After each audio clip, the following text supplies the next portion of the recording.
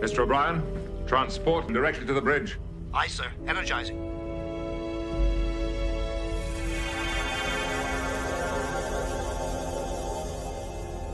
Security team to the bridge. Belay that order, Lieutenant. I just wanted to thank you all for your support. It's been fun. From the StreamYard Studios on YouTube, this is Jeopnerdy. And here's your host, John DeMarco.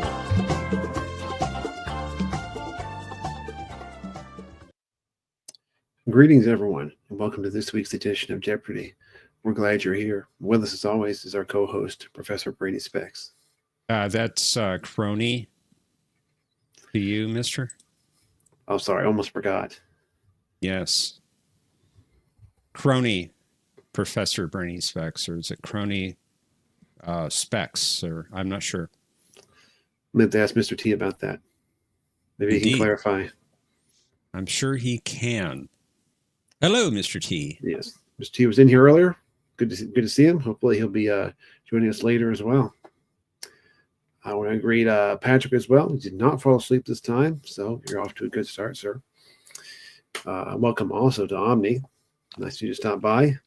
Apparently you are also new in the crony business. Maybe we'll be hearing some more about that later on as well. Welcome, Anna. Nice to see you here. Greetings, Mike. Glad you could make it. Hello also to Brad Wolf. Glad you could be here, sir. And for those of you who may not have heard yet, we're doing something a little bit different tonight for Jeopardy. We received some feedback from some of our players that the typical question difficulty was getting a bit excessive. So I'm going to try to encourage more players to try out one of our rounds. We have a couple of rounds tonight with questions that are a bit easier. So hopefully we'll have some new or old players coming back to join us again. Speaking of our easier rounds, we have one of them that was crafted tonight by our returning champion, Omni. So let's welcome him up here to the stage. Hey, fellas. How are you?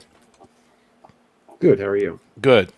Hello, fellow crony. I am Croesus the Crony, here in the flesh, in my uniform, ready to try the new format. Thanks for bringing me up. Of course. Thanks for helping out. It's my pleasure. It's good to see you. Thank you. We were working on chatting with some of the people out there that have been in the chat but have not come up and joined us before. And it's nice to see we have a lot of people in the chat tonight. I'm sure a lot of players are going to join for the new and improved rounds that are going to come. So I'm looking forward to it. Necrosis, thanks, T-Dowd. Thank you.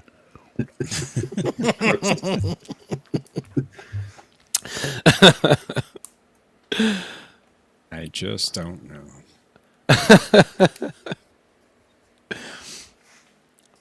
Well, when he comes up, I have a few things to say. No doubt. And speaking of, we're going to start out tonight with the Omni round, which is, as we mentioned, one of our easier rounds for tonight. So if you wanted to try out one of those rounds, please feel free to come up. And no tricks. And we have one of our more difficult rounds a little bit later on. Yes. No tricks, Kirk. No tricks. It should be fun.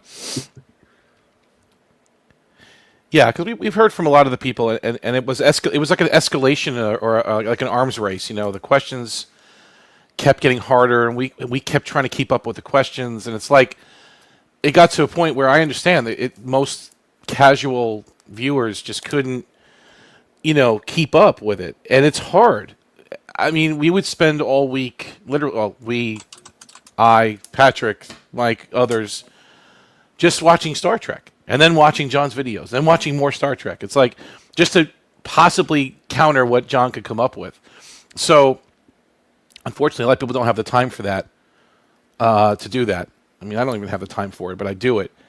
And so we want as many people to play as possible. That's what's fun, not stressful, not getting negative points or not being able to win a round or, So That's why we've been chatting about this for a while, to make it more accessible for everybody. And I'm glad that we've gotten a lot of feedback from the viewers that this would be more inviting, kind of an easier round or two, and then John can torture us in round 3 with the nuts like me and the others.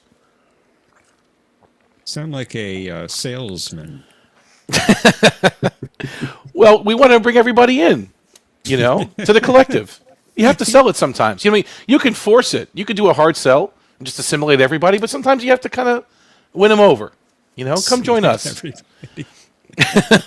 We have cookies. Come on over. Patrick even saying he wants to relax his brain sometime. Yeah, and he knows. He knows. Like, this is the amount of hours that we have to put in to prepare for John's questions, and then he has to then try to stump us, and then we try to keep up with him. He's got us like a fine-tuned, like athlete at this point, but we're losing a lot of the casual viewers, and that's what the show is about, to be fun. So I think that this will bring some of that back. So if you want to play, we got easy rounds for you. Come on up and play. And speaking of, looks like we've got some players who might want to try out our round one, so let's welcome them up to the stage. Let's say hello to Mercer. Good to see you. Greetings also to Mr. T Down. Oh, there he is. Wow. In the flesh. Look at that. And Anna, there too. He is. Look at him. Look at him, dapper. Look at you. Wow. I made a special Leola root chutney in honor of you joining us, T Down. Seriously. I think you'll find that's pronounced chutney. Chutney. Excuse me, chutney. And for those of watching here, T Dowd, he's the host of A Question of Trek, one of the hosts. Jeff was also one of the hosts of the show on YouTube, and that's how we met. And I've been trying, and he's in the audience very often, and I've been asking him politely, please join us, please come up. And he's finally gracing us tonight with his presence. This is such an honor to have you with us. Seriously. Well, with the promise of easy questions. The promise. No, they are, and they're fun. And for those of you who don't know T Dowd, you should definitely go back and watch all the Question and Treks. Jeff did a great job with that, and Conti and Zoe and everybody. But T Dowd is a very sharp wit. He has a very sharp sense of humor. Okay, so he can turn a phrase better than most. So it's really great to have you here, and I'm so glad that you came, even though you felt like you were being persuaded in a way. I'm sorry if my New York came out. Like, I was like, hey, you'll be there tonight, right, buddy? You're going to be there, right? I'm sorry if that came out a little strong today. I don't know what mine came out as. Crony-ish, I guess. Well, will the white van finally depart from my street? Don't mind them. You and that white van.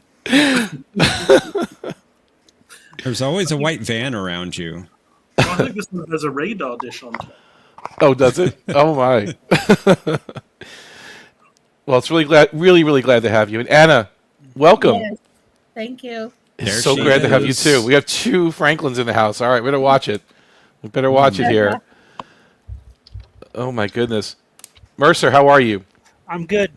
I've been on Question of Trek once. Yes, you have. Yes, that's you right. have. It's been a while. I don't know if that game is still happening. Sadly, we don't know where our showrunner is. We have not heard from him in a long, long, long time. But there's a lot of good shows up there. I actually was watching a few of them recently, and it's great. You can definitely check them out, the old episodes. And John, you were a contestant one time, weren't you? And a couple times. Several.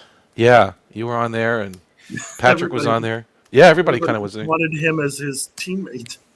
Well, that's right. Yeah.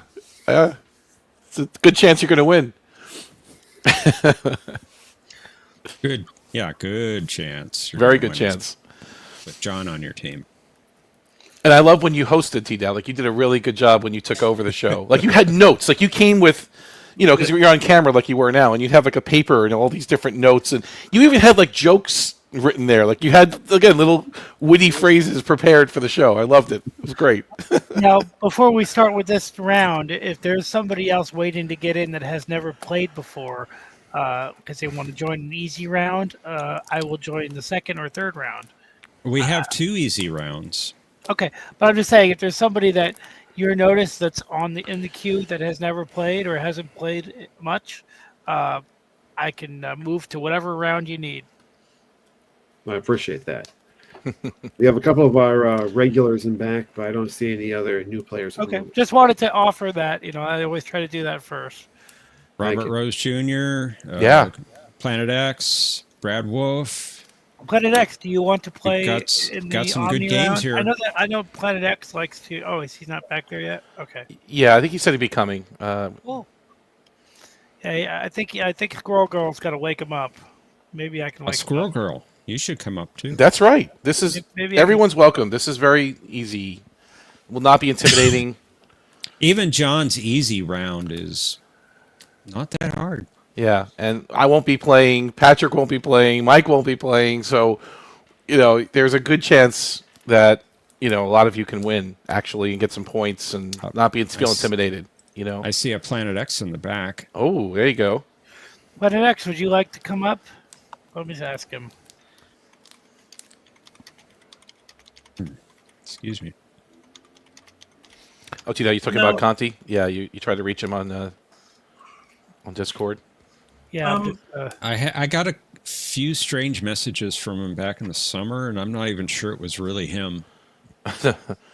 Yeah. Okay. Planet X, if you want to play round one, I can just stay backstage. But you have 5 seconds before this message self-destructs. A little Mission Impossible reference, which had. I love that laugh. Well, surely this sure, is a you sure, bro? Okay, he said he could watch first. Oh, sorry. I'm sorry. What'd you say, Tito? No, surely this is a conflict of interest to have man and wife on the same. Yeah, broadcast. but we're in different states right now, so. And Jeff is just running the board technically, right? He's not the question. And I always defer to John on who gets points. That's true. Okay, I guess he wants to watch the first round. So unless right. he comes up in the next 18 seconds before the Mission Impossible message self-destructs, I'll play for the sake of swiftness. But Brad, Excellent. come on up. Yeah. Squirrel Girl, you can play. You can play this round. Robert? Like I said, I'm just here to help by winning every round. So like Thomas You're is here to absent help. too. I don't know if he's working. Yeah, he may be working. He's been working a ton. I know. Nermal's feeling better today. That's good to Oh, know. that's Glad awesome. Normal's Yeah. better. She was a little bit touchy yesterday. It's touch and go for a while. Yeah. And I just watched All Good Things. What's the date? The date. Date. I feel like I'm moving back and forth through time.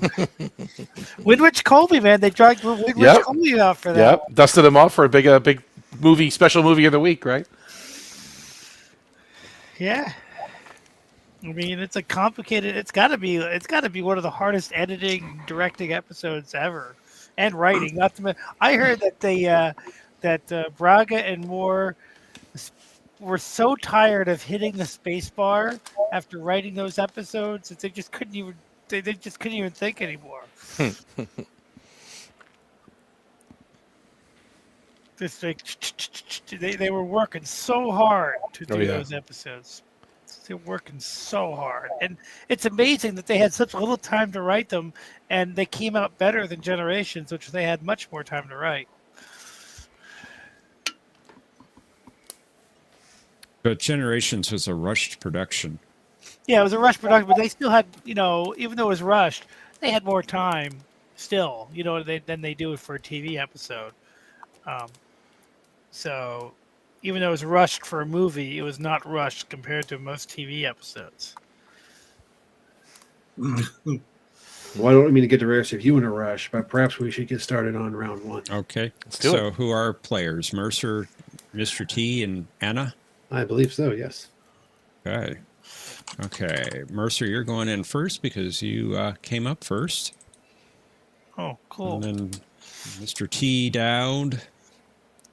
Hello, welcome, guys. It's Clubber Lang versus Rocky versus And Drake. Anna.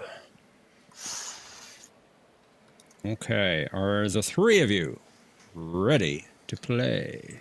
Well, let's go. Yeah. Glad you guys are here. Indeed. Were we partners beat out, or were we on opposite teams when I played in your game show? Oh, you're asking too much of my memory. It's mashed potatoes at this point. I'm 900 left. I had mashed potatoes tonight for dinner. I love that mashed potato scene from Close Encounters of the Third Kind. That was a great scene. This means something. Right? All right, This is let's important. play Any word. Jeopnerdy, the Omni version. Okay. Easy version. Are you going to be asking the questions? I believe so. Okay, cool. Please speak clearly. I will try. He does a good job. He's Thank done you. a good job. I'll try. All right. First category in round 1. Star Trek V. Life is but a dream, or was it? Mm-hmm. Next is conspiracy. Of that episode. This will be an audio category. This is Ron Jones Alien Themes. We're going to play the theme. All you have to do is name the alien or the species that theme belongs to. Fathers. This is actually a visual category. We're going to show you a picture of a father. You don't have to name the father. You just need to name the officer or the character who is the son or daughter of that father. And last is Thomas Eugene Paris, a.k.a. Mr. Locarno. Who? All right. All right, Mercer, welcome to the game, sir. I'm glad you're here. How are you doing tonight? Yeah, I'm doing fine. As long as the cat's doing fine, I'm doing fine. That's the way I see it. Okay. You get to go first, my friend. Let's go right in the middle, 600. Which? All right. Right Ron in the middle. Jones? Ron Jones, yep. Okay. Right in the middle of the board. So you can identify this alien or species.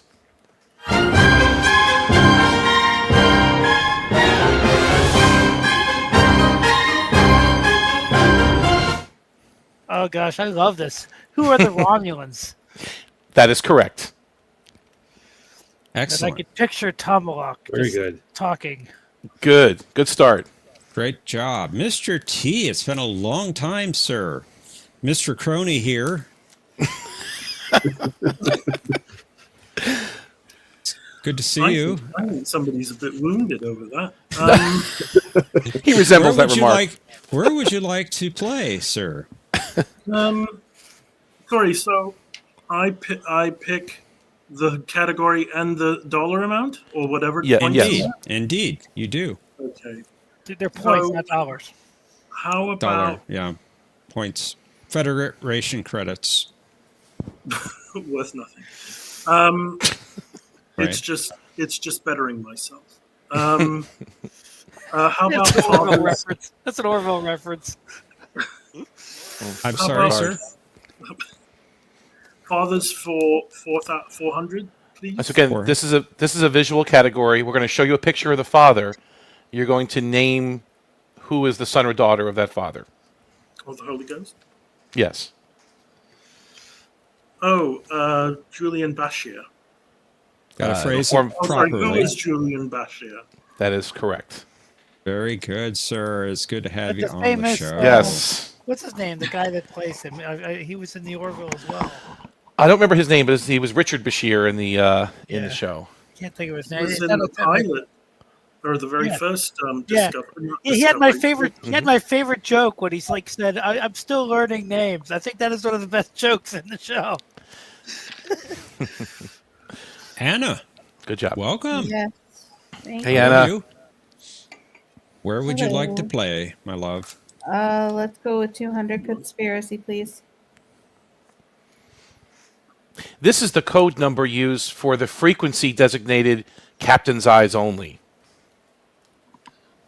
What is 47? That is correct. Nice. But it's code 47. Awesome. Great For job. God's sakes, you're using a code 47. It's a secure channel. No, not over subspace.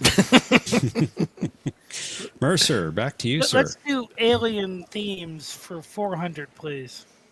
400. Again, identify the alien species or entity.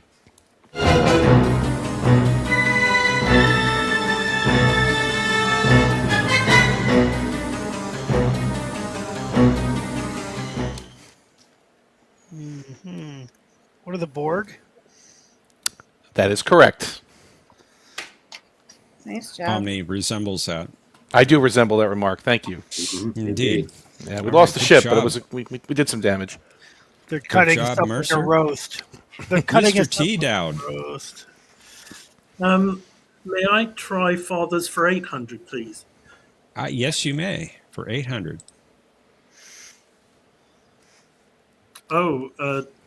Thomas. Sorry, who is Riker? Bill Riker. That is correct. I guess Thomas too, but yeah, William. Yeah. Yeah, Indeed. Technically. Indeed. Before they started knocking They each actually other did around mention. They actually did mention talking to him after after Thomas Riker came on board. They said we should tell our father. In the dialogue, they mentioned. Yes, I do remember that. Yeah, second chances. All Yeah. right, Mr. T took the lead, but it's Anna's turn. Let's go with 400 conspiracy. Captain Keel's ship, the Horatio, was this class of starship.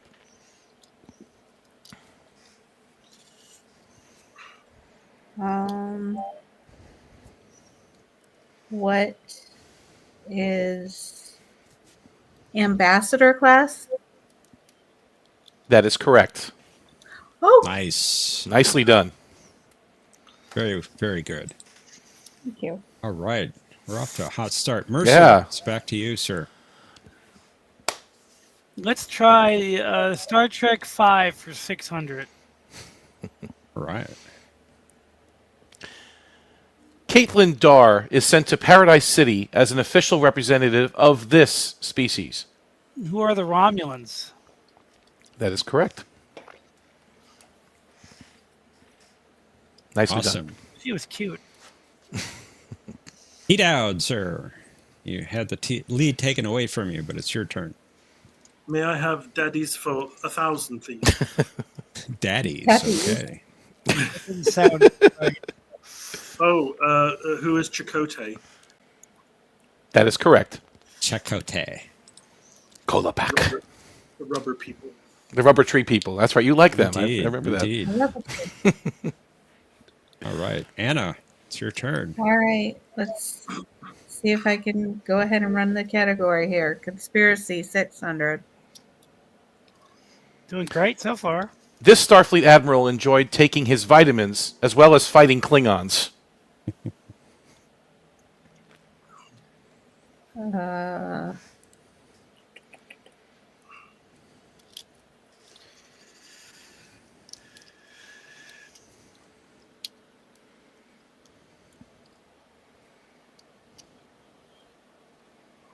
Pass. I don't know. Mercer. Pass. T. Dowd? Oh, yeah, he did the high kicks. So if I guess incorrectly, I lose points. Yes. Yes. Pass. Good pass. Okay. All right. That is Admiral Gregory Quinn. Oh, Okay. Yeah. Vitamins. They do wonders for the body. Love that line. Mercer. Let's try Ron Jones' project for 800. Yeah, identify this species or alien.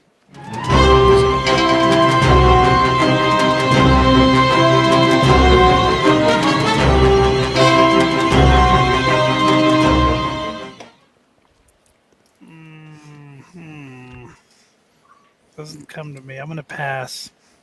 Mr. T. Dowd. yeah, you can't dance to it. Yeah. Pass. Anna? Yeah, pass. Okay. I didn't People recognize remember that it either. one. You didn't? Okay. That was from Skin of Evil, That's Armis's theme. Printers Inc. and Metamucil. That's it. All right, Mr. T. Dowd, you still have the lead and control. May I have Paterfamilias for 600, please? Certainly. I think he meant fathers. Oh, who's Geordie LaForge with the banana cone on his eyes? That is correct. Played by Ben Vereen. Ben Vereen is Excellent. correct. That's right. And that was Edward LaForge, his character. Anna. All right, let's go with 800 conspiracy. 800? Yeah. All right, I didn't hear you. Picard said to Dr. Crusher, "One does not beam down to blank blank armed."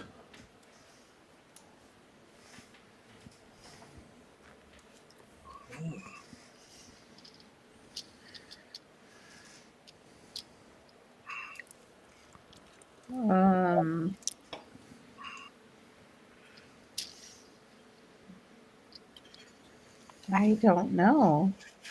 I'll pass. Mercer? Pass. Mr. T. Dowd. What's this one worth? 3,000. 800. 800? Oh, I'll play it safe and pass.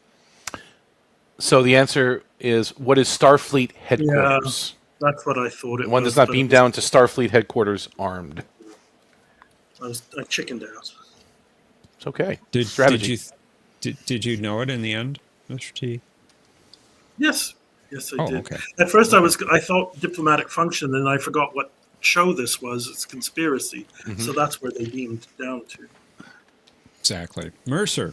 Let's try Ron Jones for 1,000. Identify the species.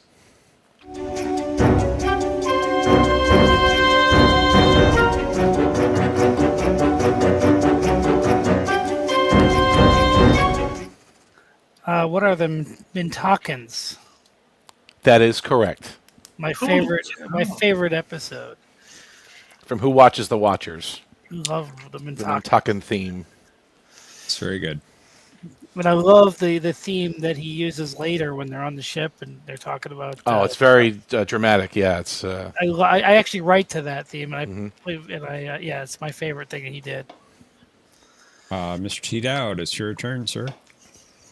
I mean, I like a duck blind as much as the next guy, but I have no idea what music they were playing. Can I have Papas for 200, please? Yes, you may.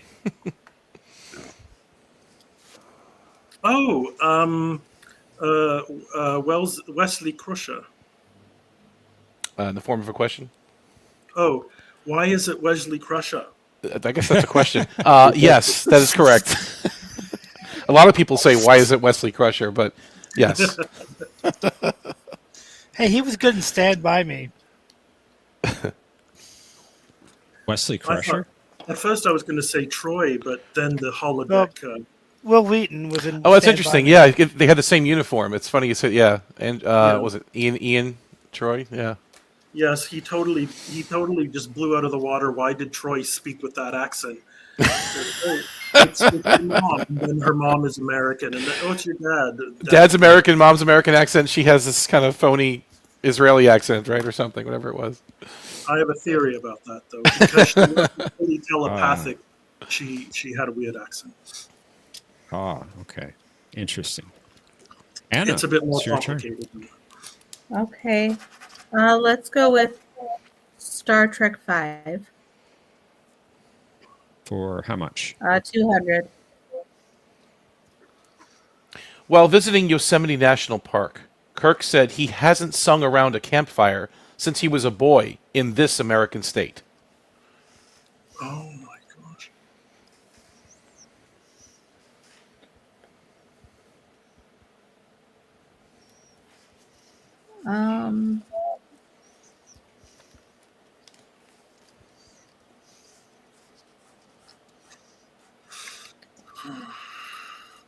I do not know. I guess I will pass. Okay. Mercer? What is it, Iowa? That is correct. No, I'm from Iowa.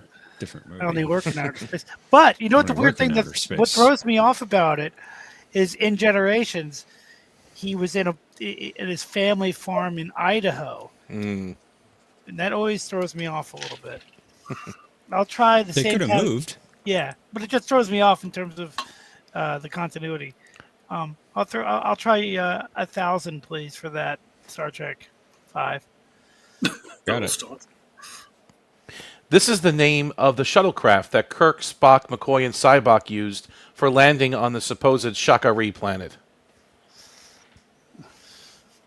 I'm going to kill myself, but I'm going to say, what is it, Galileo? Sorry, that's incorrect. Ah, Mr. man, T. I knew it wasn't right. Mr. T. Oh, what would Mikey say? Pass. Anna.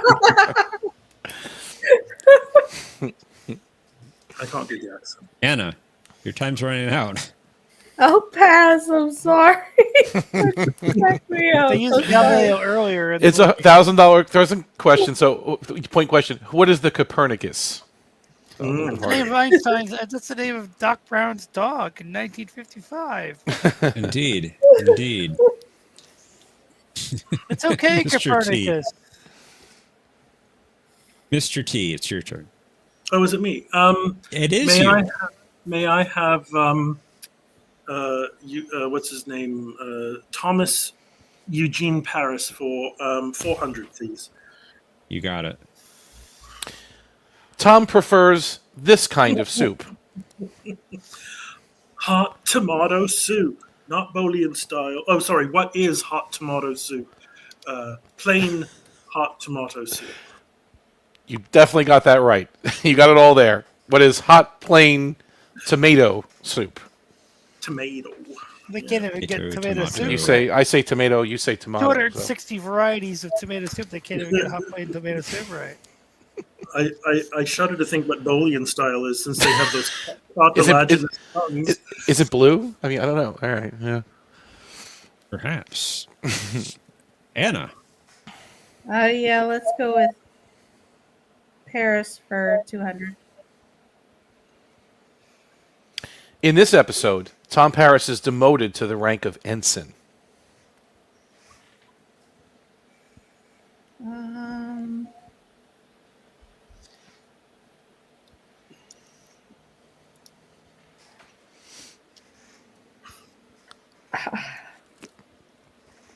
Don't remember.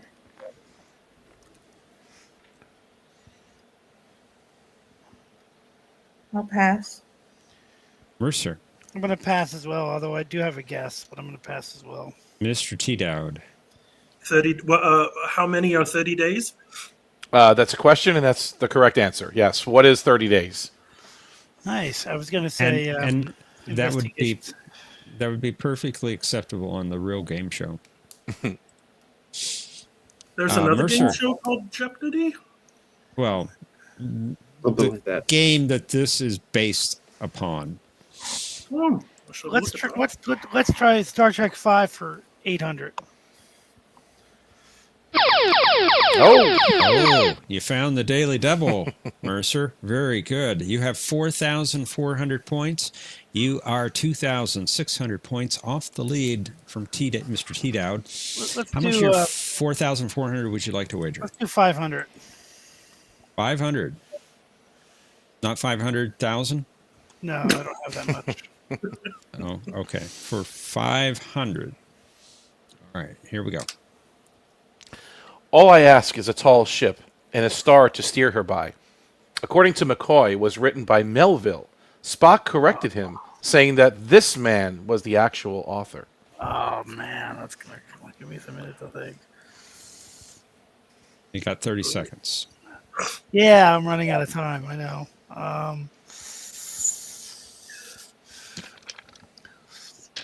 Who is OmniCast.net? I'm not versed in the classics. Unfortunately, that's incorrect. John Mace. Yeah, I just couldn't think Joe, of who it. is John Masefield. Yeah, I just couldn't think of it. Just couldn't place it. Spock's well versed in the classics. How come he doesn't Mr. know Tito. row your boat?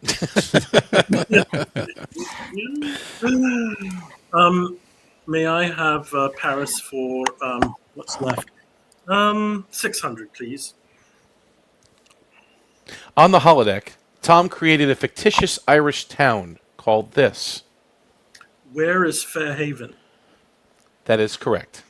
It's on the holodeck. It's an island, smarty pants. Not that one.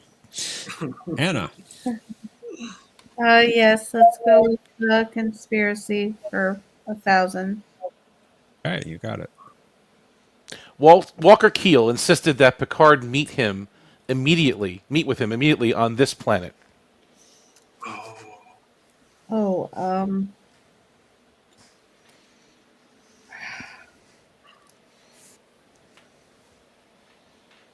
oh no. I know it and I can't remember it.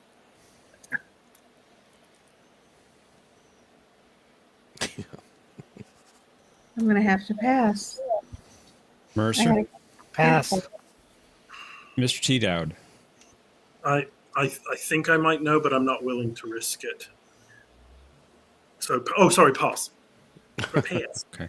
I want to caution everyone in the chat, please do not put what you think are correct answers in the chat, please. I know that was not correct, but I'm guessing you thought it was. Is it dead speed? Yeah, italics B. That's right. I'm not even looking at the chat. I just have one tab open. Italics B. We'll be waiting. Yeah. That sounds like I love that episode. Yeah, that's great. I love that episode. That's a good, very good episode for season 1. Mercer. Let's try Ron Jones for 200. Identify the species.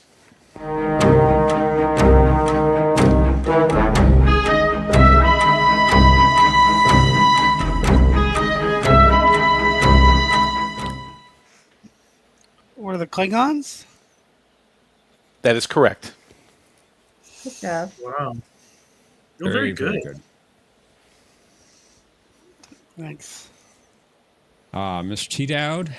But it's not like hard rock. May I have Paris for 800, please? Yes, you may. Thank you. Tom never actually landed a starship before doing it with the Voyager in this episode. Oh, shoot. Oh. Landing. Whoa. Oh. I know it's like in blue mode and venting. I'm going to pass. I think I've narrowed it down to 3, but I'll pass. Anna. Pass. Mercer. What is the 37s? That is correct. Very good. Nicely done. That is very good. I was going to say that, or the or how sharp a serpent's tooth, or something. No, dragon's teeth. Dragon's teeth. Okay, yeah. I was going to say. Sorry. Was Voyager in the animated series? I didn't recall that. Well, we did see an animated series style animation for part of an episode of Voyager. That's true. They did do that. What? What? Well, it was teeth. Let's do Star Trek 5. I don't understand what you're talking about, but maybe you'll tell me later.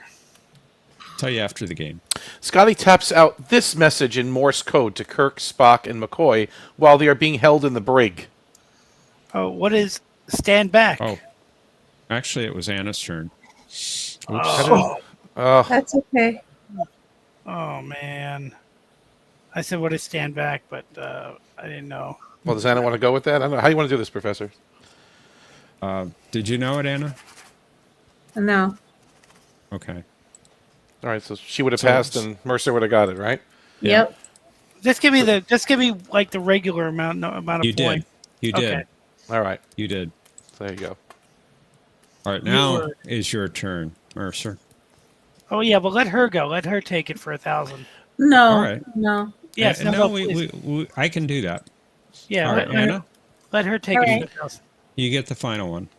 Okay. See, husband and wives. This is the name of Captain Proton's secretary, who tags along on all the missions.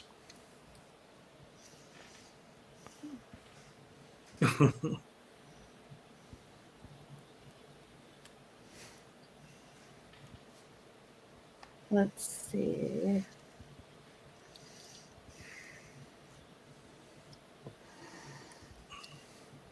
Is it? It's not Janeway. No.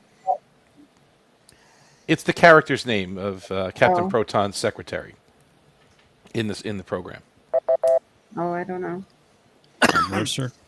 I know who plays the secretary, but I'm going to pass because I don't remember the name, even though I did get one episode where they mentioned it. Mr. T, Yes. do you have a response to this? Oh, who is True Heart? Unfortunately, that's incorrect. But you are very close, sir. Who is Constance Goodhart? Oh, poo. Oh, well. But nice try. I just want you guys to know that I apologize for taking the wrong question and everything. It's okay. I should have caught it before. So I just want you guys to know. I hope you guys noticed that I was trying to make it right by. Yeah, you were good. You were great. Okay, taking single points and then giving the other question. Just that Yeah, way. you were good. Anna will settle up with Jeff later. Don't you worry. Mercer, you're fine. I'm just trying to be. Just want to let you guys know that I had no intention. I didn't even think about it. I was so thinking about the question. I didn't even know. Mercer, I take responsibility. I should have caught it before I even opened the clue. Okay. Well, either way, I just wanted to let you guys know. Well, this was really fun. Oh, it's still final. In the private chat, there's a link to the Just Buzz In room. We're going to play Final Jeopnerdy. Let's head there now. Oh, gosh. I don't know. Consider how much you would want to wager based upon this category. Oberths. Got a little feedback there. Oh. Well, on the sound effect? Yeah. How many points do I got? 5,000. You have, Mercer, you have 5,500. Mr. T. Dowd has 7,200. And Anna has 1,200. And on Mr. T to enter the room. Did I do it? I don't know. You how did. To do this. You did. Oh, okay. So you should have a text entry box where you can enter the amount you would like to wager on the final clue. And you have to buzz in order for me to see it. But I can't. No, I can't type. What? Oh. There's a little box there. It's It says optional type to send. yes. Yep, that's it. That's where you type. Mm-hmm. But the number. Oh, you have to spell it out loud. Spell it long form. No, you can just type the in number. numbers. Well, I'm trying, but So if nothing. you Wait, wanted to number bet- lock. But you have to put it in the form of a question. No, I'm just kidding. No. No, I didn't have my number lock on. That pesky numlock key, I tell And you. then- and then mini enable- sodian interference again, I tell you. Those It's mini terrible. sodians. So What once I flavor mini sodians? What's that? What flavor mini sodia? I don't know. I don't want to taste Did you guys them. get any trick or treaters yesterday? There we No, go. not yesterday. We had it the day before. Oh wow, interesting. that go through. It did go through. Now, Okay, it's so you did interesting the- you put a dollar sign in front of it. Oh, is it after? No, that's in French. You don't have to put a denomination mark. Oh, okay. All right, I've cleared your text entry boxes. You'll use the same box again to respond to the clue, which I'm going to bring up right now. Okay. Good luck. While exploring the Black Cluster, this Oberth-class ship was wrecked. There was one survivor, Timothy, who pretended to be an android for a while after. Players, you have 30 seconds. Kapla!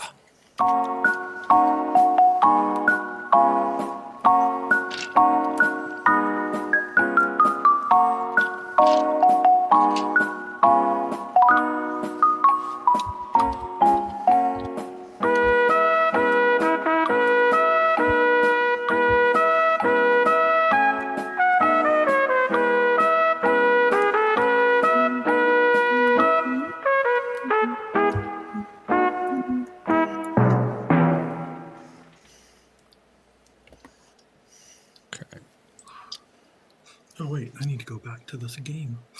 There we go. Get your responses into game board. Which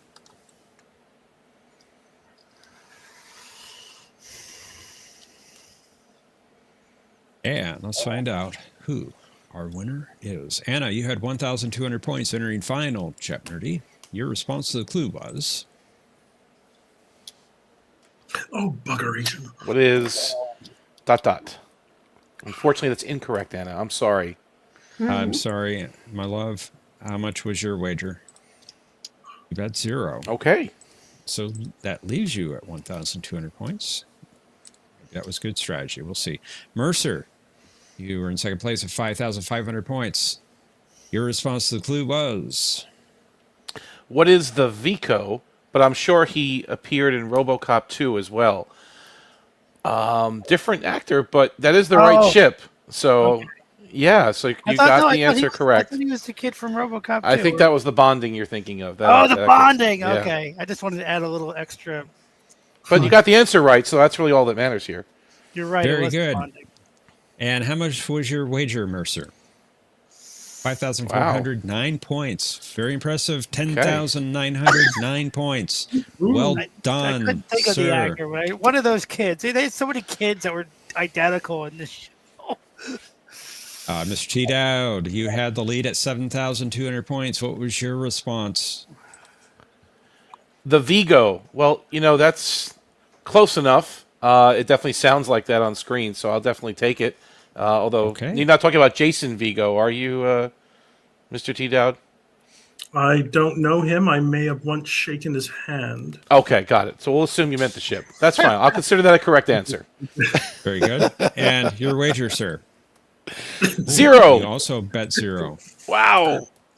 Leaving you at 7,200 points. And our champion is Mercer. Good job, Mercer. Nice job, Mercer. Fantastic. No, that was T Down. You guys both. First of all, you both did well. So, but T Down, I was thinking, man, he got Vigo. I know he meant what he meant. So I'm like, oh, he's gonna cream me on the bet. No, because I'm rubbish with what's it called? Star Trek. No, you're not. I mean, you were really doing great on those father questions and the Paris questions. You were just like tearing through those. And Conspiracy, Anna, I haven't seen that episode in maybe since it first aired. I should probably watch that's a good episode. I'm so exhausted. I love My that brain's episode. not working. And Brad makes a good point. There was too. Yeah. Brad makes a good point.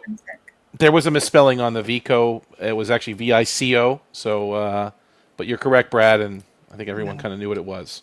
So thanks for pointing it out. Yeah, if I was a judge, I would say Vigo. Vigo is that close enough. Ghostbusters, Ghostbusters 2, which I've only seen maybe once. Squirrel Girl says, "Nice game, all." Brad says, "Congrats, Mercer. Well done." Thanks. Oh, T-Dot, that was good. The fist bump for both of you guys. If I had a fist and I could see it, fist bump. Oh, I bet you got more than 4, Squirrel Girl. I think John is falling asleep. No, I'm still here. He's still. You can't tell because his eyes kind of zoned out a little bit. He's like, "Yeah, I'm in this game show. I kind of have some part of this show I got to do." Mr. T-Dowd says, "To the victor, the spoils. Nice one, Mercer. Excellent game," says Patrick. Thanks for joining us, T-Dowd. I hope you had a good time. I hope these questions were fun for you. I don't know how you guys do the easy rounds, but you could bump me out, and then if you want to bring me back for the third round, if 3 new players are wanting to play the other easy round, however you want to do it. Brad, I don't think it was a USS. I think it was the SS. I thought it was misspelled on the answer. That was my fault. But I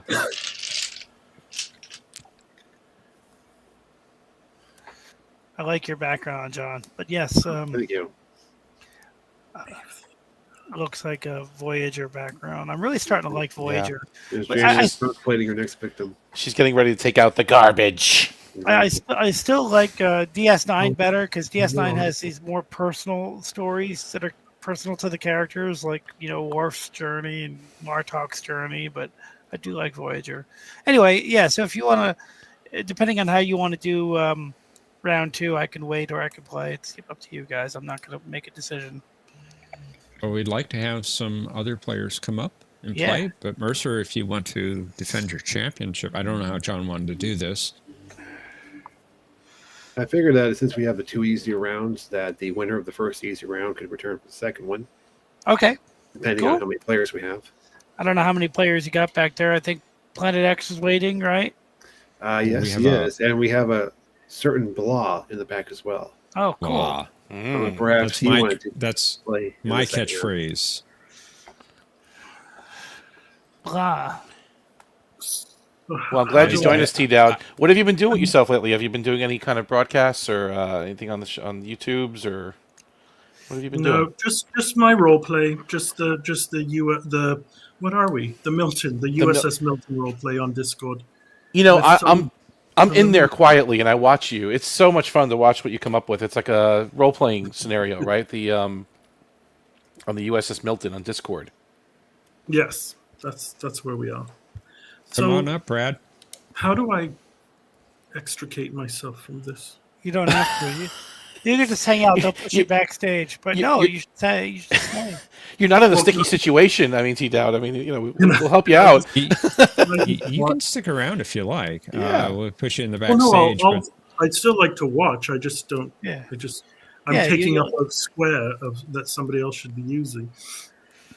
We can put you backstage, or you can watch from YouTube. It's up to you. Well, I won't be coming back for the 3 because it's too hard, I think. Round 3 is. These were hard too. I'm just going to say those music ones were brutal. I thought they were obvious, but I guess it depends on how often you watch TNG. I knew 4 of the 5. Well, to each his own. I mean, I thought I came up with really easy questions on A Question of Trek, but some people found them much too. I remember that. I remember that. What was the one I missed? Did I miss one of those? I think I missed one of those. Well, Armis, you didn't get the Skin of Evil. Yeah, that's the one I didn't get. I haven't seen that one. And I thought people at least recognized the episode and then just connect it to Armis because it's a pretty recognizable, tune. But it happens. It happens. That was a tough one. But you have to have a musicalier maybe or something. I don't know. So how do I go? No, you don't have to do anything. Oh, okay. Do you want to go in the backstage, or Is it nice back there? It's it's pleasant. it's quiet? It's quiet. You can't hear anybody else except who's up on the panel now. And nobody can hear you. Yeah, no one will hear That's you. That's for the best. I think. Or you can watch from YouTube. Up to I you. think I'll watch from YouTube because then I can go and do it in bed. Watch from YouTube, that is. Okay. So at the bottom, there should be like an arrow pointing to the right. That's the leave studio the red button. Okay. Cheers. Well, Thanks, you very T-Dowd. Whatever you Thank do, you, don't Mr. press the So red great button. having See you. you. Thank you later. so much. Well, if you do this again, let me know. We will. I mean, we'll not that plan I on it. tried to, not that I tried to miss episodes, but you're on so late. I keep British hours. I think I'm in. You're on our time though. You're on Eastern time, right? You're in Canada, no? Yes, I am there, but I'm in bed at 9 and asleep. Farmers hours. Good to see really. you. Farmers. They said farmers hours. Good to see you. We're glad you joined us. Yes. Same here.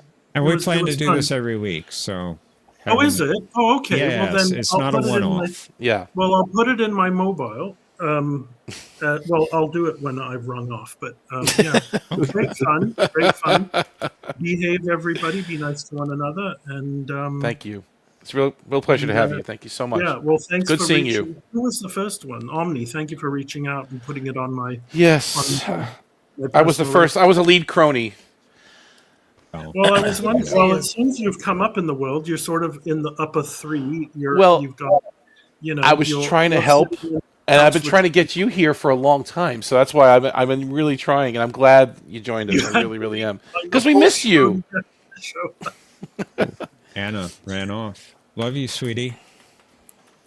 Well, I like you too, but I'll just. I was talking to Anna. Mr. T. You're not a sweetie. Nice save, Jeff. Nice save. Okay. Take good care, everyone. Bye Be for now. good. Take care. Thanks, Bye now. Tito. Thank you, Tito. Great guy. Okay, we're looking backstage. We have a couple of players, I think, who might be ready for round 2. And then we have Omni, if you want to rejoin us for round 3. Yeah, I'll go back and prepare for the torture of round 3 coming up. So thank you. I will do that. Appreciate that. Appreciate it. Thanks. Thank you, Omni. You're welcome. Thank you, guys. Good job, Omni. Thank you. Excellent. So for our second round, let's welcome up Planet X and Brad Wolf. How you doing? Hello. Welcome, Hey. gentlemen. Hello. Hello. Hey, good to see you guys. How's it going? Good. How are you guys? Oh no, Anna's Wi-Fi is dropping. Uh-oh. Oh, Sabotage. Yeah, Minnesodians, whoever they are. We'll get you. Minnesotas. I don't know who the Minnesodians are, but I'll assume that they're doing this. They're very, very What? dangerous. Very dangerous. Are they like the soulless minions of orthodoxy? Mhm. They could be There's very a distinct dangerous. possibility. Who do I trust? Well, Trust you can no trust one. John. You can Well, trust yeah, John. him. Well, I But, hope so, anyway. but remember Garrick's advice. Trust no one. No, here's better advice. To survive, you must surround yourself with loyal men, but not too loyal. Never trust anyone who values your safety above their own. That's from Grand Negus Zek. Oh, okay. See, Good advice. I was From, trying to think Rose. of where that was. Yeah, Yeah, okay. that's from Grand Negus Zek from the Negus, which is an excellent episode. The nasally voice that he has just sells it. You Oh, yeah. Grand Negus. Quack. He's so good to survive. My favorite line is at the end. He's like, "Hey, it's like talking to a Klingon." I mean, it's one of the funniest episodes in all of Star Trek. Where do you Alright, think he was gentlemen. going to go? Ryza or Paladin 7? I think he was trying to figure out which one he was going to go to for his retirement. I think Ryza, those voluptuous rising females. Well, gentlemen, shall we play? Sure. Yes. Are you ready? Not Yeah. even close, but let's do this. Yeah. All right. Let's play Jeopnerdy.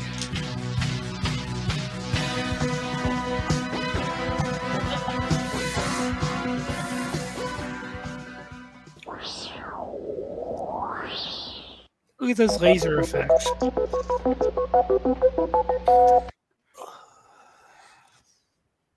For our first category in this round, we have female starship captains. This is a visual category. I want you to name the captain in the picture. Next, we have which movie. I'm going to give you the name of a character. I want you to tell me which Star Trek movie they appeared in. Next, we have another visual category, ship explosions. I want you to tell me what ship is blowing up. Next, we have a video category, Rom, you idiot. I want you to identify the episode of the video clip. And finally, we have identify the alien race. I'm going to give you the name of a character. You tell me what race they belong to. Okay, very good. Mercer, welcome back. Returning champion. Well Let's done do. last game. No, thanks. Let's do which movie for 1,000. You got it. Commander Dinatra. What is Nemesis? That's Star Trek correct. Nemesis. Very good. Batgirl herself. She Very played good. Batgirl. She played Batgirl in Birds of Prey TV show. Off to a hot start. Planet X, it's good to see you, sir. Welcome. Thanks. Doing all right tonight? Yeah, thanks. Excellent. Glad you're here. And where would you like to go? How about ship explosions for 1,000? Ship Please. explosions for 1,000. What is the Odyssey? Nicely done. Nice job. Nice. Very good. You know, very similar to a historic event that happened a few years later. Chief Brad Wolf 359. How are you this evening, sir? I'm all right. I guess You're I'll all try the identify the alien race for 200, please. Okay, you got it. Welcome to the show. Quark. What are the Ferengi? Very good. Very good. Mercer, back to you, sir. Let's try Romuid for 600. Identify this episode. I don't think you'll like it too much on the other side. That I believe. But my idiot brother is right. We're coming with you. What is the Emperor's new cloak? You got it. And Dax has never looked better. I just remember rewatching that episode just because of her. Oh, we energized Mr. T-Dow tonight. Huh? Excellent. Yeah. Good to see him. It was. It was really great to good. have him on the show. He was funny, too. He had a couple good zinger jokes. He's going to have all three of you in the last round. Planet X. How about female starship captains for 1,000, please?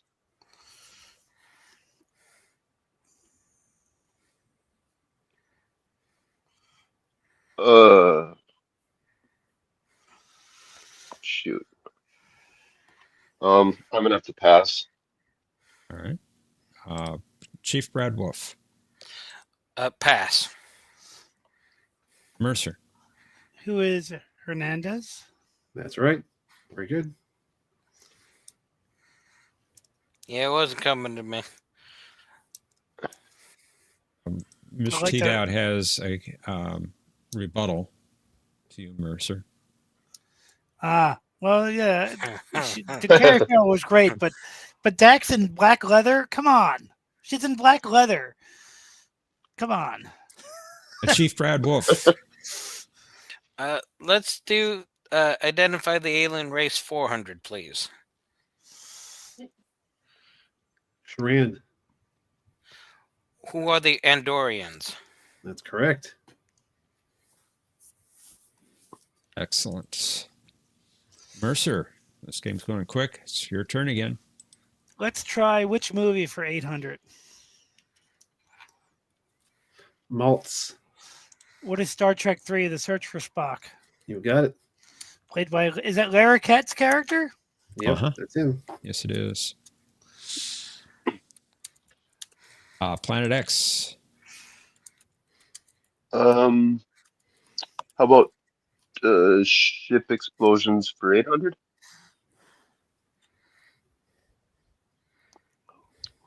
Oh, I think we were just talking about this. What is the Yamato? That's correct. The great felt frame that you did. That frame is awesome, John. Oh, thank you. Yeah. Yeah, it was impressive. Brad Wolf. Okay, I'm on a streak, so let's go with the identify the alien race for 600, please. You got it. All right, you found the daily double. You have 1,200 points. You can bet up to 2,000 points, and you are 4,600 off the. I'm sorry, 3,000. No, 4,600 off the lead. I'll just go with 600. Math is hard. It is. All right, 600. Especially for librarians and Minnesotans. T'Pring. Who is the Vulcans? You got it. Very logical answer. Indeed. Very good. Mercer, it's your turn. The answer just T'Pring on me. Oh, sorry. Oh, no. That was good. Let's try movies. Which movie for 600? The Zephram Cochrane. Oh, what is Star Trek First Contact? Nicely done. I think I found it. Well, it depends on your point of whether you're a Dutch or not. Mr. T-Dowd, I had it right to begin with, and then I doubted myself. That was my problem. Planet X. How about Rom, you idiot, for 800? I love the category name. Identify it's this great. episode. This is insane. You actually want Rom to be naked? It was my idea. Figures. He's an idiot.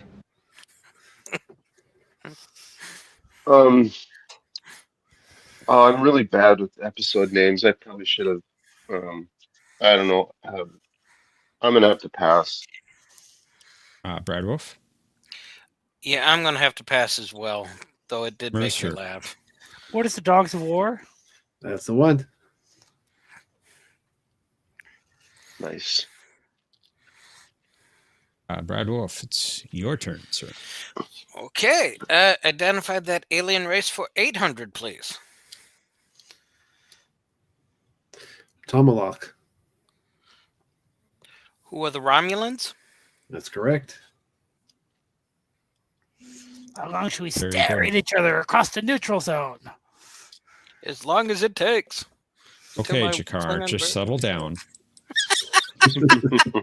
Mercer. Let's try which movie for 400? Carol Marcus. What is Star Trek II, The Wrath of Khan? That's correct. Twok, as they call it. Unless you're counting Great the movie. new films, in which case it would be Into Darkness. What's that? What? Planet X. How about ship explosions for 600?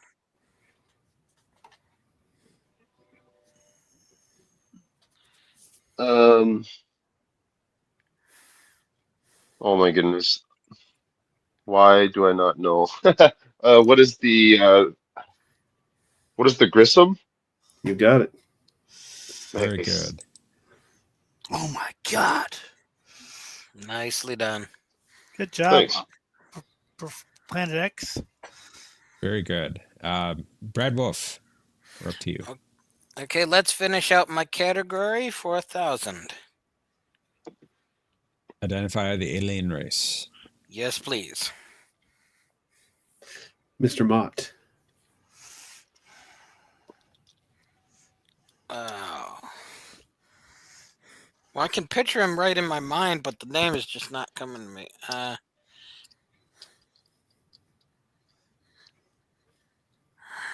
Okay, I'm going to kick myself, but pass. Mercer. What is a Bolian? That's right. As in the cliffs Yep. of Bol. Yep. I am going to kick myself for that one. Let's Just try. a little off the top. Let's try Mercer? Rom, you idiot, for 1,000. Identify this episode. This is personal. Why? What have I ever done to you? Done to me? You call your brother an idiot? What is Body Parts? You got it. Exactly right. Good episode. I haven't seen that in a long time, so I had to think about that. Planet X. Starship Captains for 8.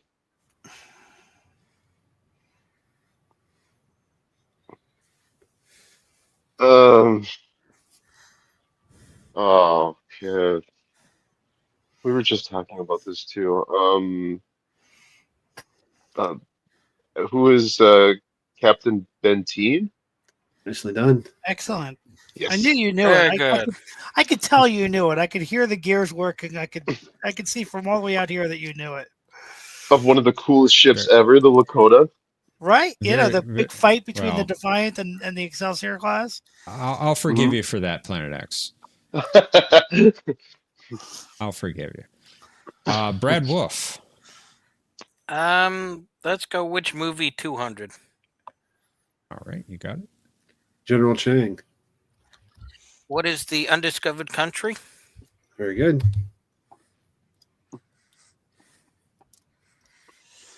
Very good. Mercer. Let's try Rom for 400. Identify this episode. You dissolve the Union, make it look like I've won, and I'll give you everything you want. You'll meet our demands? That's what I just said, you idiot. That was called. What was the name of that?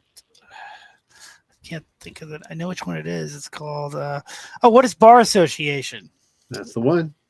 I couldn't think of the name of it. The name wasn't popping out at me, but it took me a second. That one was escaping me too when I went through the games earlier. Yeah, it just because I don't really watch it, and I knew I knew there was an episode all about Rom forming a union. That was the whole point of it, but I just couldn't. Yeah, it took me a minute. Planet X. Starship captains for 6, please.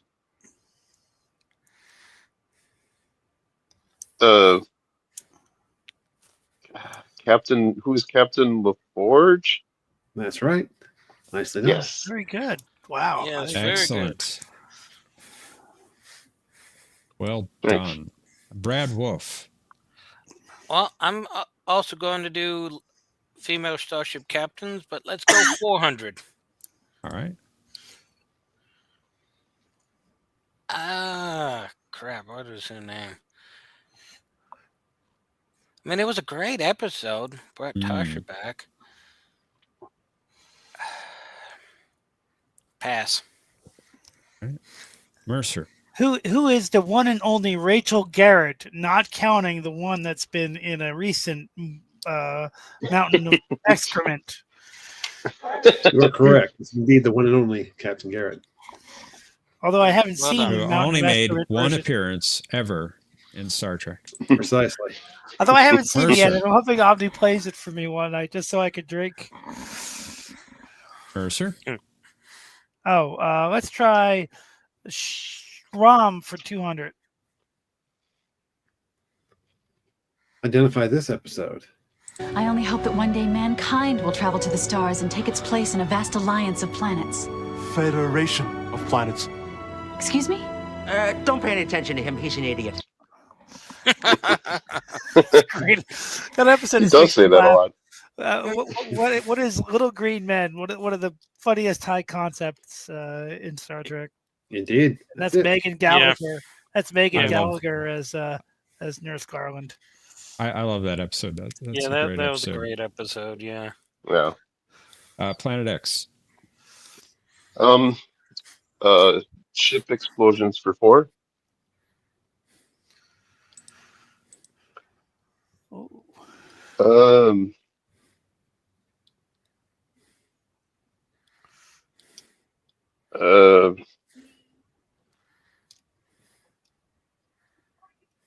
I don't know. Why do I feel like I should know this?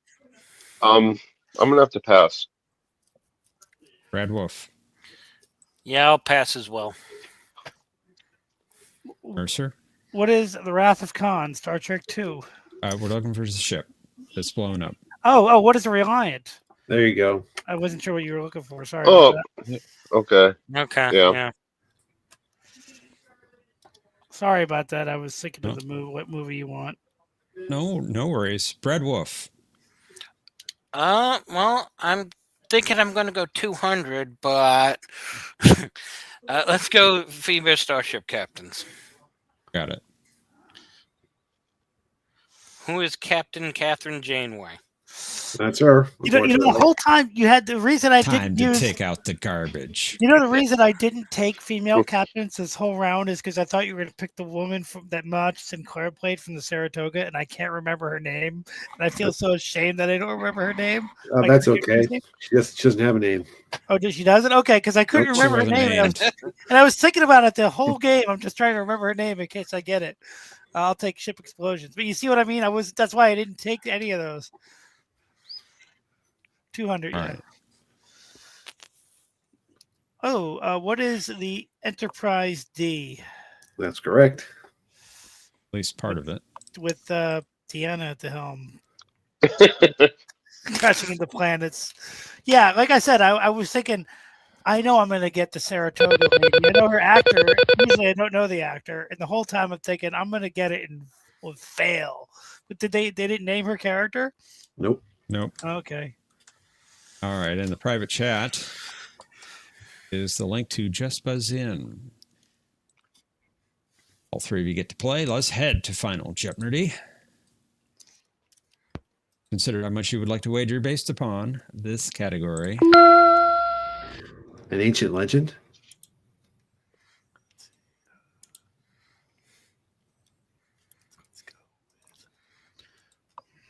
I see a Mercer, I see a Planet X, and I see Brad Wolf.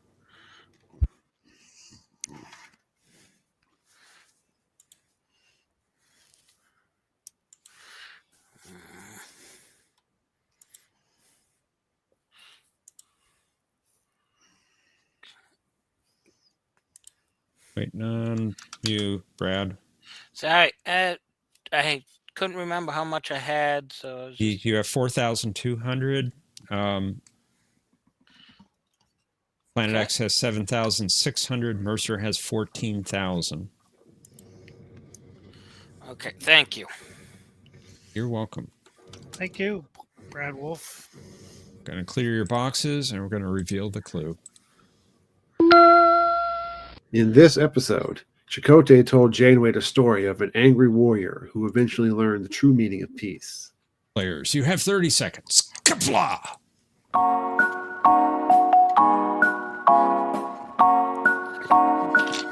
Think of the name of the...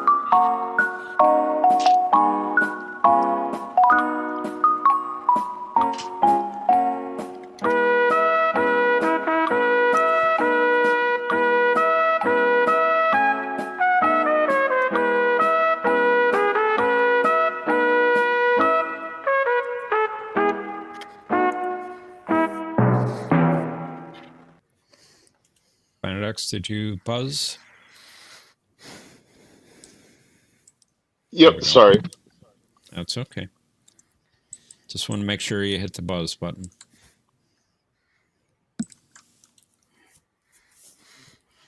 I think I know.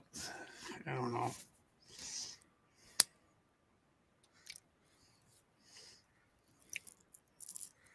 Okay, let's find out who our winner is, shall we?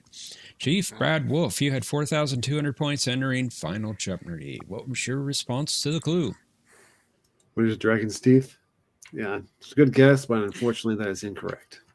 Yeah, Sorry about that. Couldn't think of it, but it's Sorry okay.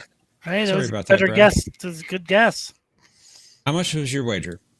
4,000 points. That takes you down to 200. Planet X, 7,600 points. Impressive score. What was your response to the clue? The Kuchi Moya, far from the bones, is the correct answer. Oh, I like that, but unfortunately, that's not the name of the episode, so sorry. Sorry about that. Your wager, sir, 3,000, taking down to 4,600. Let's see if that'll be enough for you. And Mercer, impressive, 14,000 points entering Final Jeopardy. Your response to the clue was? It is the Charlie Brown Christmas special. Also an excellent response, although unfortunately incorrect. Sorry about The that. meaning of Christmas, the meaning of battles. I don't know. I thought they were kind of the same thing. Yeah. The angel came down. It was resolutions, by Was the that way. the one where they stopped on the planet for like a decade or something? It was a while, yes, so not quite a decade. They were like camped out because the ship was going home without them. Is that the right episode? Yep, that's the one. Okay, I couldn't think of the name of it. I thought that was it, but I just couldn't think of the name of it. Wasn't it that episode where they had some disease and the only place they were like free from it was on the planet? Yeah, I something think like that. that. Yeah, I think that was it. But I just couldn't think of the name of it, so I just. Yeah, no, it totally did not come to me. But What was your bet amount, Mercer? 1,701, 1,701. Taking you down to 12,299 points. And Mercer, you are the champion, sir. well done, Mercer. Thanks. Good job. Good game, everyone. GG. Yeah, I was Very good game, thinking all about three of putting you. the cloud down, but I knew that Okuchi Moya came from there, but I don't think he told the tale and the cloud. So I knew it was resolutions. I just had no idea the name of the episode. That's a tough one. I like that episode where they stop for a while and they had to get the ship to come back and get them. Omni asks, Yeah, we did. you, But Mercer. I'm not good with titles with some of these. Voyager titles are very, very a prickly business for me. Yeah, that's a hard one for me. I'm bad. Yeah, same for me.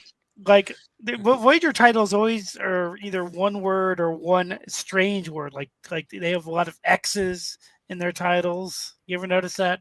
Cathexis, Parallax, Tuvix, a lot of X's in their titles. Good point. Nevok. Yeah, like V's, X's, a lot of like the letters that nobody ever uses. They put in their titles a lot. Cathexis. Yeah, everyone knows what a cathexis is. We use that word every day. Yes, Mr. T. Dowd.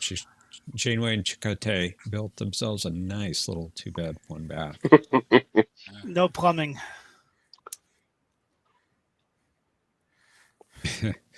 Bad with titles, good with dummies. Lots of kerosene. That when I was working at a newspaper, they'd give us a layout of what the page was supposed to look like, and they called those dummies. Mr. T. Dowd, Norris T. there is being played by Planet X. Yeah, with they'd call them dummies. Like we get a layout of what the paper would look like, just like a rough sketch of what the page would look like. Here's where the picture is going to go, and here's where the article is going to go, and they were called dummies.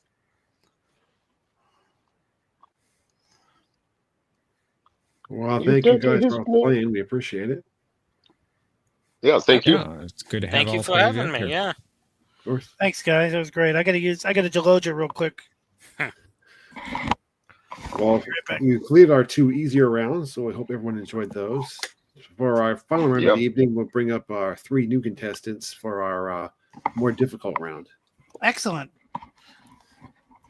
But if you think this was a success, we continue in a similar format in the later weeks, where we'll have a couple of easier rounds and 1 harder round. Thomas, I am shocked that you would accuse Anna of doing such a thing. Shame on you, Thomas. How dare you? Well, John, personally, from my point of view, I thought those 2 rounds were wonderful. So thank you. You have a thumbs up from me. Awesome. So I guess we got to bring Patrick up here before he falls asleep. So, indeed. Thank you again for playing. We'll put you backstage. Of course, we'll hang out there. If Anna did it, she was told to. Wow. I think there's a Minnesotian plot against her now. I'm part of the resistance. Minnesota. Don't blame me. Well, Patrick, we have 3 players, including you. So we bring you up momentarily. I just say thanks, gentlemen. We'll go ahead and put you backstage. But of course, you're welcome to hang out there and join us for the chat afterwards if you would like. Thank you. Anna says, lies. So let's welcome back Omni as well as Patrick and Mike. How you guys doing? Welcome, gentlemen. Welcome back, Omni. Here we are again. Not because of the show, just because of keeping quiet, letting the other person hear my dad. Because it's nice to sit back and watch, though, isn't it? It's nice to just kind of hang back and Yeah. I thought it was because I dumped a bunch of work on you at the last minute, Patrick. Wow. Somebody's got somebody. I don't know what that noise is. Well, no, his sneakers are in the dryer. That's all it is. Just don't Is worry. that what it is? Okay.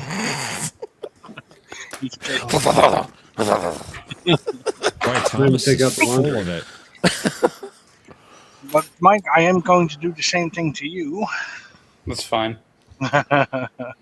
Well, not technically, but next Friday will be yours then.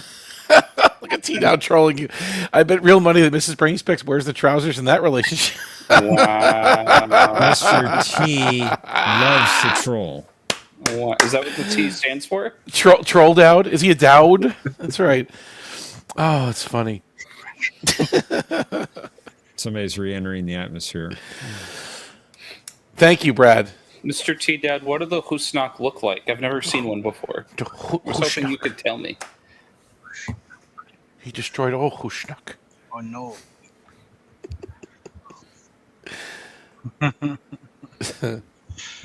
Yeah. But you had enough in the day yesterday, Mike? It did. It was fun. Perfect. Thank you Glad for you had a good time. doing that at the last minute, Patrick. Mm-hmm. Not a problem.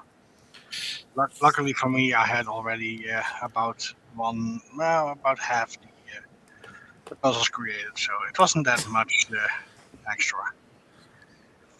And then someone tried to sabotage your board, right? But then you resurrected Yeah, it. So right. It was good. Did it clip backwards and rig No. against anybody this week? Sodium. My connection close. just really crashed and it closed to PowerPoint somehow. It just went back to the edit mode and what is this for crazy stuff? But yeah. Oh well. Thomas wants to know if your stream is still up, Mike. No, I because took it down. I realized it like this morning. Like, oh, wait a minute, I never took that down. Oops. Yeah, I tried to warn you, but I think You did, and I saw it when you messaged me, and I was like, okay, I'll do that when I get home, and then I didn't. What was the stream? I missed it. What did you have up there that shouldn't have been up there? No, I had the millionaire stream. Yeah, it was just waiting for him to start the stream. Oh, it wasn't okay. upcoming Got it. thing, yeah. So people were waiting patiently to start, and it never started. Okay, Correct. Got it. Exactly. It's a good way to treat your fans. Good, nice. Yeah. That's Yeah. good. Well, you Paramount Plus execs would know all about that, wouldn't you? Well, now you know why they vote against you in the chat, right? Now you see. Well, I understand. I'm the villain. I don't care. You know, it's not over. I understand people like you and Patrick better than me. That's fine. No, that's not true. That's not true. Oh. Yellow plaid. Excuse me, I'm wearing yellow plaid. What are you trying to say, T-Dowd? I'm a Hushnak? First I'm a crony, now I'm a Croesus, now I'm a Hushnak? At least you're not a pony. A species of hideous eyewear. Hideous intelligence. Hideous intelligence. So it looks like dwarf then. Okay. Thomas says we should class action sue Mike. That's Wow. Wow. You'll notice I've become the source of Thomas's heckling recently. It's shifted a bit. I mean, yeah, it's enjoy it. I do enjoy it. It's all fun. It's love. It's love. It's just Oh, I understand that. It's love inverted. It's all it is. I'm still target number one, but well, that's true. No, you are definitely. Excellent. Well, definitely target number one. In fairness to that, you're not in uniform, so. Well, I am in uniform. I got my Star Trek shirt on. No, that's not uniform. I beg to differ, sir. Back all you want. Thomas, get up. He's not in uniform. Well, he said it's a Star Trek shirt. What is it? What do you got on? What is it? Yeah, it's my TOS shirt. Oh, that's nerdy. That's allowed, right? Come on, that's a good substitute. No, it's not plaid. See, that's a Cinnabon thing. He declared that the uniform was plaid. Well, and not only that, he went through each 100 episodes and took pictures. He clipped pictures of Jeff's outfit and made a collage of all the times he wore plaid. I do like plaid, but it's not a uniform. Come on. Right. Well, that was spare me your moral platitudes, Kirk. Well, gentlemen, are you ready to play the hard round? Nope. Always difficult round. I want one of the easy round because John used the videos that I had prepared. Or that maybe he has hard questions from those videos. That's right. You never know. Yeah, but I only studied the simple questions or the simple. Plain, simple questions. Plain and simple. Yep, let's do it. Plain, simple Jeopnerdy. That's the easier rounds. That's what we should call it. No, that's true. I like that. Plain, simple Jeopnerdy. Now that's the real Right. Jeopardy, and this is the torture nerdy. Oh yeah, he's gonna do us good this time. Watch. All right, gentlemen, let's play Jeopnerdy. That's torture.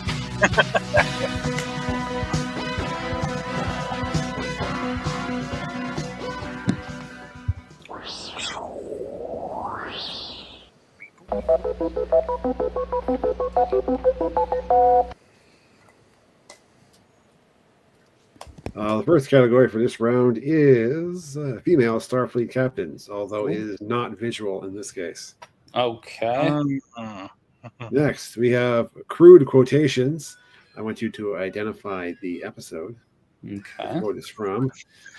Then for our visual category, I want you to name the shuttle. Sure.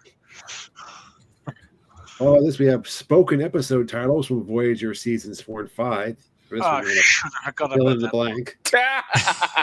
Oops. Whoops. And finally, we have Borg species numbers. I give you the Oh, number, you great. get the species. Omni should have a clean sweep on that one. All right, Omni, you get to go first, my friend. Let's see. Pick my poison. Let's do crude quotations for 1,000. Why not? They may be crude, but they're not fools. God, I watched this video last week. I don't know. That would be Enterprise. Don't know what the Klingons. What is Marauders? Very good. Okay. I go back 2 weeks Well for that done. one in my brain. Thank you. Well done. It's a 2-week-old video. All right. So weak, so weak. Patrick, I'm glad you're here. Yeah. Still awake?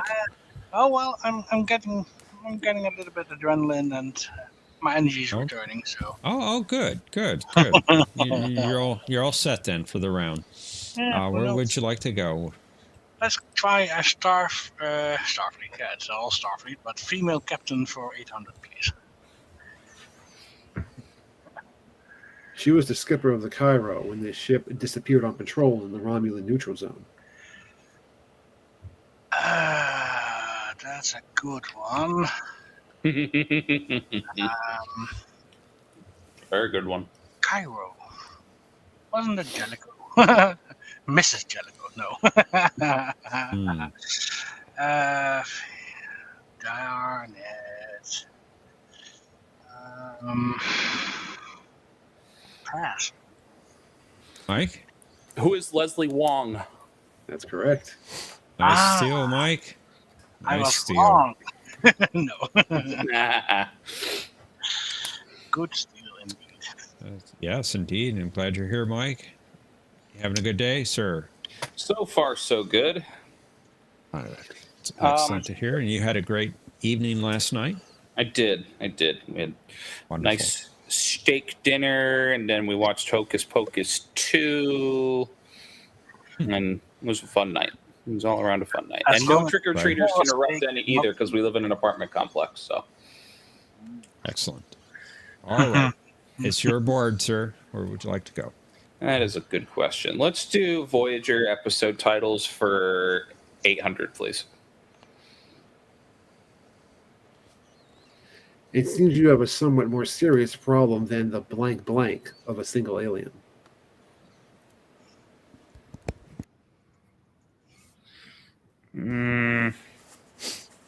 What is random thought or random You got it. thoughts? Yeah. Very good. Excellent. Took the lead, Mike, but it's Omni's turn. Let's do spoken episode titles for 1,000, please. Blank. He's escaped.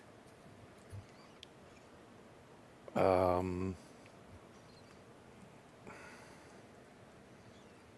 don't.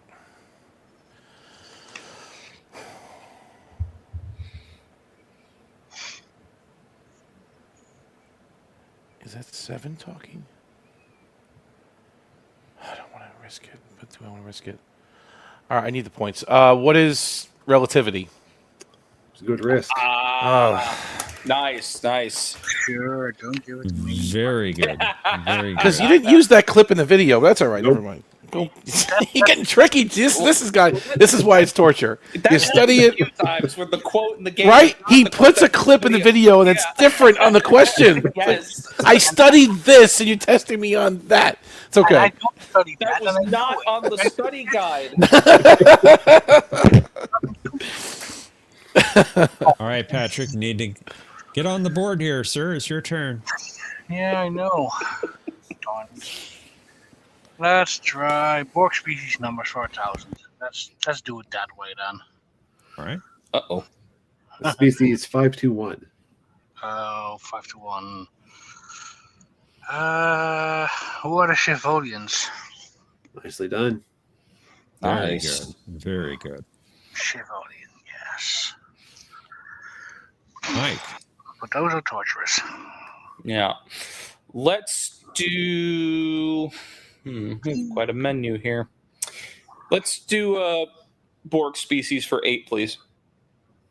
What is Dutch, Thomas? Species 4228. Oh, that's what are the Hazari? Nicely done as well. It's an easy one. Easier one.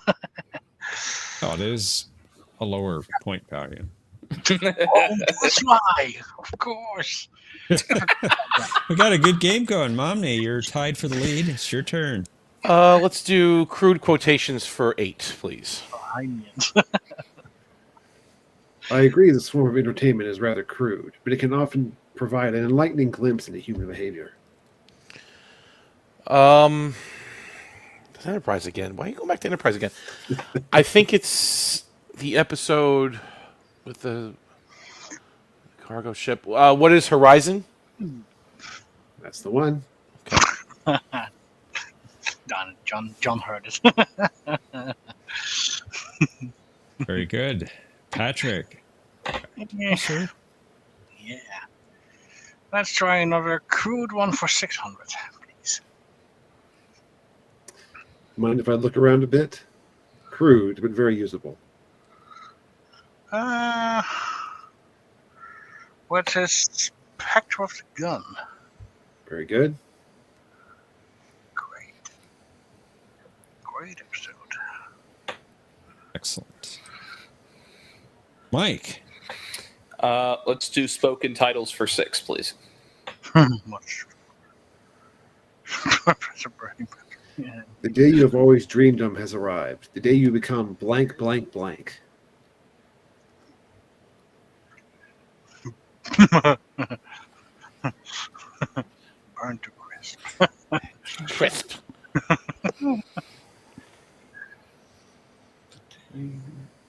Oh, what is the Bride of Chaotica? That's correct. Speaking of fun episodes. No, burn to crisp. That was better. Omni. Let's do crude quotations for 4.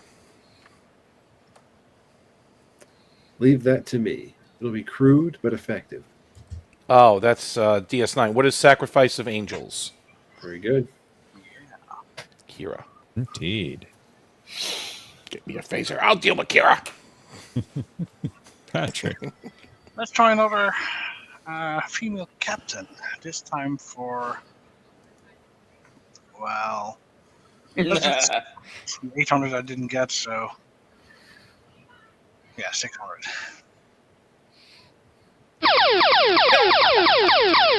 Okay, found the daily double. Oh, shoot.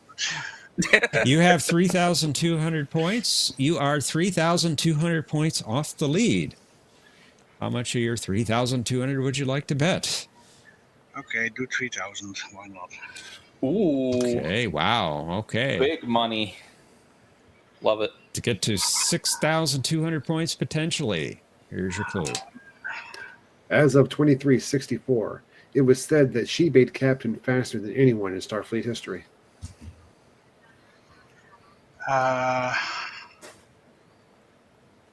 Oh man. Oh crap. What's that?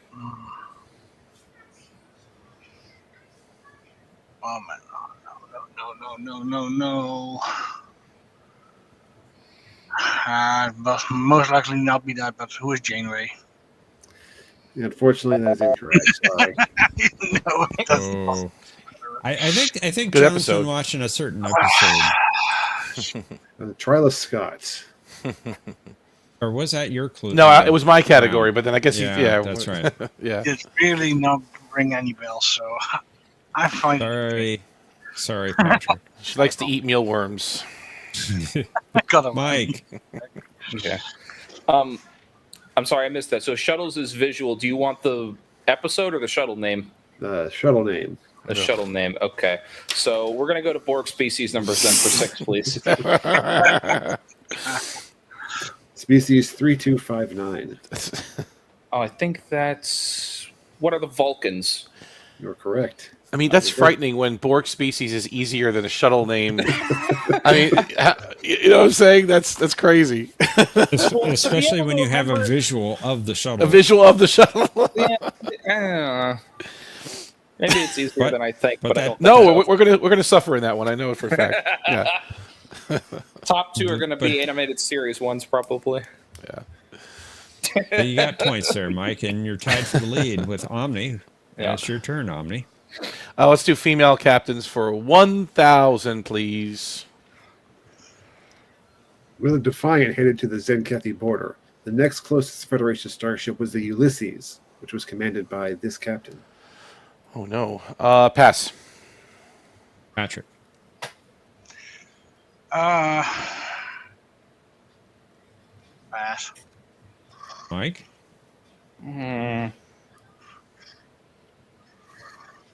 I can hear Cisco saying it, but I don't remember the name. Pass. Send a message to Captain Entebbe. Entebbe. Entebbe. Yeah. Okay. Good one. Yeah, you pronounce that pass.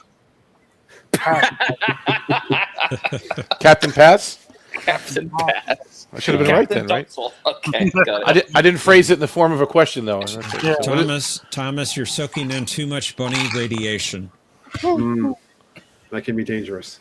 Indeed. Patrick, it's your turn. Let's do a shuttle. Oh. Brave Which man.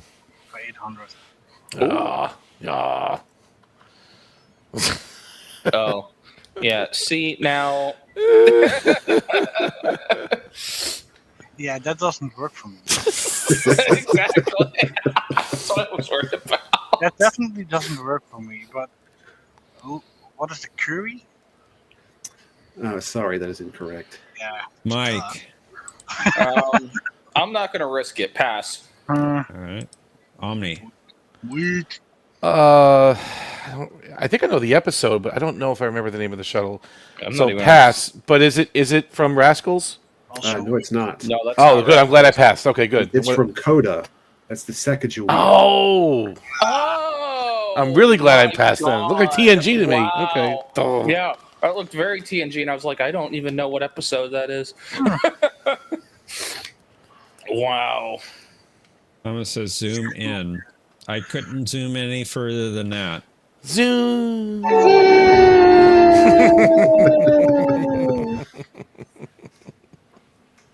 Mike, you take the lead here. Oh boy, let's do shuttles for 6. Wow. Okay. Have to, I guess, right? Oh god, I gotta think.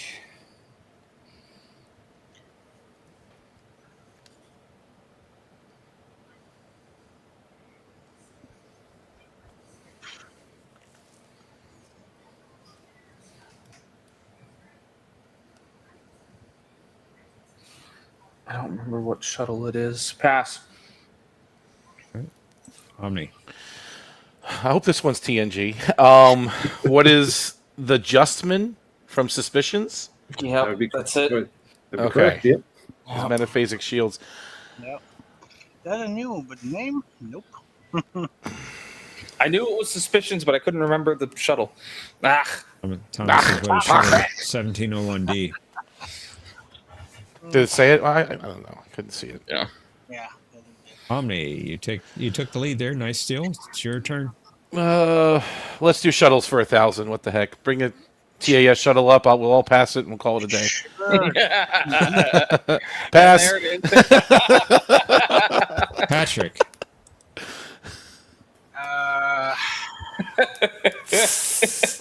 Sorry. Sorry, Mike. Pass. I should have known that one. It's not the Argo, is it? Is it? That's the Copernicus. Oh, the Copernicus. Yes, yeah. Oh, Look, the one from the dream. But all right. womp. Oh, the one from the dream must have been inspired by this one. Ah, okay, Indeed. that's true. Well, you know, that was a dream, so it is not entirely accurate To some Just people. like, yeah, just like the turbo lift signs. Patrick. They fixed it. There's a YouTube video. They fixed it. Let's try Good for the YouTube video. I'm sorry, I did not hear you, Patrick. The Borg species for 400, please. You got it. Species 329. That would be what is a K-zone, That's correct. but they won't be assimilated. They were unworthy of assimilation. Rumor has it. Just categorized. Mike? Let's do spoken titles for 4, please.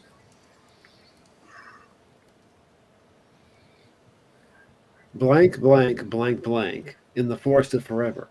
Lauder and Trevis encountered a strange element they'd never seen before. What is Once Upon a Time? Very good.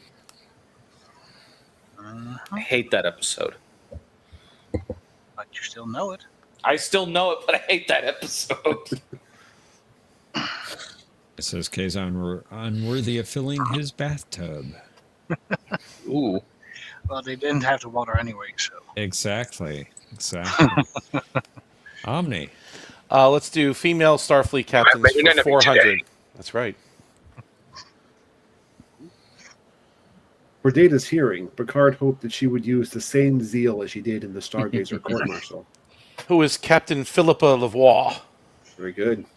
She's acquainted with Captain Picard. Not another female captain named Philippa. I won't mention. They're old. It's the only one friends. I know of. Okay, got it. There's only one. Yeah. Only one. There can only be one. I'll do Patrick. one. Let's try the shuttles for 400. And throw it all away again. But a shuttle but one. Sorry, that is incorrect. Mike? Pass. Oh, Omni. wait a minute. No. Do I guess it or do I not guess it? I mean, he said one can only be the other one. What is Shuttle Pod 2? Bingo. Thanks, Patrick. Son of I mean, there was only 2. Well, they did have the Starfleet ones. They did have the Starfleet Command had theirs, right? So, but that didn't look like one. by that much. All right. We have every category with a 200 clue left. Mike, which one do you want? Female captains. She was given command of the second NX-class starship. Worst one I could have picked. I have no idea. Pass. Omni? We saw her earlier, who is Captain Erica Hernandez. There you go. Mm. Indeed. My precious Erica. Omni? Let's do Borg species numbers for 2. Close it out. Species 5618. That's a good species. I like that one. What are humans? Limited redundant systems. Nope. Yeah, you are correct. Are humans. Humans. You like that species. Patrick.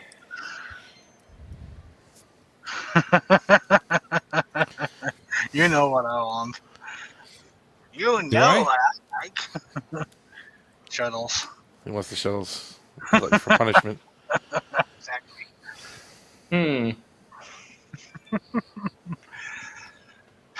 No bloody 1 or 2. But what is Galileo?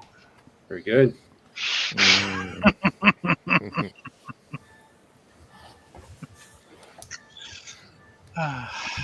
Okay, Mike, 2 clues left.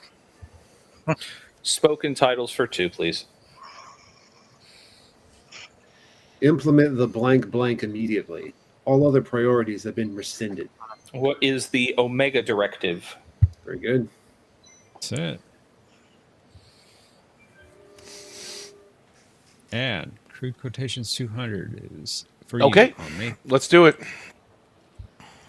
Your metaphor is crude, but accurate.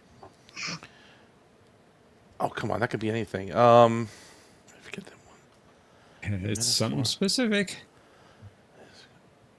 Is it?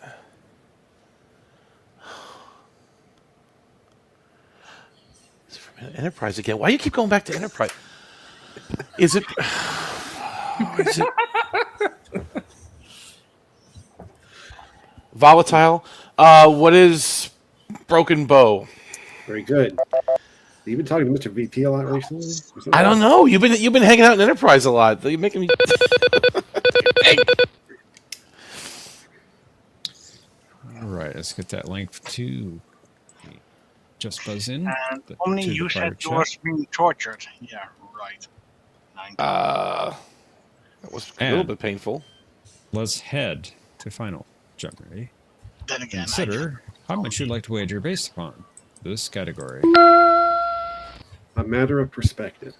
Oh, interesting. Interesting. No, I shouldn't have gone with the 3,000 for the daily double. Well spoken, Brad, or well typed. Indeed.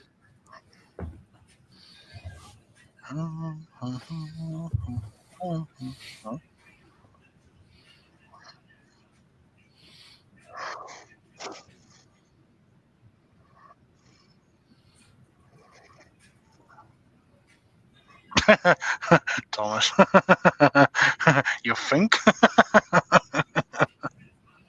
Maybe you shouldn't.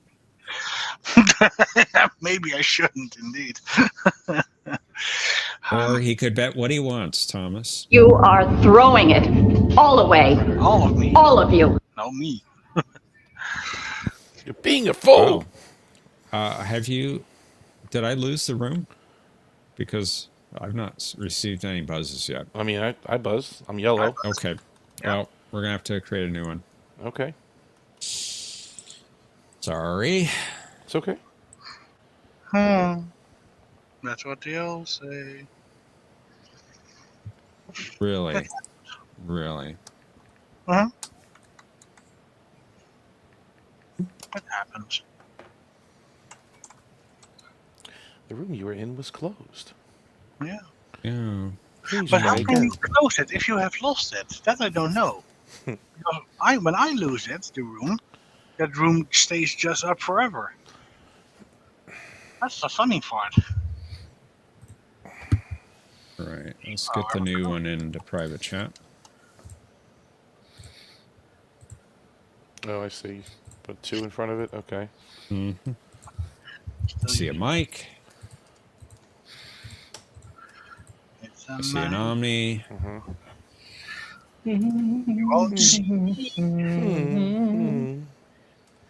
And now I see a Patrick. I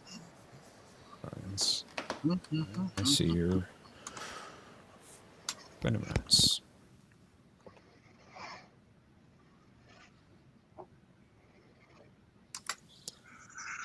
All right, let's reveal the clue. After establishing motive, method, and opportunity for Commander Riker, this investigator awaited Captain Picard's decision forthwith. Players, you have 30 seconds. Kapla!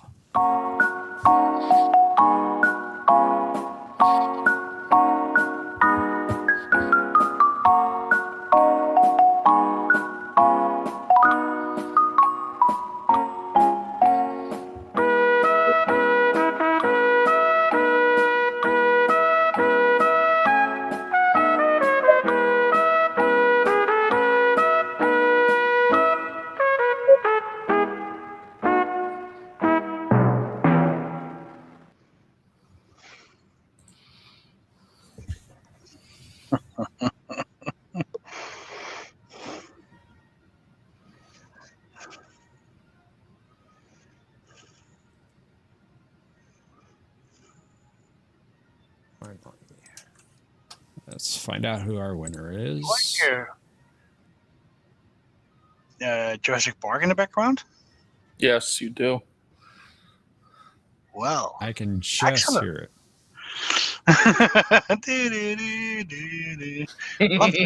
Patrick. Sorry. Oh, Patrick. You had 200.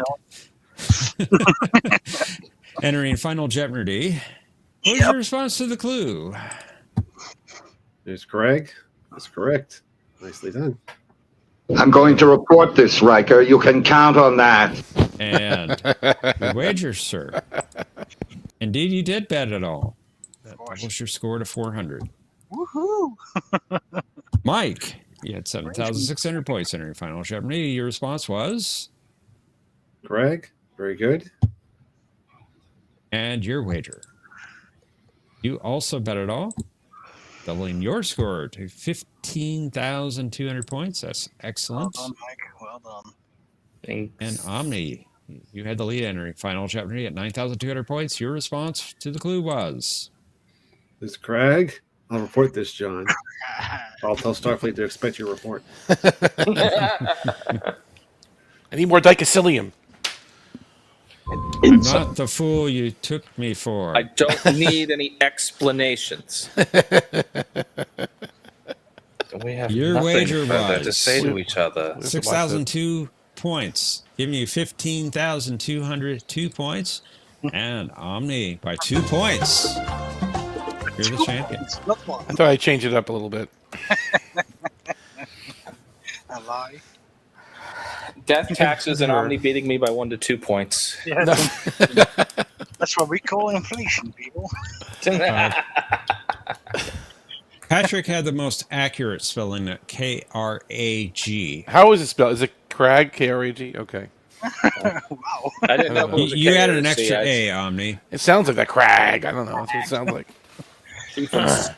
And they keep changing his title. Picard, sometimes he says investigator and sometimes he says inspector.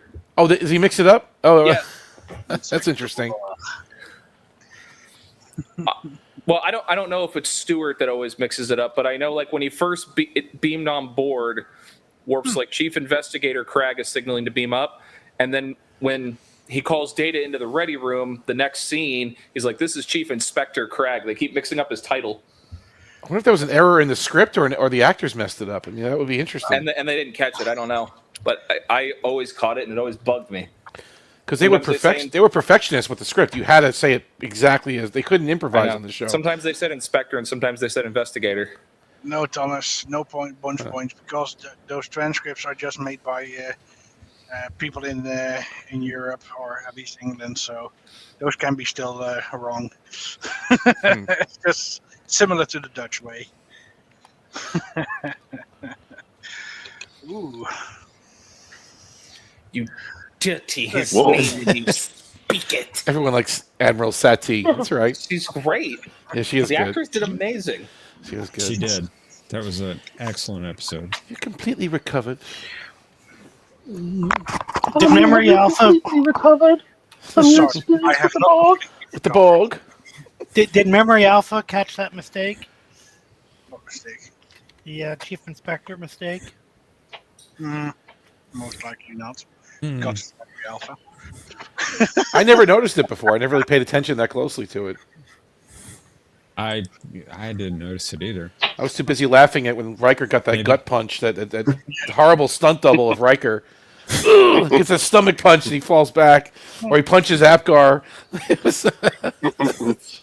I was more consumed by that than the inspector or investigator.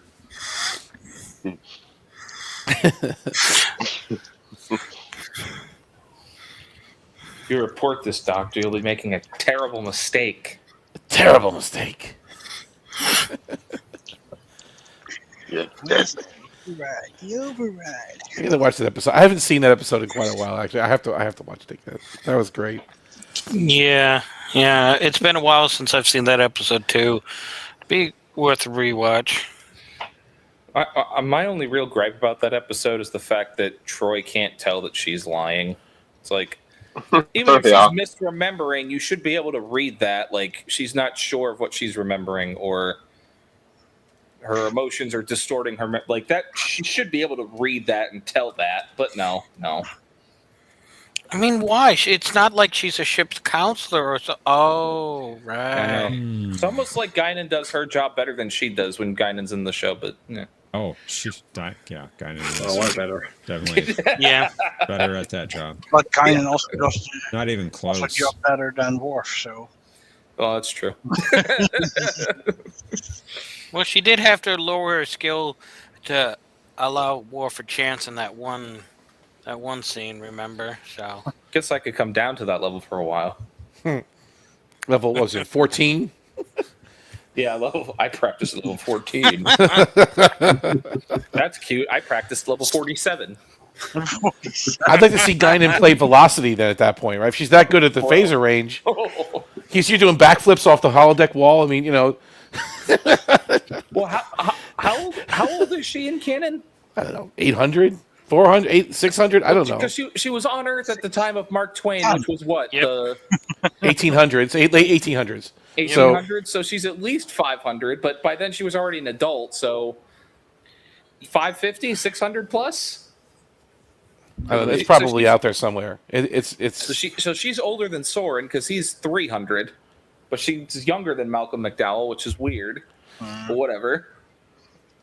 Wait, Soren was 300. Is that true? Yeah, they say that in the thing. Crusher says he's an Elorian, over 300 years old. Oh, interesting. Okay. When she's giving her spiel to Riker and Worf in the sick bay. Yeah. Over 300, so it can also be 900 then. Well, I mean, but you'd say it is Crusher. if it was It's Crusher. That's True. Yeah. You know how she is with medical records. I mean, it's not, yeah. Also, John, I had seen a video of Major Grin that made me think of you, of your style of videos. Of Worf's greatest weakness in Trek, opening doors. Oh, he walks into the doors? Yeah. Walking into them and trying to keep them open. Yes. John video. It's his greatest foe was the doors, right? Yeah, that was great. He got beaten more by the doors than anything else. Well, he beat one once. He beat it in the game. Wesley tried to close the door on him, and he forced it back open. He did those little Jeffrey's tube doors, right? He got that. All right, that one he got. Yeah. And Wesley's trying to close it on him. He's tapping buttons like crazy, right? Yeah. Which I don't know how tapping buttons makes it close anymore, but just he's barely stalemating well, the door. It's the same Wes. reason If why you you just have go lights on inside your and shoes push to go it closed, faster. You'll win, but no. Yeah, that one he won, but that's Well, that's more, I think, Wesley failing than Worf succeeding, but close enough. And Professor's working for the...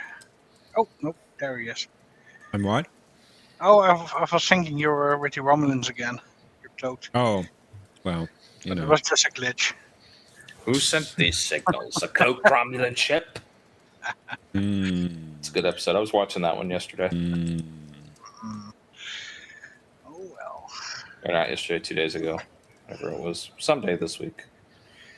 One of them, But yeah, the shuttles, man. The shuttles. No. I love it.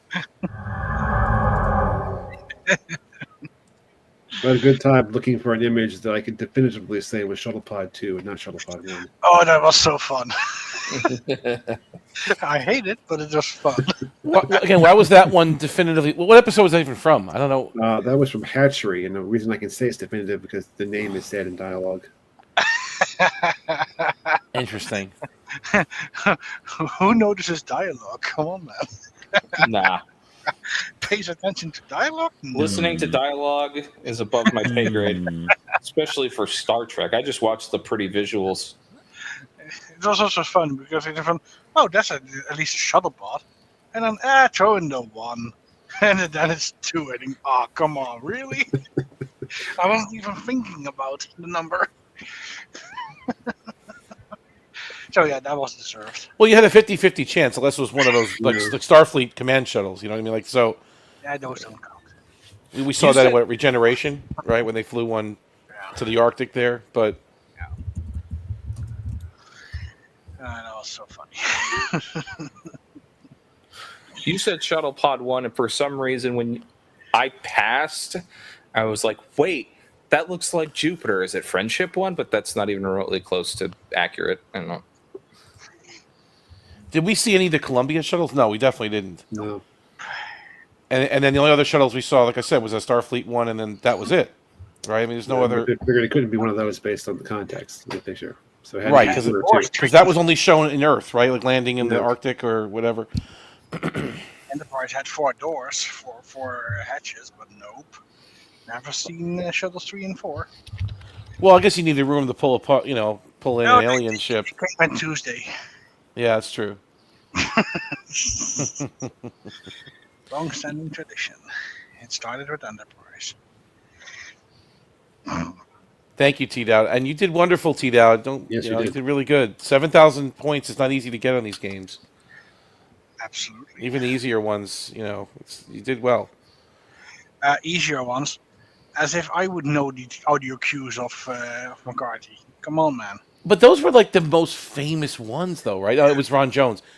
Oh, Ron Jones, I'm sorry. Like you knew the Klingon one. Don't tell me you didn't know the Klingon one. I mean, come on. I had them all wrong. Are you serious? Really? Really?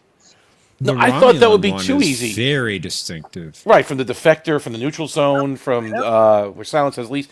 Somehow I And the Borg, of course. The Borg one. You knew the Borg one. You had to know the Borg one, Patrick. Don't tell me. If I watched the episode, I'd know that. But That's just interesting. know that, and hello. It's funny. I guess some people don't pay attention to the music. I guess that's what it is as much. I'm one of those people because I get it. I get it.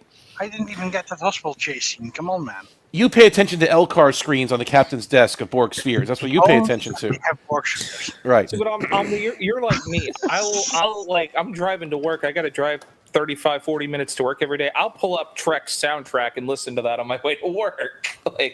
Yeah. Music questions are for the most part going to be relatively easy for me, unless it's like Jay Chataway generic Give me garbage. theme tunes. I have the original album. Give me a theme The tune. Ron Jones Yeah. album. In a second. Yeah. And I was using that to pull up these cues. And I got to tell you, I just got lost in the afternoon. I was listening to it. And then I went to the next track and the next track. And that Mintakan one, what Mercer said it, that there was such beautiful music in that episode. It's like, I couldn't play it because I don't think anyone would recognize that cue. But it was like, oh my God, I could listen to this all day. It was great. And I had to say, okay, I got to focus now. I got to grab the cues that I want. He was so good, though. I was curious where you were going to go because I was like the only alien theme I can think of and in my head I was thinking like one that's used repeatedly. So I was like, okay, the Romulan one, duh. Right. What else is he going to use? And then I'm listening. I'm like, oh, okay, I see what he's doing. All right. Klingon, the Borg. Well, the Borg they only used really in the Best of Both Worlds for the most part because he didn't have any more Borg episodes. Right, but he used it in both parts, and he used it multiple times in both parts. That same. He had Q-Who, but it was a little different. Yeah. That thing was used throughout. I know a lot throughout part 1. I don't know if it was used a lot in part 2, but it was definitely in part 1 all over the place. Yeah. And then the Armis one, I thought people would just recognize the episode because obviously it's not a species. I mean, it is a species, but whatever. It's an alien. You know the episode. Yeah, it's a unique creature. Yeah. That's right. Exactly. That's exactly the scene. That's right. Yeah. I actually used the Mintakan We Are Flesh and Blood and those other themes when Nuria beams on board. Yeah, that's a great cue. cue. When I'm writing. That's the real emotional one. That's the real heavy drama one. We Are Flesh and Blood. Yeah. And the one that sounds similar to that, there's like a couple of different names. I don't know what they are, but I use them when I'm writing. I think it's really inspiring. No, it's really beautiful stuff he did. The early season 3, Ron Jones was on fire. It's just great stuff. The Mintakan one I didn't recognize. I thought that was, and I couldn't think of the name of the species. My head went to that was from the High Ground because it sounded a lot like that. My head went to that. Yeah. I couldn't think of the species name. I was thinking of the right episode. I was hoping you weren't, and you didn't. I was hoping you weren't going to use Ferengi because I don't remember if they had a theme. Not really. I don't know if there was a Ron Jones theme for the Ferengi. Not really, because he only really did the price that they were in, and they weren't. They didn't have a theme really. They didn't. Yeah. I mean, Devanani had a theme. Devanani Ral had a theme. I guess I could have played that. He's technically kind of an alien. Maybe you guys would remember that one. He didn't do. Or did he do Menage a Troy? Maybe he did. No. But Well, no, he basically- did. No, he did do Menage a Trois. That was him. did? Yes. But basically, with this game, I was trying to avoid categories that I didn't want to risk, like the female captains. Like I didn't know that they never named the captain from 4, so I thought they did, and I couldn't think of it. The visual version, I had them all. What, the captains? The captains? I almost clean sweep the alien races one, but Bolian just did not come to my mind. Like I could picture Mr. Mott, but I couldn't. Yeah.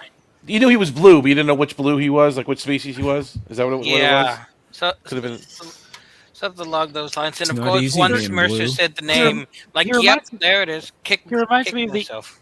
He reminds me of the alien that you meet in the first episode of The Mandalorian. Before he went after Baby Yoda, he went after that blue guy, and he's the guy's just annoying him the whole trip. Kind of reminded me of that guy. Sort of No, bully, you kinda looks like. misunderstood, Thomas. Mercer thought there was going to be a clue about the Saratoga captain. Yeah, but that's there exactly. was not because she doesn't have a name. She's not named.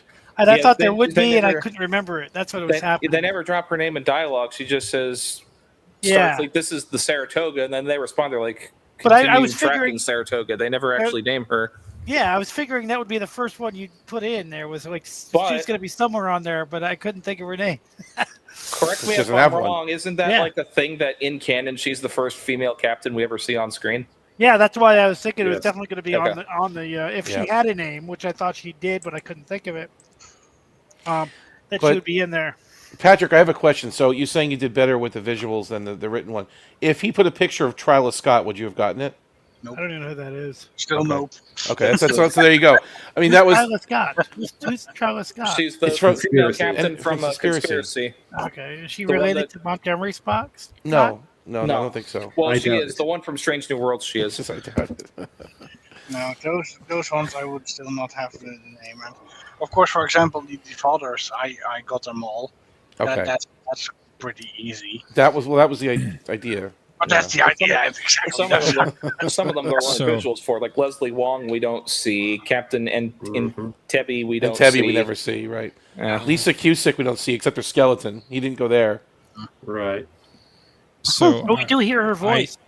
Yes. I checked Yes. Memory Alpha. The captain of the Saratoga, I know this is not canon, but according to the pocketbook's novelization of Star Trek IV: The Voyage Home, her name was Captain Alexander.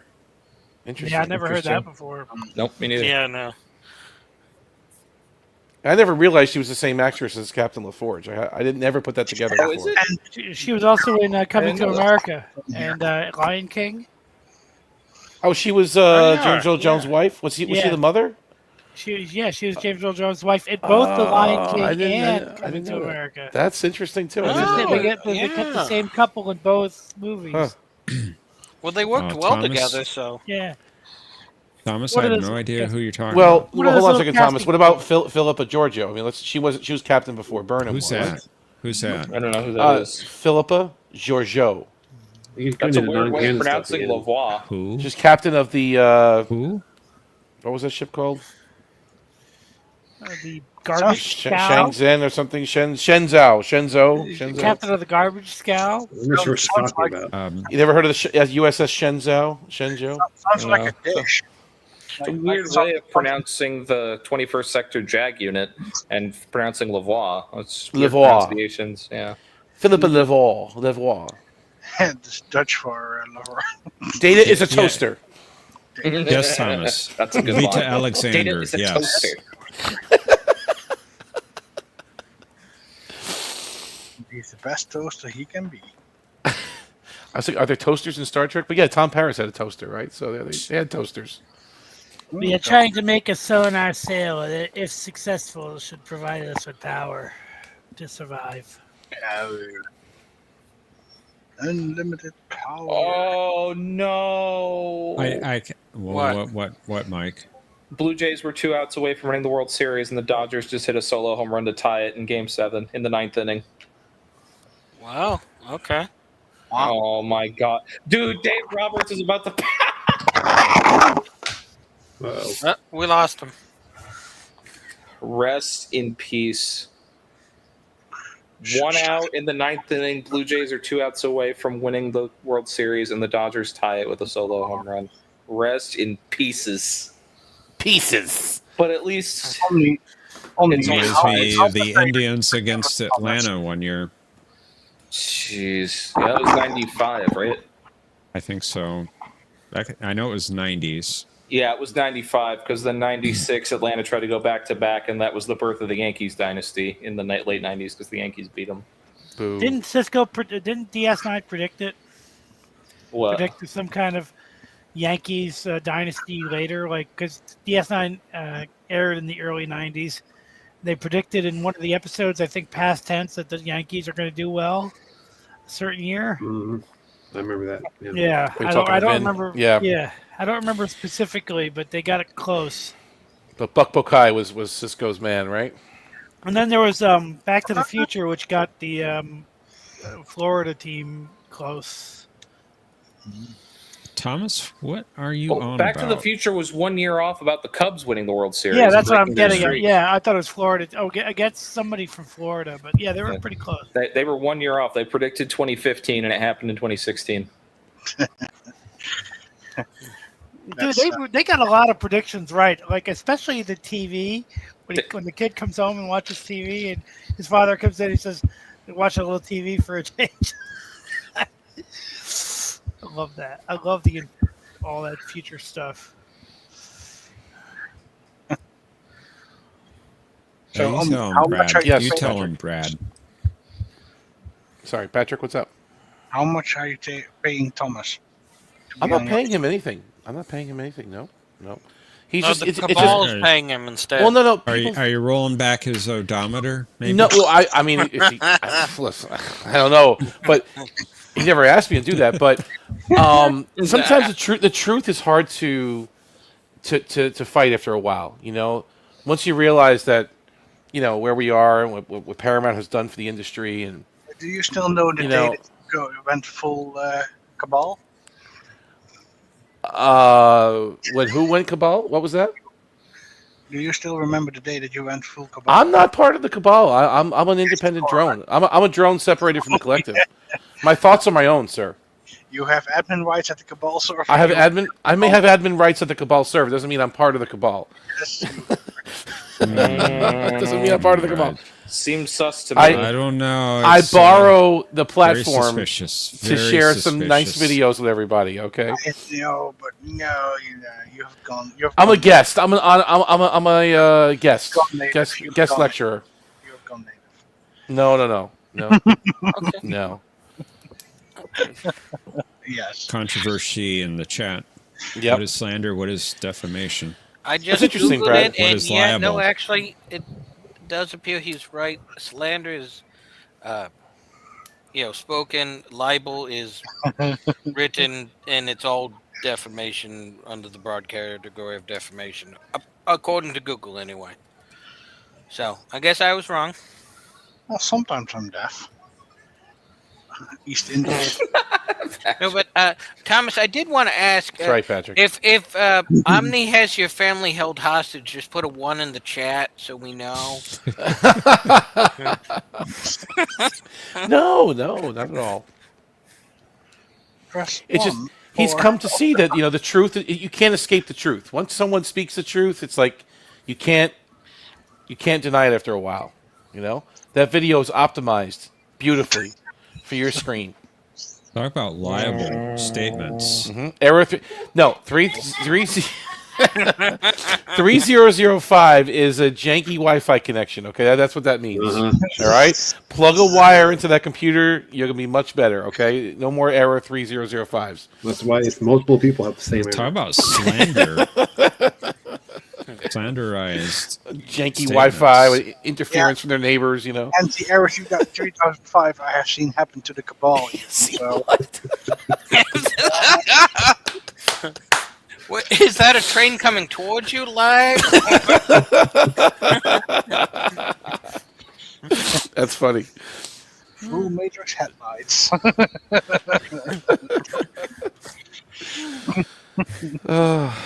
So, John, I kind of missed the connection for your background.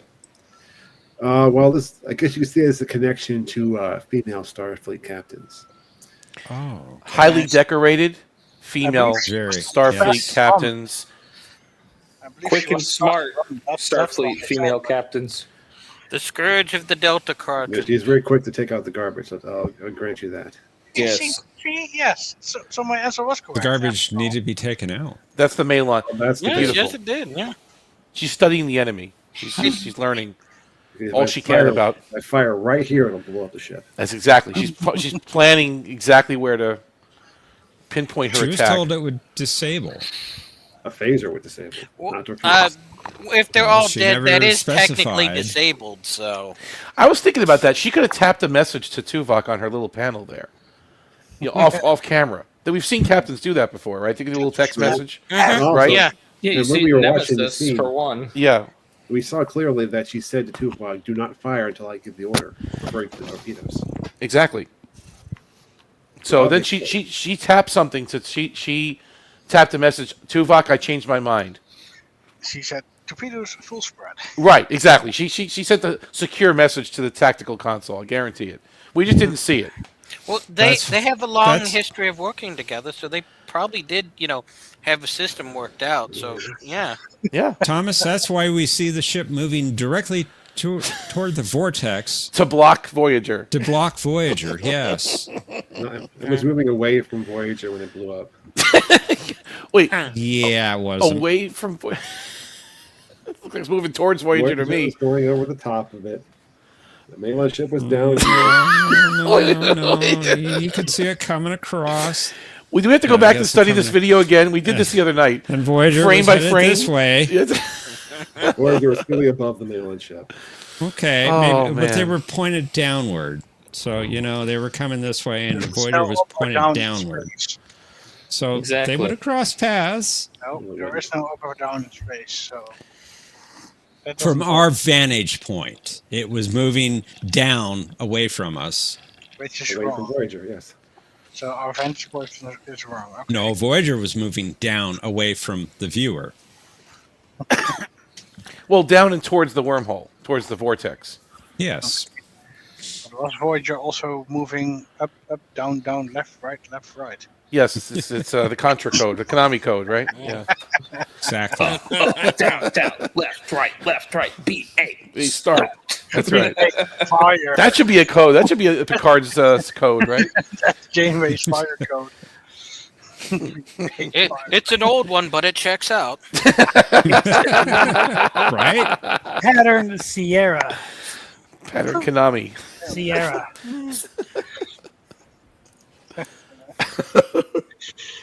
B-C-A-B-B-A-C. Start. I remember when yesterday's Enterprise first came out, and I had it.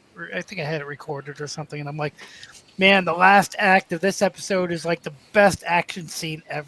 Like, and nowadays it's kind of tame, but at the time to have the entire last act be like a big space battle. Oh. Yeah, it seemed kind of slow to me. That was kind of a slow one. Like yeah, but I'm just saying, yeah. like when we were younger, it's like it was pretty damn cool to just have a space battle, There are a few action scenes now that would find it tame. One or both.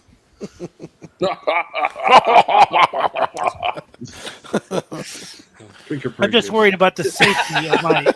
I'm just worried about the safety of my crewmates. Drink your prune juice. Yeah. I love that scene so much. It's a good scene. Rascals, huh? You mentioned Rascals during that shuttle. I'm like, no, that's not Rascals. But what a weird episode Rascals is. I thought it was. I thought it was when they ran through that field. Or, Now, that whatever, was like a blue spider web looking effect. Oh, thing you're that right. they did You're for right. that. You're right. 100% right. It's true. And I should have looked at the nacelles a little closer because we already talked about how the Voyager shuttle is different than the TNG shuttle. But those kids really did look like younger versions of those characters. Well, the one that played Picard was the same one that played Renee in Family. Yeah. His uncle. The little girl that played who is O'Brien's wife? So what's her name again? Keiko. Molly. Keiko. Molly. Keiko. Kamiko. Yeah, I was thinking Molly. She was in one of those Three Ninjas movies. She was doing a lot of stuff back then. Oh, which one was it? I used Kickback, to. the Three Ninjas Kickback. She was the little girl Okay. ninja that like won the tournament or like beat the other kid in the tournament. Yeah. And the one that played Guinan, there was another movie that she had been in where she was playing a younger version of Whoopi Goldberg's character before that episode. Interesting. So that's why they cast her. I didn't. So yeah, did remember not Three know that. Ninjas Kickback Yeah. when I they were at forget a what the tournament movie was, but she had played a younger version of Whoopi Goldberg's character from a movie, like in a flashback sequence before that episode. So that's why they picked her and cast her in That's the one that with episode. Natalie Portman and Gabby Hoffman and all those characters. I forget the name of that movie, but I think I know which movie you're talking about. Yeah. Anyway, but the Three Ninjas Kickback. She was the girl that was at the tournament that won against the kid. So Thomas posted a video of Captain Janeway's victims, which there's not many because most of the episodes say none. But if you go to the episode, well, it's relative, right? But if you go to the episode Night, it says Controller Emp and then 99 unnamed Malon. There was 99 on that ship. I thought there was like 12 Malon on that ship or something. I mean, Justice for Emp. Justice for Emp. I agree, Justice for Emp. Although I think 99 might be a bit of an exaggeration. Because if you remember in the episode Juggernaut, there wasn't that many of a crew, right? I don't know if that was the same type of ship. The Malon ship in Night was about the same size as Voyager, maybe a little bigger, but 100 probably sounds about right for the size of the ship. Again, I'm just talking about Juggernaut. Maybe that's why I'm confusing because I know they only had a few crew members on that ship. There wasn't that many. I don't know. I question this article, but it's interesting. But I like that most say none. Most of the episodes have none, no victims, nothing. Memory Alpha says Malon freighters had 42 decks and a crew of about 100. I mean, I know it's Memory Alpha; it's not 100% accurate, but Memory Alpha does say they had a crew of about 100. I'll have to go back and watch Juggernaut again. Maybe the only survivors were those two dudes, and that was it.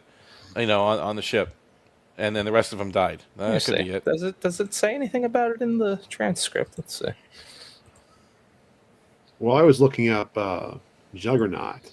Yeah. And they say there that Janeway is responsible for the death of 9 Malon. Although 9. maybe they're referring to a different situation. I'm not sure. Oh, Juggernaut or Extreme Risk? Which one, John? Right. Yeah, not Juggernaut. Extreme Risk. You're right. Because he accuses Janeway of accusing 9 members. 99. It's all the same. They're garbage men. Wow. Tell us how you truly feel there, Omni. Well, I mean, she's justified, right? Well, normally they're polluters. They were harming others with no regard for them.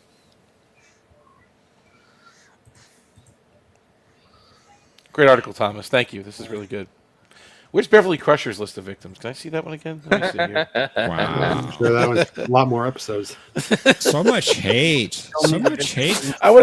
There is one for her, though, isn't it? Let me see. Star Trek characters, victims list. Let me see.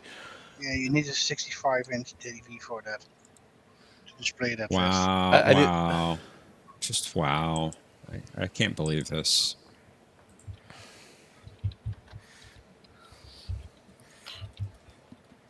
Okay, quick question for everyone. Between the Malon and the Kazon, which did you guys prefer, Malon. Voyager going up against or having to deal with? I guess you should say. Malon, because the Kazon are wimps. Yeah, the Kazon. The fact that they struggle with the Kazon is pathetic. Kazon had them grossly outnumbered, which is great, but the Kazon also weren't all united. Like, that was a plot point that they are feuding with each other, and also, I mean, they're pathetic. See, I agree with you. They're presented as a threat to Voyager, and they shouldn't have been. Well, and also the fact that it seemed like Voyager, as it kept going towards the the Alpha Quadrant, they kept running into the Kazon. How did these guys, who are more likely to fight each other than anyone else, end up getting so far flung, relatively speaking? Because space is curved, so even though Voyager's flying in one direction, the space that they're in curves and wraps around itself, and they end up back where Voyager is. Oh, like asteroids? Yeah, kind of like the I- Atari I- game Asteroids. Yes. Of the antagonists we see in the first couple of seasons, I would have liked more Vidian episodes because I thought the Vidians were more interesting. They're harvesting Argons, but they're not really and dangerous. doing it because they're evil. They're doing it because they're literally on the verge of dying as a race. Like I thought they would have been more interesting to do more And stuff Voyager, with. But Voyager did turn around a couple times. Well, yeah, that's that true. is true. That is true. Like Resolutions, Chakotay and Janeway were on that planet for what, 6 weeks? I thought it was 3 months. Or 3 months, however long it was, and then they have to turn back around, go back in that direction, 3 months back in that direction, or however long. I guess if they were there 3 months, that means Voyager was traveling for a month and a half, and then went back a month and a half to get I think them, that's whatever. that's the 6 weeks you're talking about, right? Yeah, whatever. But they, yeah. So they did backtrack a few times. Yes. The Vidians also had pretty comparable technology to Starfleet. Like they overmatched Voyager many times when it comes to weapons. Yeah. Their hand. I mean, they were pretty formidable versus the Kazon. The Kazon were primitive. Oh yeah. And remember that I buy episode? the Vidians as a threat more. Yes. Because it's like, well, why would they have weapons tech that matches Starfleet? They're on the verge of dying. Well, yeah, they have to harvest organs from people. They're desperate, so Against their naturally will. they would put a lot of resources towards developing weapons tech and shield tech because they have to fight off these other races in order to harvest their organs. Like that, I buy that as a threat. I don't that buy makes the Kazon perfect as a sense. threat for 1 second.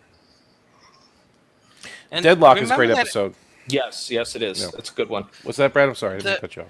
I'm sorry, I'm trying to remember. What was the name of that episode where they found that female Vidian and they Life take her Science. mind, put her in a hologram, whatever? Yeah. Yeah, Yeah. it's Life Like, Science. I Good like one. that episode too. It showed that they, before, the phage, whatever, they were like Starfleet would absolutely love these guys to add them to, the Federation. Yes, exactly. But with the phage, they became desperate and not malicious, just, They were hideous, as the Tao would say. Hideous. You clicked again. Well, yeah, but I don't blame them for that one. When you're sick, you don't look your best, so. I didn't kill one Bushnok. I killed all of them. Everywhere. Oh, John, you have a diagram you posted here? This is nice. In Discord, thank you.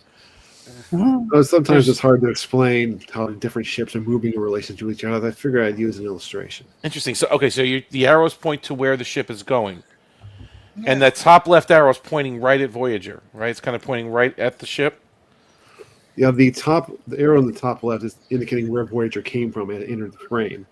And then, of course, there's the other arrow showing it's going towards the vortex. Okay. Here you can clearly see the mainline ship is moving away from Voyager's path. Because if they are trying to block Voyager, they'd be pointed up to get between them and the vortex. The Voyager isn't quite pointed in the direction you have it moving by the arrow. Okay, maybe I drew the arrow slightly off, but the point that I was trying to make with the picture is that the mainline ship was not trying to block Voyager's path; it was moving out of their way, which is supported by the dialogue. So, John, your arrow drawing skills, did you learn them from Picard and Nick Tate's character from the episode Final Mission? Is that where you learned how to draw arrows? Where the arrow points one way and they walk the other way? Is that what you're saying? Yeah. Did you learn that? Is that where you learned how to draw arrows? Because, you really did a great job with that, John. By the time they make it to those mountains, they're probably about 100 miles off. Yeah, so that's what it looks like with Voyager here. Voyager is you have I Voyager love it. pointed one way, but I love it. Voyager's kind of going to the left of that arrow by quite a bit. Well, let me ask you a If you question, look though. at the front of Voyager, it's completely pointing in a different direction. John, I'm going to take your point of view for a second. Let's say Voyager didn't ruthlessly destroy the Malon ship, right?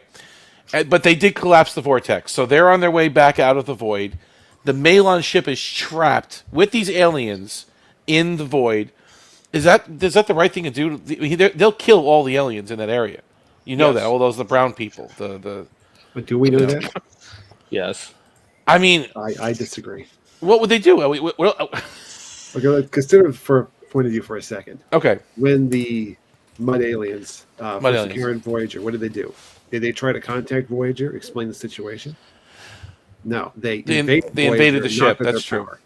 True. So what if the Malon come into this area of space and the Mud aliens greet them the exact same way?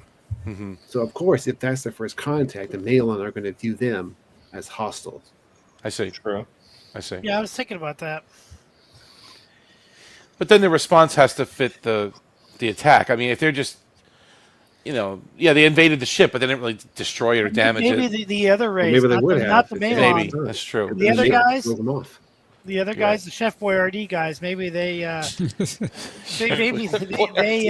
they only acted that way because the Chef Malon. Boyardee. Who's the Chef Boyardee? You mean the mud people, like he says? What are you talking about? Maybe the Chef. Why are they Chef Boyardee? Why are they? Because I couldn't think of anything else to call them. I mean, they're not wearing a white coat and making raviolis. I mean, they were. But they could be. Wow. The point is that they are attacking Voyager because the Malon were dumping stuff in their space. Your people Chef resourceful. Your ship Nicholas. powerful. Because Chef Boyardee has to be an alien because Ravioli. it's like an alien name. Your meatballs resourcetool. Spicy meatball. You will be sauced. You will be meatball. Our tomato sauce is unparalleled. Chef Boyardee. Sorry, Mercer. Random That's fact funny. for everyone, but Chef Boyardee, the actual guy, that's what his name actually was, Boyardee. Boyardee, right? But- Yeah. But he changed it for the spelling so people would actually be able to pronounce his name. So, He's a great man. Yeah, Kind of like Colonel Sanders or something, Feeding college kids everywhere. Oh yeah. Oh yeah. Yeah, he actually sold his company to save everyone's jobs after World War II.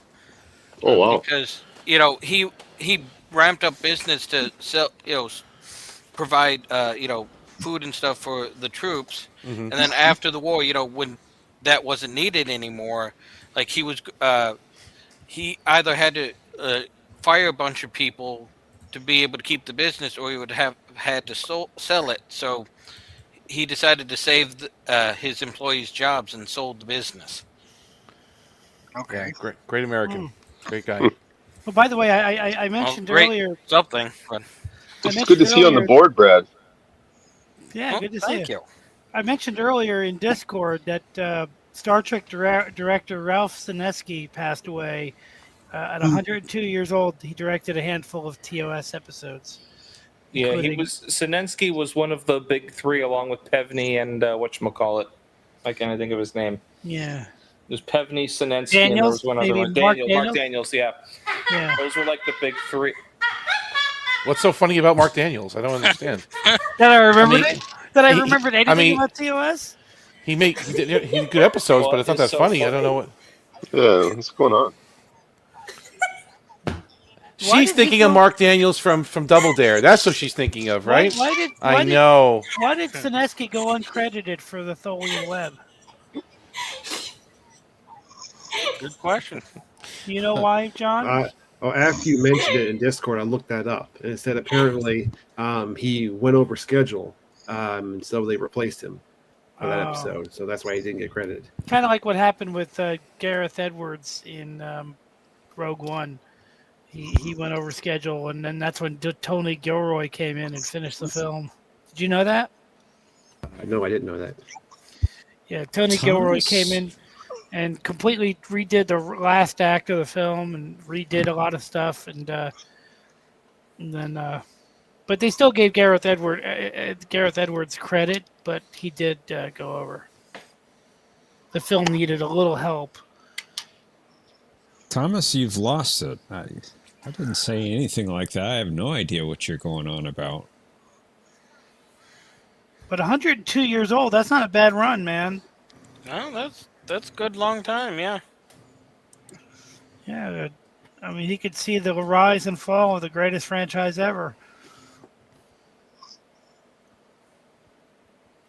I thought you guys are going to be with me on that one. Now, let me ask you guys something. Did anybody that directed Star Trek, the original series, also direct Batman episodes? I don't know. Same time, right? Yeah, so that would be a good connection category. It's either actors or directors or behind the scenes people. Well, there were some actors who crossed over. I know that. Yeah, I know that Yvonne Craig.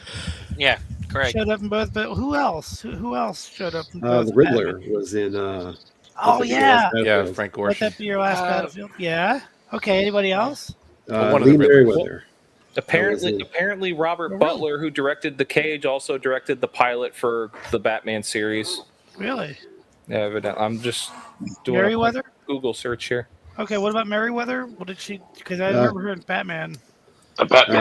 She was in That Which Survives. She was Lozira. Okay. Wow. Yeah, because they were close together. They were close together, right? Yeah. Where'd you post that on me? I saw you posted something. Where'd you post that? You don't got no milk? They intend to block our path, 7 says, at 42:20.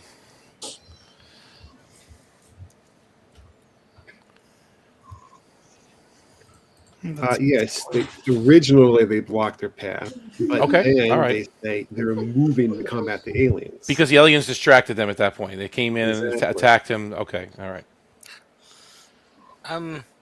I got, according to Google anyway, Burgess Meredith, who was the '60s Penguin, Yeah, he was awesome. starred in the 1961 musical Kicks & Co. with Nichelle Nichols before she was cast in the show. Wow, I didn't know that. That's a big pull. He was also in Clash of the Titans. Yeah. And he was in G.I. Joe, the animated movie. His character's name was Globulus. He was the villain. With the greatest villain name ever, Globulus. I could watch Voyager blow up that Malin ship 100 times, man. That's great. I gotta watch. I love it. I gotta watch the sequence again. Watching it right now. To see if the ship moves. To see how much the ship moves. And they play this like fanfare. They play this music. It's like blowing up the ship. Yes, it should be. Did it move backward? Did what? The Malon ship move backward? Like the wheel. Like the wheels spun backwards. Let me ask you something. When they were making Night, were they using the model for Voyager at all, or was it all CG? Yeah, it's all CG. Yeah. Because if they were using the model for some of the beauty shots, not the battle scenes, but just the beauty shots, they'd only need to do like one pass. They wouldn't need to do a beauty pass. They could just do a window pass. And you know what I'm saying? Like there's different passes when you're using a model. There's a beauty pass, which is as if the ship was lit up by a sun or a star. And then there's your window pass. And that's all they would need to do is the window and lights pass. You know what I'm saying? I can see what you're I saying. said pass. Exactly. So it would look really. I mean, I think models always look better if you can use them for your even if nothing else for just the regular flybys, the static, the straightforward shots. Yeah, I always liked models over CG, but personally, anyway. even Orville used, at least for the first couple seasons, except for like the hugging the donkey and some of the complex shots, they did have a 3D printed model that was about 5 feet long. Yeah, seen that. Huh? It's a lovely model. Yeah, they did have a model. It wasn't like, I don't think it was definitely 3D printed, but it looked really good. As base, but it was sanded and painted and very well built. Hey John, by the way, I just saw your new comment. I was just trying to make a joke, you know. Yeah, I understand. I was more so poking fun not at your arrows, but at the episode final missions arrow. I was just using you to make fun of that episode. I hope you know. No worries. You're fine. I hope hopefully you took it right, because I was just trying to have a little fun. I think your arrows are fine, but making a mistake. I think they're fine. I couldn't resist. I couldn't resist the final mission. Welcome, Mr. VP. Hello, Mr. VP. Hello. How you all doing? Your time. No, your time. We're not having a joke anymore, please. It wasn't a joke. It's sunlight by you. You can enjoy the outside. Oh. Well, when he's allowed to go out. Anyway. Have you had your annual visit from Janeway? Anyway, hello guys. How you doing? Hey, Mr. VP. I thought you were going to join us for the game. You're a little late. What happened? I've actually just got back from visiting my mum in the hospital. Oh no! Oh, sorry to hear that. Is she okay? Sorry to hear that. That's more important. Yeah, she about a week ago she was on a bicycle ride and came off the bike and fractured some bones in her ankle. Oh no! Yeah. Away from Ouch. So she's just waiting for surgery for that. So about approximately 6 weeks in the cast. Yeah. But she's in the hospital. She's not even. They didn't release her. She's being kept. Well, she was home for a while, and then the swelling. They had to wait for the swelling to go down before surgery, and they said, "Oh, the swelling hasn't gone down." So they thought they were not. They thought she was not doing doctor's orders and moving on it too much, but honestly, she wasn't, and so they admitted her. But the swelling still hasn't gone down. But it turns out there was a bit of a miscommunication about some of the medication, because they said take this painkiller, which is also an anti-inflammatory, but she misheard and thought it was just for pain. And she said, "Well, pain's not too bad. I don't need it." But then she discovered. Okay. She only just discovered that it was also an anti-inflammatory component. So if they explained the medication properly, she probably could have stayed home longer. But anyway, she's in there now. Okay. Sorry? Well, Clear I'm glad. instructions are very important. Yeah. Yes, indeed, Patrick. Yeah. Well, all our wishes for your mom. Hopefully, she'll be okay with the surgery. But I just have a question. I mean, if you were going to pick a Star Trek doctor to work on her, which one would it be? Would it be Dr. Phlox or? Definitely Bones. Oh, okay. Bones. Not Phlox. No. Okay. No. So Bones would be the one to fix her up. Not Crusher, not the EMH, not... Maybe Dr. Crusher, but the EMH is too arrogant. And, I advise against Dr. Crusher. Sorry? Dr. Crusher's a fine physician. Thank you very much. She has a victims page. Did you know that, Mr. VP? She has a list of victims. Dr. Crusher on the internet, on the interwebs. Yeah. John, did you say you wouldn't trust Dr. Crusher? Dr. Crusher would not be my first choice for medical care. Okay. Yeah, me either. That Crusher name. How low on the list? Sorry. I was just going to ask, how low on the list would Andy Dix EMHP on your. I don't know. He seems to know his way Better than around that Crusher. modern sick bay. I'd be okay with him. You'd be ahead of him. I'll give you that. Hey, it wouldn't even be. It'd be a negative 19 on my list. Negative 19. Wow.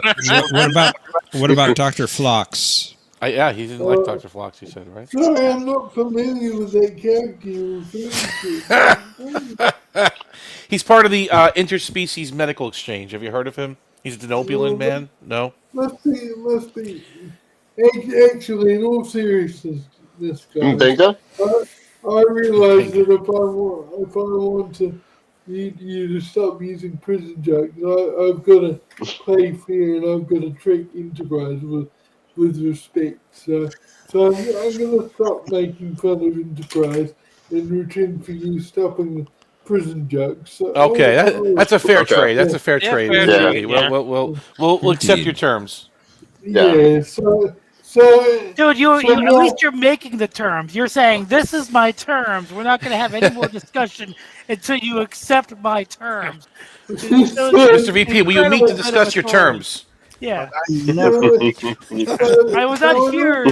I was not here to negotiate, only to deliver the terms. There are no terms. I give 5 minutes for you and your valiant crew.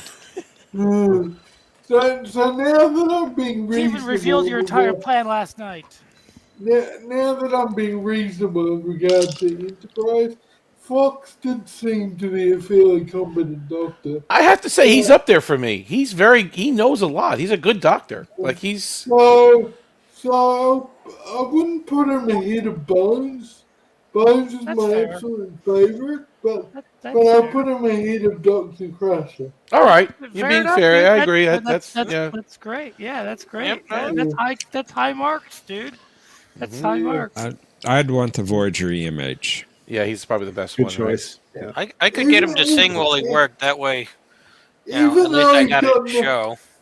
Even though he's got no bedside manner at all, Jim, you still want him? Oh, he developed that. Yeah. He taught classes in that, didn't he? Personality and interactions with the crew. He tried to teach Seven many times. I know it's not technically Star Trek, but I like Dr. Finn. I would pick her. Yeah. From Orville. Yeah, no. As long as she. She reminds me too much of Cassidy Yates. Even though I didn't like her personality, I'd take Dr. Pulaski. She's a very competent physician. Yeah.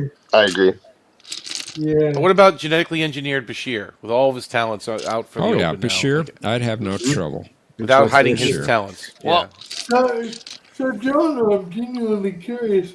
Why not Dr. Crusher? Because I can't think of any particular malpractice over TNG, but I might be missing something. Well, we joke around. Yeah, she has a very, how shall I say, high failure rate in keeping her patients alive.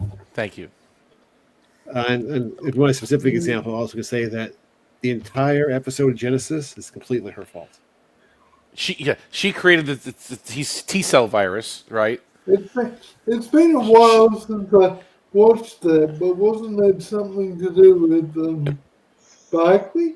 How did she create it? Just from Well, yeah, Barkley was sick, but her treatment activated this virus. This wacky treatment with this T-cell stuff. She could have just given him chicken soup, but no. She gives him this crazy injection that the whole ship transforms. Yeah, fair enough. She lost the Klingon in Heart of Glory, right? She lost the Romulan in what is it? The Enemy. The Enemy, excuse me. Thank you. In the Glorrington Core, right? And we can go on I was and on trying and to say on. the Enemy, but my microphone is down. Yeah, the Enemy. So you can go on and on and on. It wasn't her fault. Worf didn't want to donate his ribosomes. Yeah, Pulaski would have figured something out. Didn't she lose Astor? What was it? Lieutenant Astor? Lost her. Yeah. Technically, didn't she lose the entire ship in that one episode? What, the Pasteur? What the... Yeah. And she couldn't do the short-term memory wipeout. Yeah, I was going to mention that too. Yeah. From the Mintakan episode. I'm familiar with Dr. Pulaski's technique. Oh, okay. But they don't work on Vulcans, and these guys are just like Vulcans. Definitely or not. These guys Oh, are man. like Vulcans. Yeah, I remembered her failing on the memory technique, but I couldn't think of all the others. But you're right, she was written pretty poorly, wasn't she? You see now, right? You see. Yeah. She loses a lot of her patience. And she also missed. She also missed the early signs of Ironic syndrome. She missed the defect that he had. True.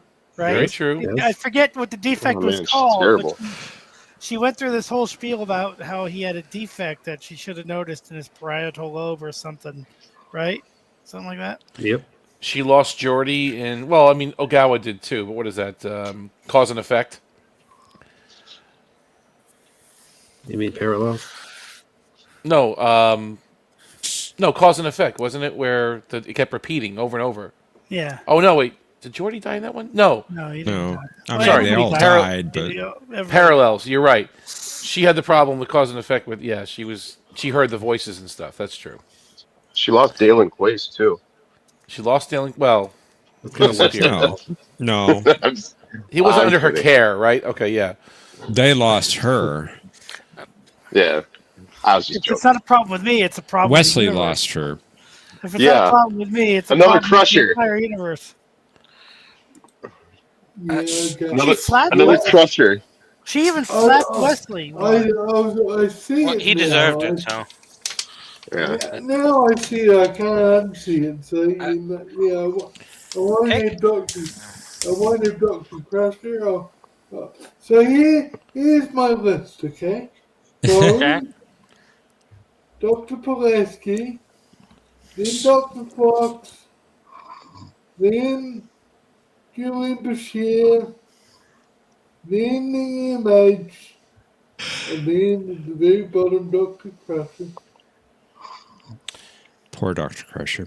And she lost in Who Watches the Watchers? That scientist woman, right? Oh, yeah. There's another one. Right? I don't remember her name exactly. Dr. Barron's friend. And then she caused all the problems because she couldn't figure out how to do the name or the brain wipe. So that's two strikes in that episode, right? She didn't. Yeah. Warren. I forget the name of the character. I usually. What was her name? It was. I'm gonna lose Warren or something. Was it Warren? Okay, not Palmer. Palmer's the one they had to pick up. Yeah. So I wonder why she wasn't drummed out of the service. Well, they did take her back for season 2 for retraining, didn't they? In Starfleet Medical. Well, she was that's a hidden retraining. Remedial training. I don't know. I don't believe that was the reason. She was in charge of Starfleet Medical. They said, right? Okay. Yeah. Yeah. Right. Yeah. The official reason. Exactly. That was the official. Wow. You know, because doctors don't tell on each other. They kind of there's that unwritten code, right? Doctors always protect themselves. Yeah, that's true. That's true. What slander that is! Wow. I'll be right back. Okay. Where's the? They're like, let's just put her in a position where she can't hurt anyone.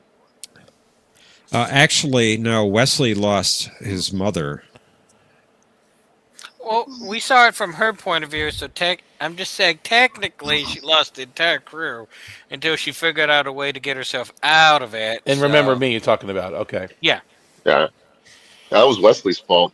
Yeah, it But was still all another Wesley. Crusher's fault. In the That high was ground. Warp bubble. Warp bubble. Warp couldn't- bubble, yep. She couldn't save those Static guys in the warp high shell. ground. The subspace transporter was killing It was them. a She couldn't do static anything. warp shell. Oh, Like, yeah. all good things. Static warp shell. And then the what was it? Was it the Vengeance Factor? Static. Vengeance Factor. You guys can't hear me. We can hear you. I can hear you, Mercer. I don't think. No, we can't hear you, Mercer. Why would we be able to hear you? I think my What were you saying? Vengeance Factor? I don't think your microphone's working. We can't hear you, right? Exactly. We can't hear you saying we can't hear you, right? Okay. Sure, we can. We can't hear you say that your microphone's not working. Oh well. You guys. Mercer, we can hear you. I got you. Thank you. I mean, I can Mercer, I didn't hear understand. you say thank you.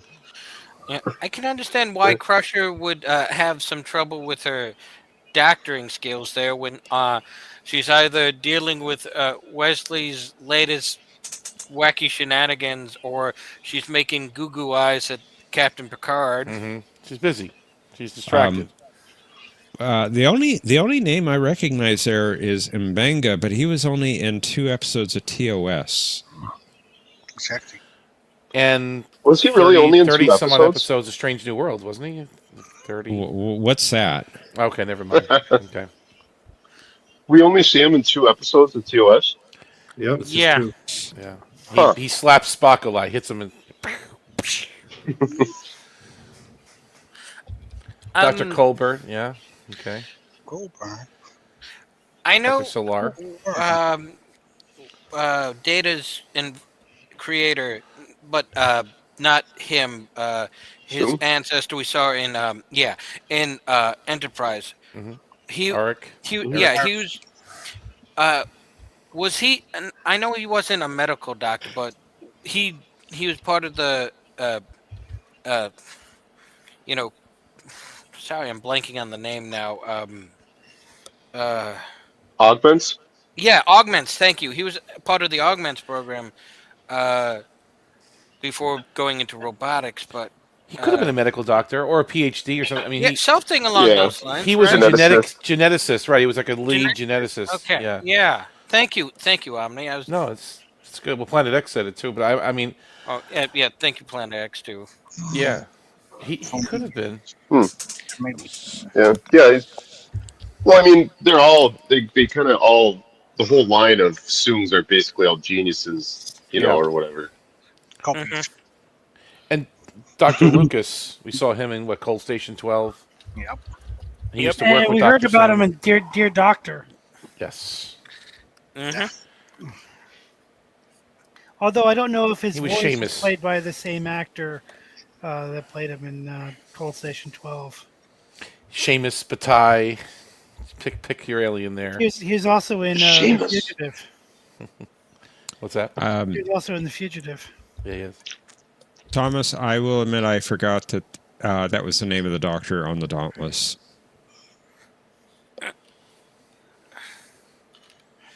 Let me ask you, John, are you ever, I was thinking about it, possibly, I'm not saying you should or shouldn't, I'm just asking, are you going to put questions from Prodigy on there when we're done with the show?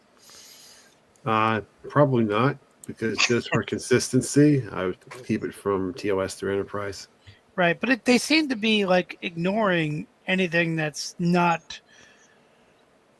I'm not saying you should do it, but even when they bring back Spock or the TOS era bridge, it seems to be like only classic Trek. You know what I mean? No, you're right. They do respect classic Trek. That's one of the reasons I like Prodigy. Yeah. So just as asking, no wrong answer. Just wondering.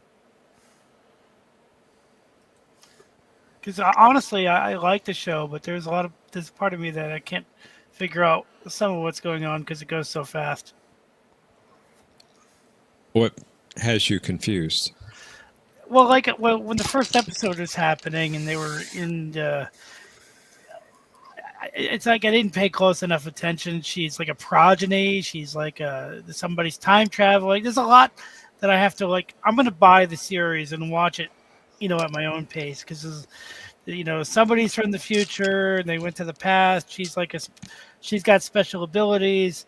They find the ship. I'm just kind of watching it now to get the feel for it rather than specific plot points. So there's a lot that I need to figure out what's going on because so much has happened. It's a lot. So I'm just kind of going for the general feel. Yeah, I was a bit confused the first run. That's why I'm kind of enjoying watching it a second time because yeah, I'm filling in the blanks. So I need to do what he's doing. I need to have a second round, and I'm going to buy it when it goes on sale, and I'm going to eventually watch them more closely. But it's a good story. It's just very it's strange. It's a little, it's from a different perspective, and there's a lot going on. I think I've seen the first episode when it was free on YouTube, and I'm like, this is nothing like Star Trek, because it really wasn't. But then now, like, as we get closer to home, it's more and more like Star Trek. So that's why I didn't watch it originally. But did you need to move along?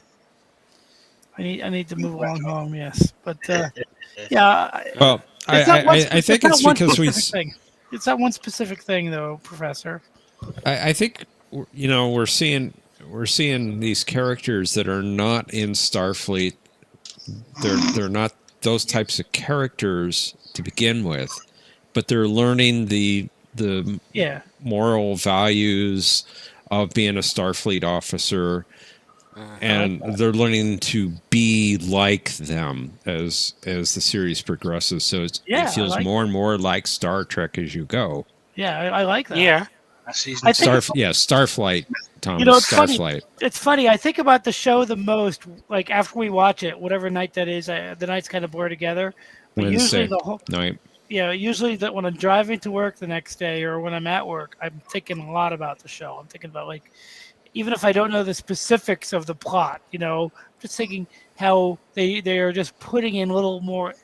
Each episode, they're putting more and more elements of Star Trek in that's more familiar to me, and that's what I'm trying to watch for in this first watch through.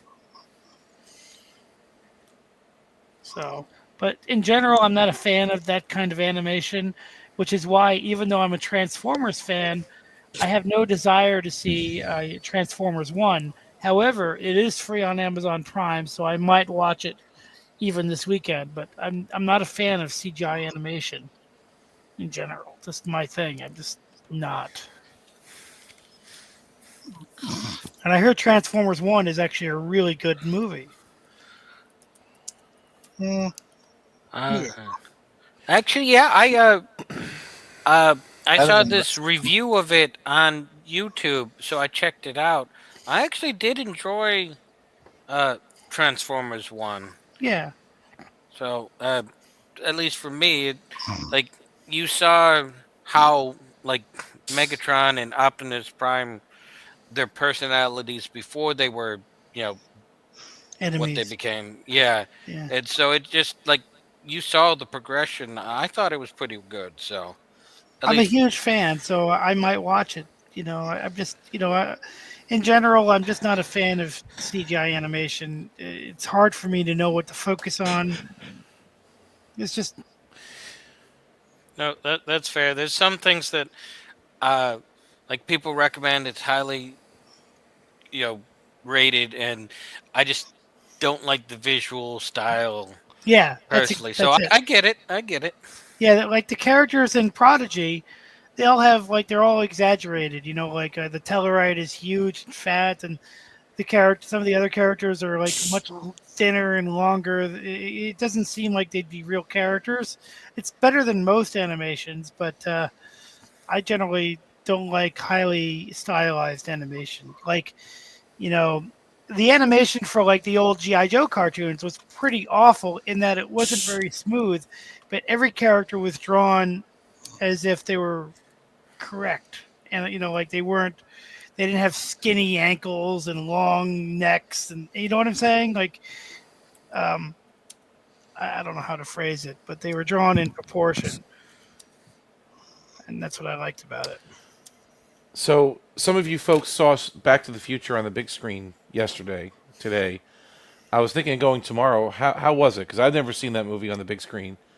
It was nice. What was the quality good? Like, it looked pretty clear and the sound was good? I mean, was it? Yep, it looked good.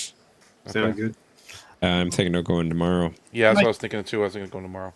My favorite thing when I put that movie on, and I'm going to go see it too at some point, is even before you see anything, you just hear the clocks. It's one of the best sounds ever. Just the way the clocks fill your speakers before you even see anything.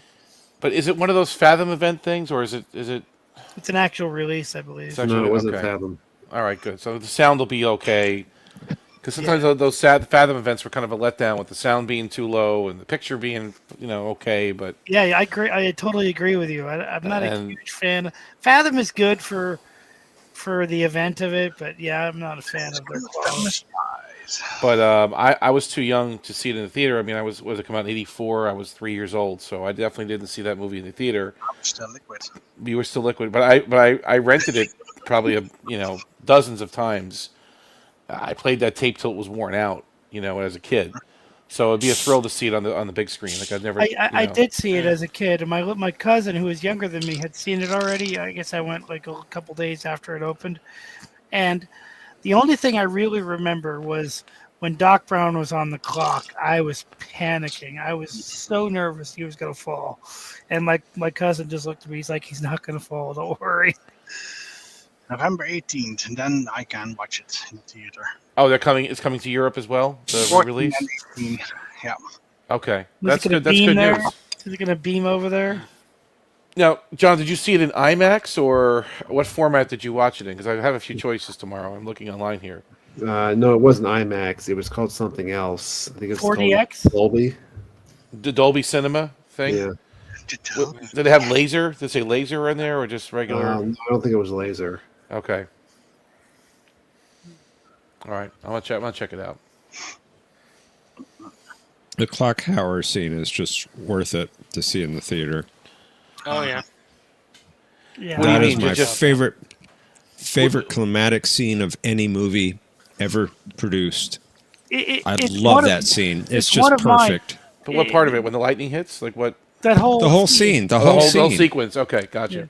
It's for me. The It wire. Starts with, damn, where's that kid? Yeah. And for me, damn. Damn.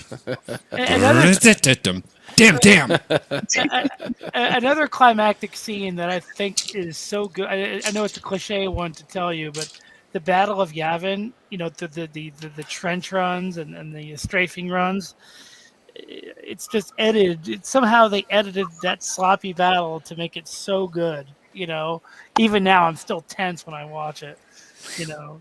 It's those two sequences are like the epitome of the kind of filmmaking that I love. I don't know if you agree with that, but yeah, I'm gonna check it out. That scene in Back to the Future and the docking scene in Interstellar, they're both tops for me. Oh yeah, sure, it's a good one too. Okay. And 70 millimeter, the real deal. Oh That's yeah. That was amazing.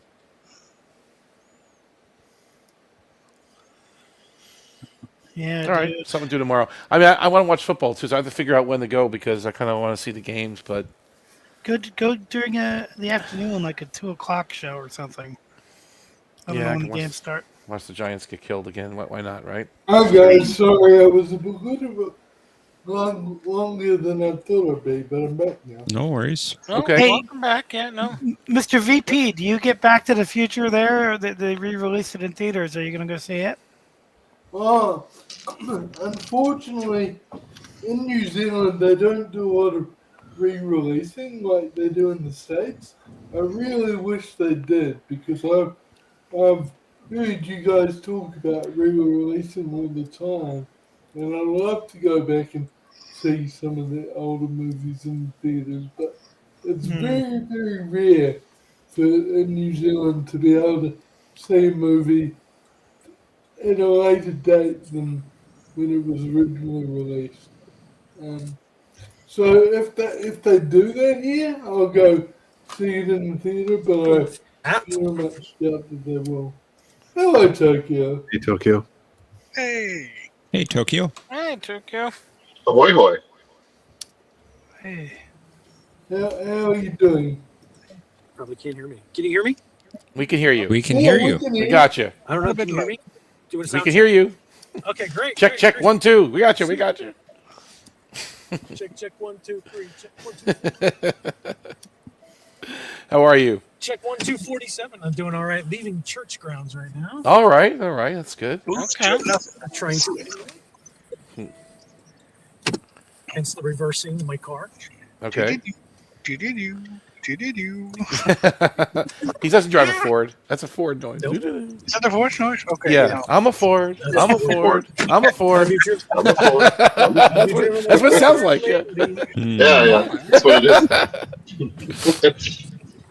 I don't get the reference. I haven't heard that tune before. You don't have a Ford, Mr. VP? You don't know? No. Right over my wife with a Ford. Ford. Have you driven a Stands Ford lately? Have you driven a Ford lately? Lately. That's right. Yeah, jeez. Ford stands for First on Multiple. Race Day. First on race day, baby. That's right. That's right. I've heard it stands for something else, but because we're in polite company, I won't repeat What do you it. say? Fixed or repaired daily? Is that what you're going to say? I've heard it stands Yeah, for found on road dead. Found on Oh, road yeah. dead? Is that the other one? Oh, Yeah. boy. Is that the one you were thinking of, Mr. VP? No, instead of first, I've heard that the first letter is a naughty word Oh. for race day. Uh-oh. Okay. Fudged on race day. First on fire on race day. Yeah.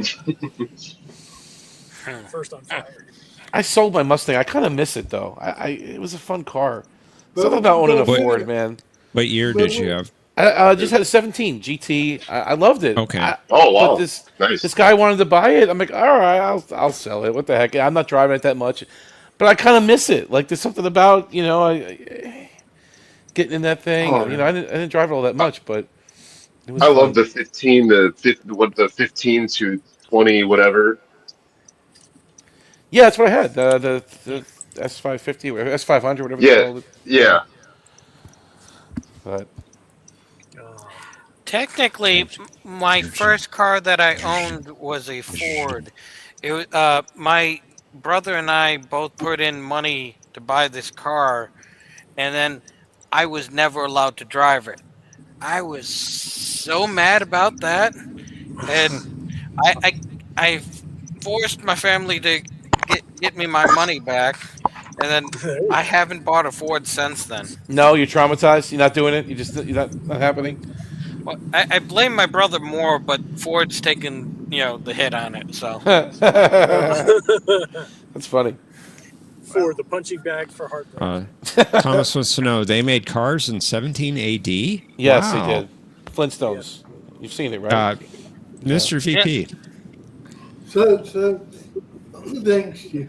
So when I said I didn't get the reference, there was a tune someone was humming, and then Omni said it sounds like I'm a Ford, but I don't remember the tune. Where's the tune from? Well, it's the chime when you open the door to any Ford, modern Fords especially. It goes doo doo doo. Do do do. Oh, I didn't know Do do do. If you close Oh, the rear hatch of a Ford, like the rear hatch of an Expedition, it'll go do do do. Do do Oh, do. okay. So I see. in my head, I'm hearing I'm a Ford. I'm a Ford.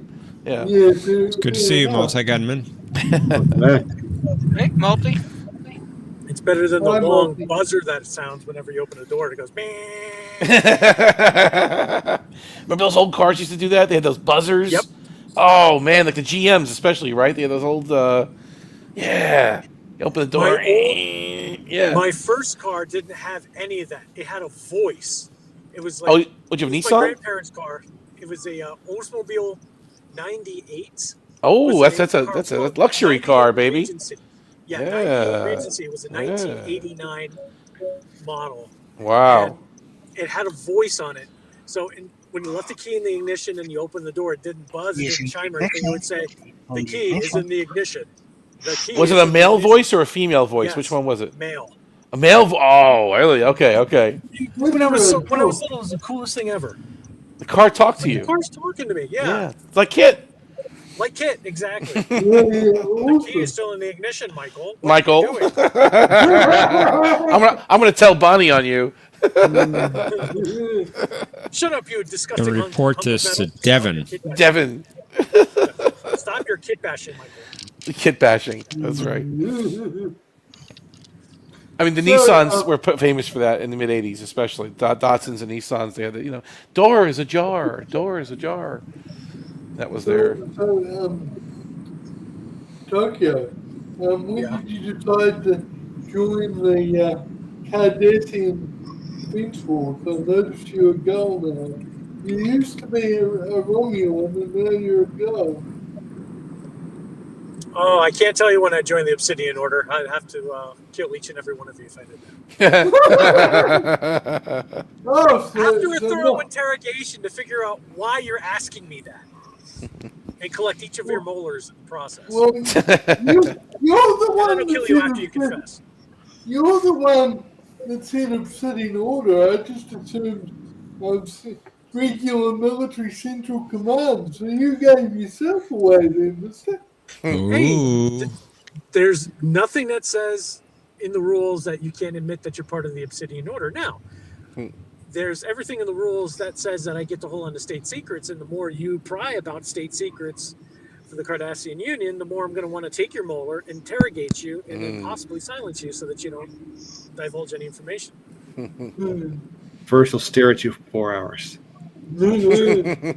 His eyes. His eyes. Wow. Exactly.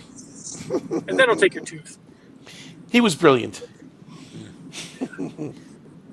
His eyes. Dr. What was his name? Parmack? What was his name? Parmack. Yep. Dr. I'm going to look him up when I get home. Dr. Parmack. What episode are you? We're talking about the Dias cast from DS9. It's the second of the two-parter when Garrick and meets up with Tane.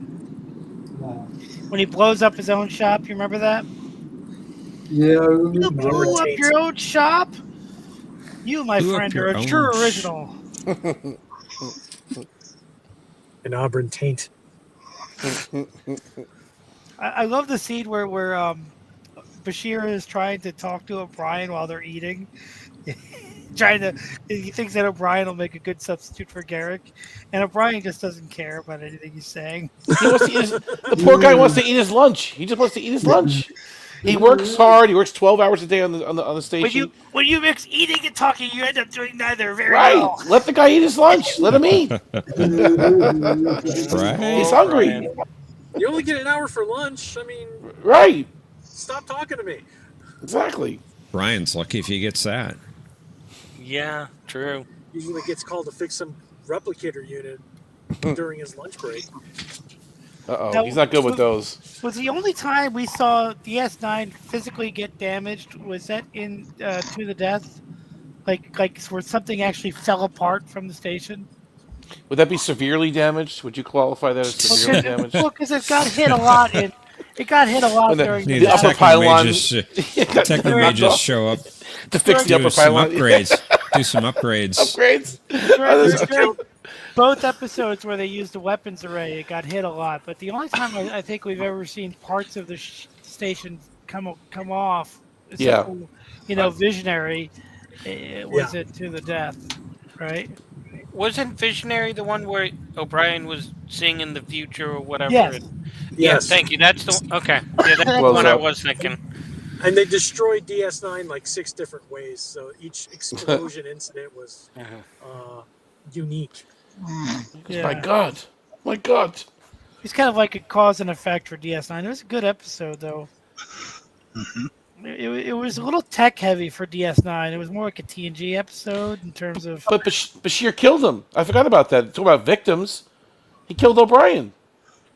He didn't scan his brain properly for whatever, and he ended up dying. Right? Twice. He's having a bad day. That's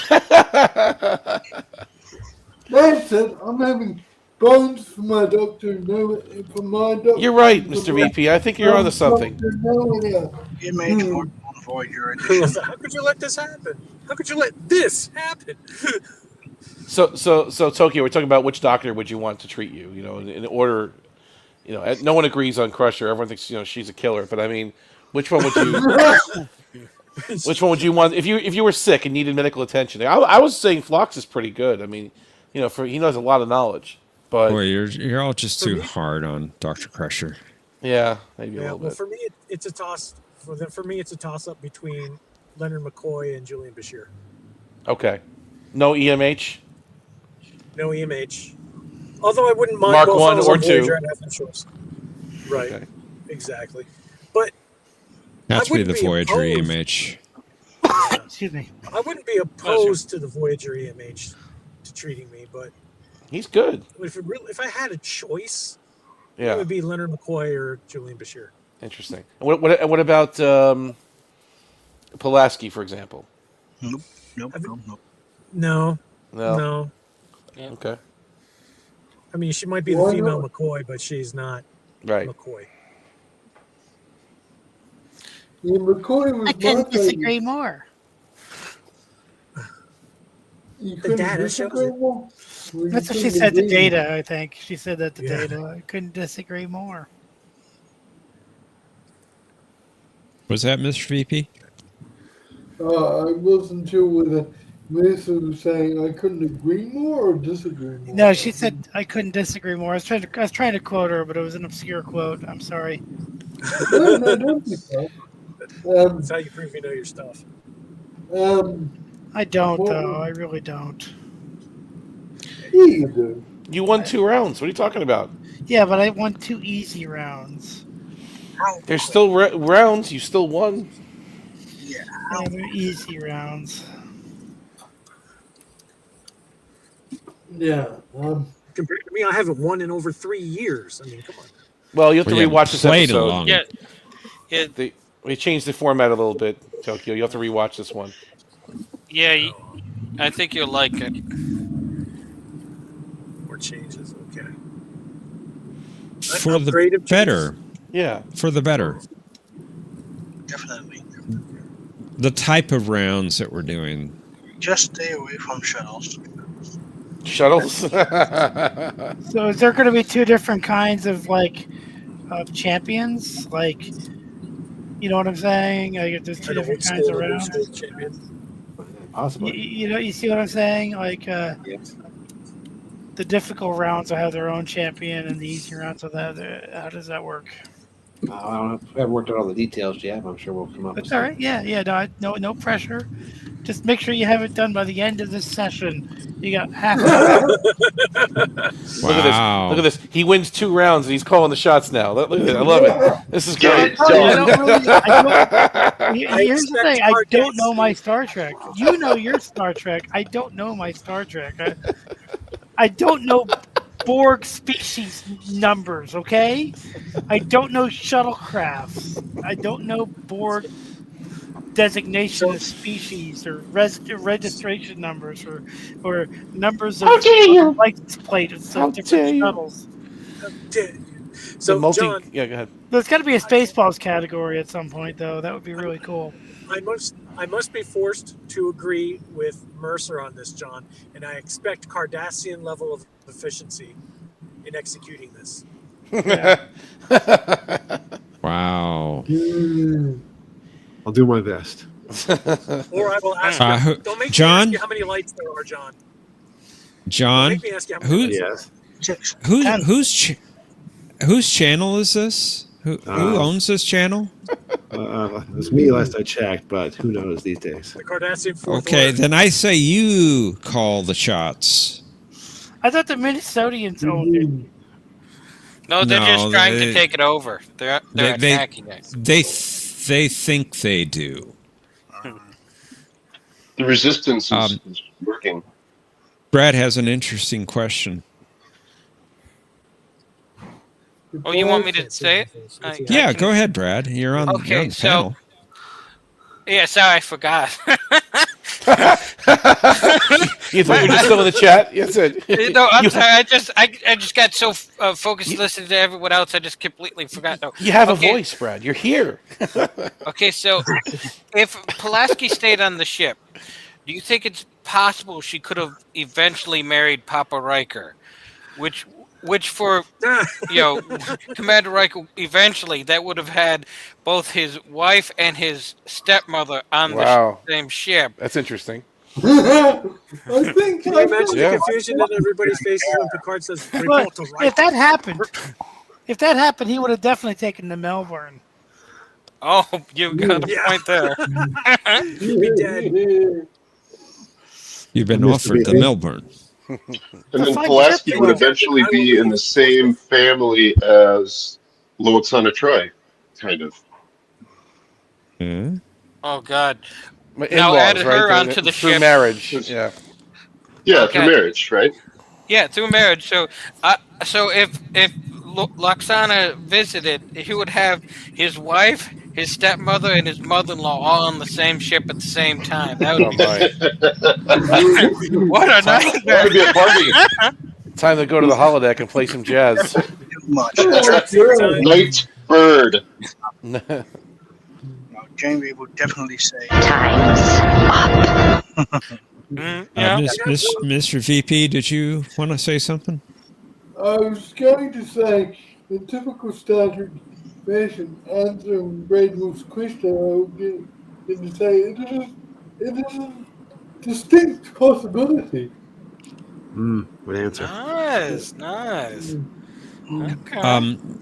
I don't know if she was only offered a 1-year contract, Thomas, but she didn't mesh with the other characters.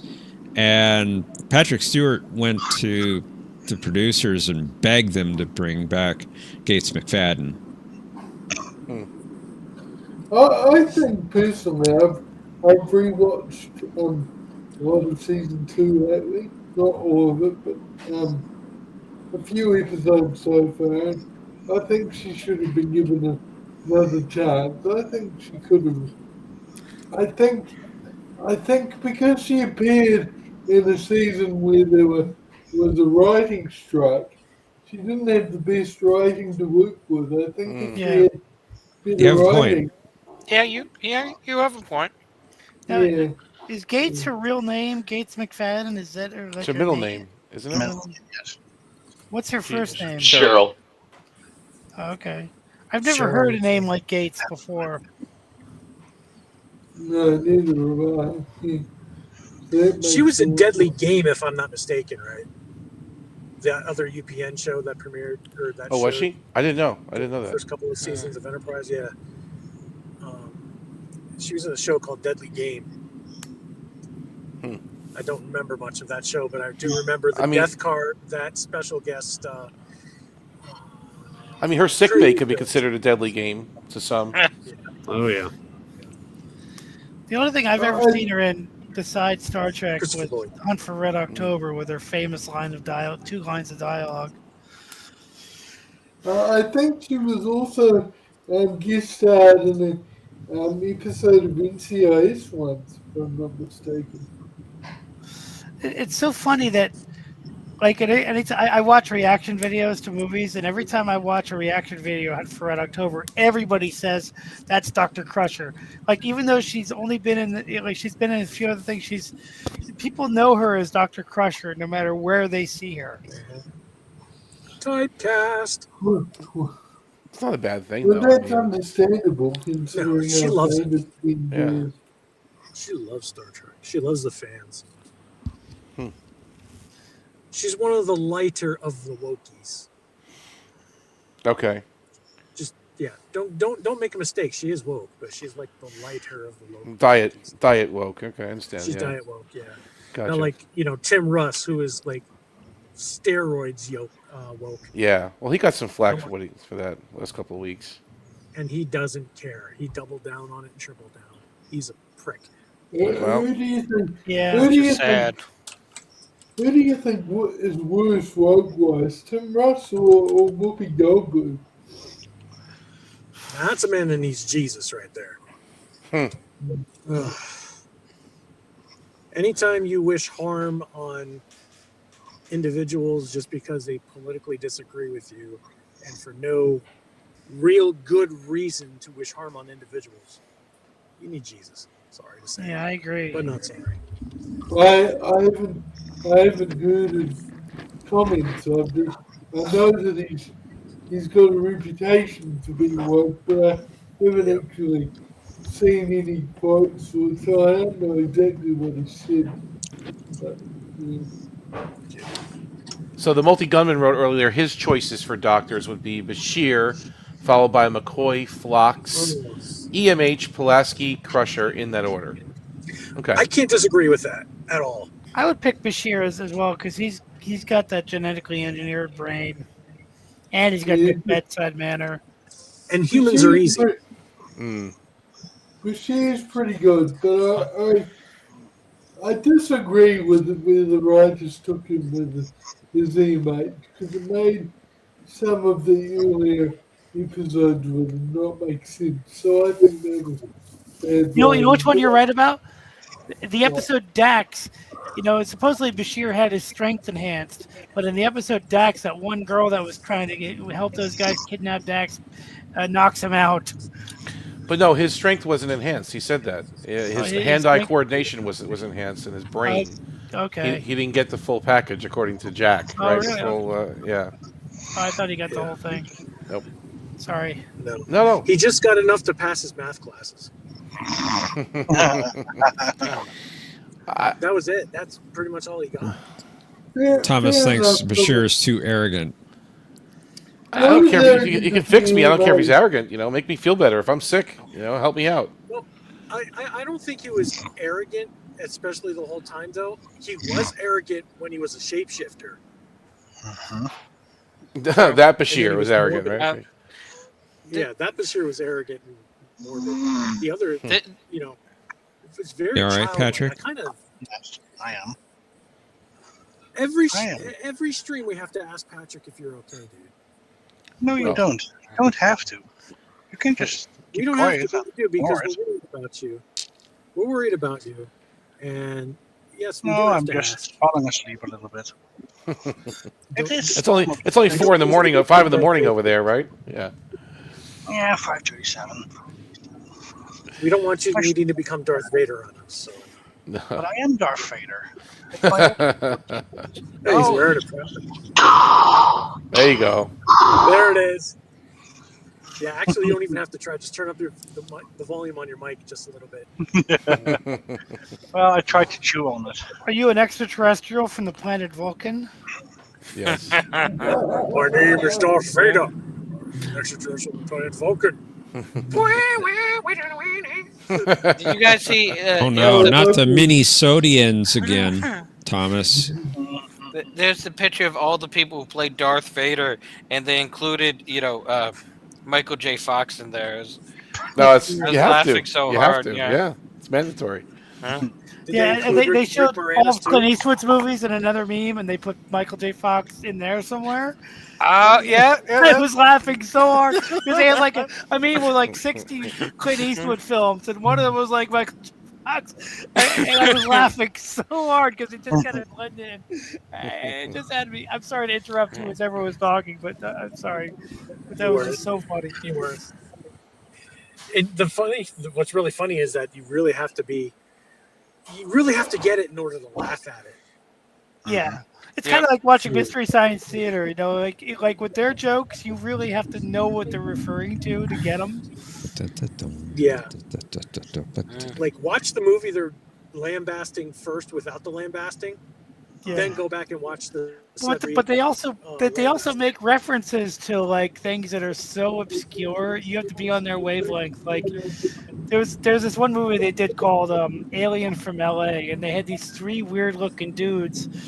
And at one point, the guy Crow is like, "It's the band Rush." Now, if you know the band Rush, a lot of their insert album cover portraits are framed just like the 3 guys in the picture. Like they look just like them, and just the way it's photographed is like you'd have to really know Rush's albums to get the joke. You know what I mean? Mr. VP had his hand up. Sorry from about there. that. No problem.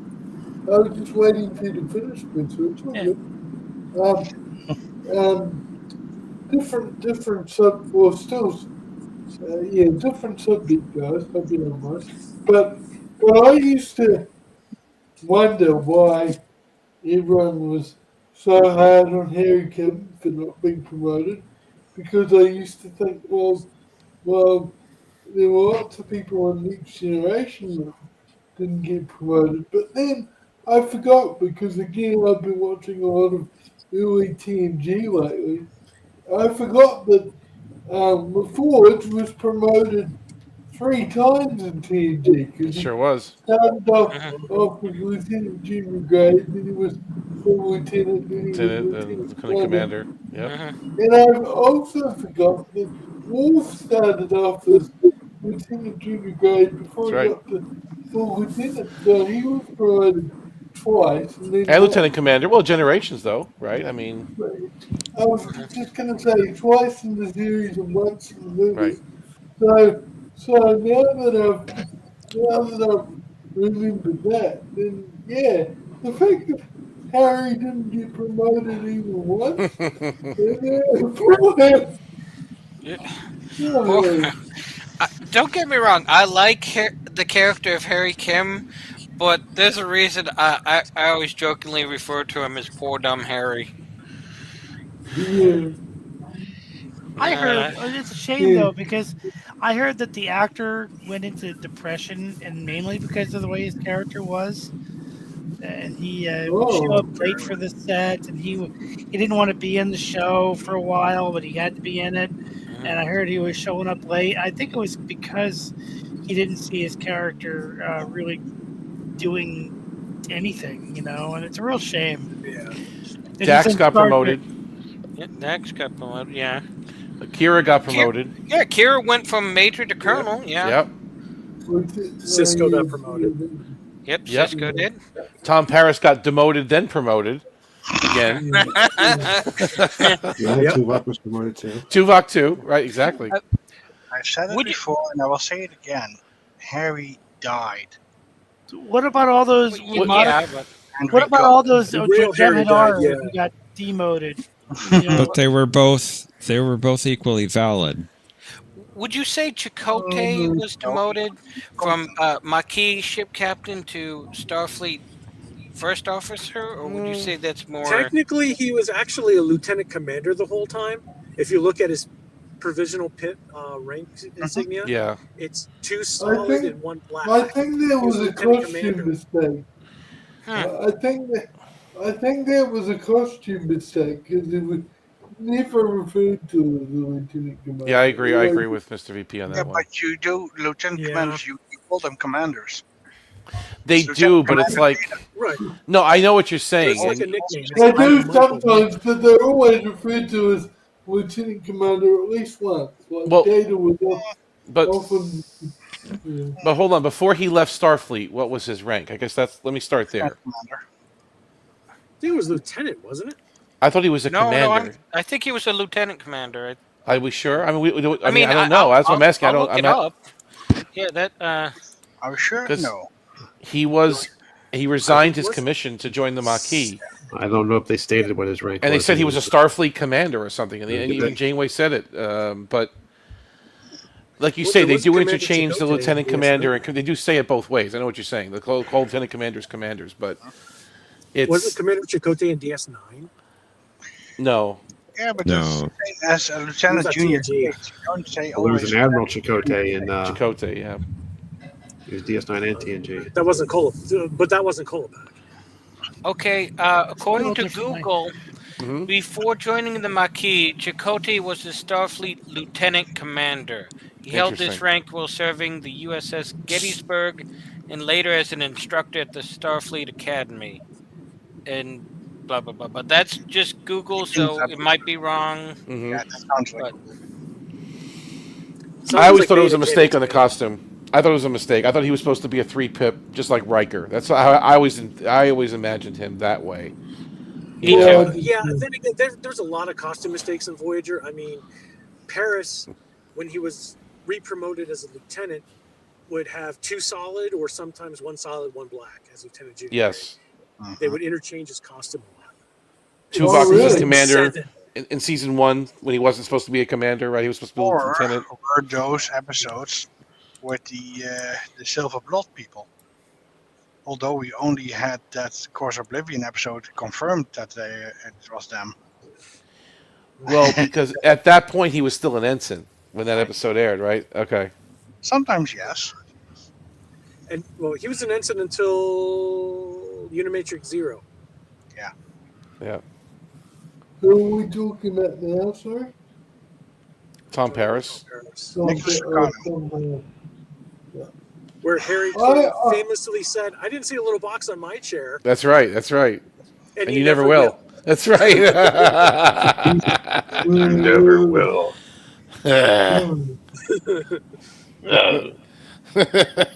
Mr. Time Magazine or People Magazine's Man of the Year. Yeah, handsome person, or yeah. One of the most beautiful people in the world. It's beautiful, big, beautiful. I think that was what that saved his job at Star they Trek. turned him. They're like, oh crap! Now It was People Magazine, wasn't it? Why would he mess with the producers? He should be happy to have this job. Should just show up every day and just say his lines and smile and just happy he's there. Why do you gotta bounce off the walls with the producers? I mean, that's what happened to Gates McFadden. She had a problem with Maurice Hurley, Who are you talking about? and he fired her. Said, "You're done." Who are you Garrett talking Wang. about? Garrett Wang. Yeah. I mean, just show up and be happy. Why do you have to open your mouth? If they don't want to hear you, then just don't talk. Just do your job. You know. Memory Office says, although Chakotay was invariably referred to as Commander during the run of the series, his character wore what was indicated in reference materials to be the provisional officer rank insignia of a lieutenant commander. Yep. That's so. Which tracks. It also tracks with the original. XO of Voyager. Although further it says, while remaining true to production intentions from preemptive strike, this was apparently a costuming error that continued throughout the series. So he should have been a 3-pip commander at that point, right? That should have been his rank. Yeah, apparently. Because that way he's over Tuvok. You know what I'm saying? Like, he does outrank Tuvok. And Tuvok doesn't like that. So if they're both lieutenant commanders... He still have to follow the chain of command. I mean, he's still his executive officer. I get it, but I don't know. Further down, it says, aside from initially addressed as Commander Chakotay and Caretaker, even before joining the crew of Voyager, at least 2 other instances formally referred to him as a full commander. The first appeared on the crew manifest shown in The Killing Game, while the second was referenced in The Flash, where his name, rank, serial number, position, and assignment were collectively revealed by Boothby. Interesting. So, Boothby. Costume error. That's it. I'll go with that. I think he's a 3-pip. They could CGI the correct pips in every single shot he's been in. It's Ponfar night at the Vulcan nightclub, young man. You should go. Ponfar night. And I guess why did he not get his round pips back? I mean, he really was a Starfleet. He earned that rank. It wasn't provisional. Like, it wasn't. Well, no, because he resigned his commission and he was also a criminal. So okay, they so that's couldn't why. Reinstate him. Yeah, they couldn't reinstate him. I mean, he got back to the Alpha Quadrant, as we know from Prodigy. They'll clean it up. Yeah, because like B'Elanna was not. She never had a commission, a Starfleet commission. So I can understand her having the provisional one. Right, but he really was. You know, Janeway could have said, "I'm reactivating you" or something, and you now are. You know, you're back in service or something. But I guess they just kept it that way to mark the Maquis. Simply put, right? These are Maquis officers with these weird badges, and that's markers. How I took it. Yeah. It's kind of hard to reinstate somebody that has been charged with treason without a trial, though. Without a court martial. That's a good point, actually, really, too. Yeah, you're right, because they didn't settle that. They didn't resolve his criminal trial. That's true. That's a good point. And if they did do that, then Janeway would actually have to get the charges cleared with Starfleet, and being in the Delta Quadrant, that was kind of impossible at the time, so he can only do provisional. That's a good point. Hey, at least it's better than Strange New World. Yep. Yep. Agreed. Well, you haven't seen the Muppet episode yet, so you can't say that. We haven't seen the whole thing yet. I mean, we don't need to. It's a Muppet episode. Muppets. We don't need to. Jim Henson's Muppets. Illegitimate series. Hashtag award winning. It scares me, dude. It's illegitimate series. You know what's scary? Are you going to watch? Let me ask you, Omni. Critics' Choice. Yeah. Wednesday nights with Academy. Well, the whole thing with Wednesday nights started with us watching Strange New Worlds. Right. when it So dropped. are you gonna watch Academy? And then, well, hold on. And then Thomas asked, "Can we keep Wednesday nights and just watch Prodigy?" So I said, "Okay, sure." But yeah, I think the whole point of Wednesday nights is that's when it drops. That's when they drop. At least in Eastern time, it's around 12:15. They'll drop it. Paramount Plus, 12:15 a.m. Thursday morning. Wednesday night, Thursday morning. So yeah, I mean that's we'll definitely watch Starfleet Academy. 100%. I have to buy lots of alcohol. Well, I'll go back to having nothing to do on Wednesday nights. You don't expect me to watch that sober. Let me quote that from Cochrane. I'll be sleeping. I'll have much better use of my time. Thomas, It's going to be hard for me to watch that show, dude. It really is. It just looks so cringeworthy. Oh, I am hate watching it. You bet your bottom dollar I am hate Oh watching yeah. it. Oh yeah. Oh yeah. You It's have only to. $2 a month. It's only $2 a month that for Paramount $2 too Plus. much. They're only getting $2. They should be paying me a lot of money to watch that crap. I mean, Yes, the language, Thomas. Language. The trailer was so bad. Oh my god! But the doctor's in it, and I'm telling you, Paul Giamatti's going to steal the show. I'm telling you right now, regardless of what you think, he's going to steal the show. He's going to be one of the most cringe-worthy characters there, or he really is going to steal the show. We're going to root for him to kill everybody. Does he whistle the Starfleet theme every episode? Oh gosh. It just doesn't look good. It just looks like 90210 in space. Well, that's what we were supposed to have.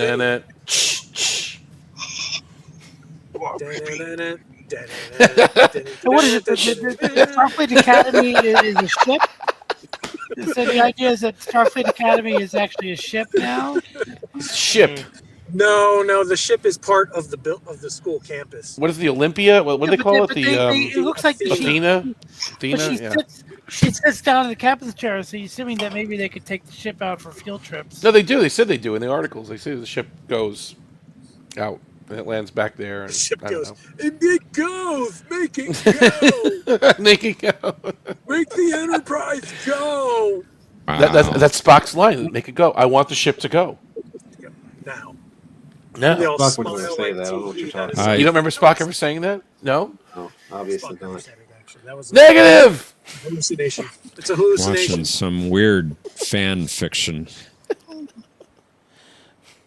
The only thing less tolerable than that is that Star Trek Discovery fanfic that we watched. That was. I wish I could have that time back. Like I'm never gonna get that time back in my life ever. Like you know what I'm saying? I'm glad after 3 seconds I shut it off. That was so bad. I knew it right away. Like I'm 20 minutes closer to death now, and I'll never get that time back. I'll never. What are you know what I'm saying? about? We all have a day we're going, right? Like I'm never getting that time back. What time back? Is a very good idea. I only lost 3 seconds. What time back are you talking about? I want the time back that we watched that fan fiction of what was it? It was Discovery. It was horrible. It was absolutely horrible. Oh, that's one of the old prototypes. What? Shut up. They had a Michael Burnham look alike, whatever, Right. fan fiction. Yeah. It was And she terrible. actually did a worse job than Sonequa Martin Green. which is hard to even imagine. Worse. Yeah, all right. Yeah. Which is The hard to Tilly imagine. character was kind of tolerable. No, it was neutral. She was Wiseman just too much, but yeah. But Oh, the one person that made Michael Burnham worse than she really is was the actress in that fanfic. Oh, Yeah, it was my pretty Lord. horrific.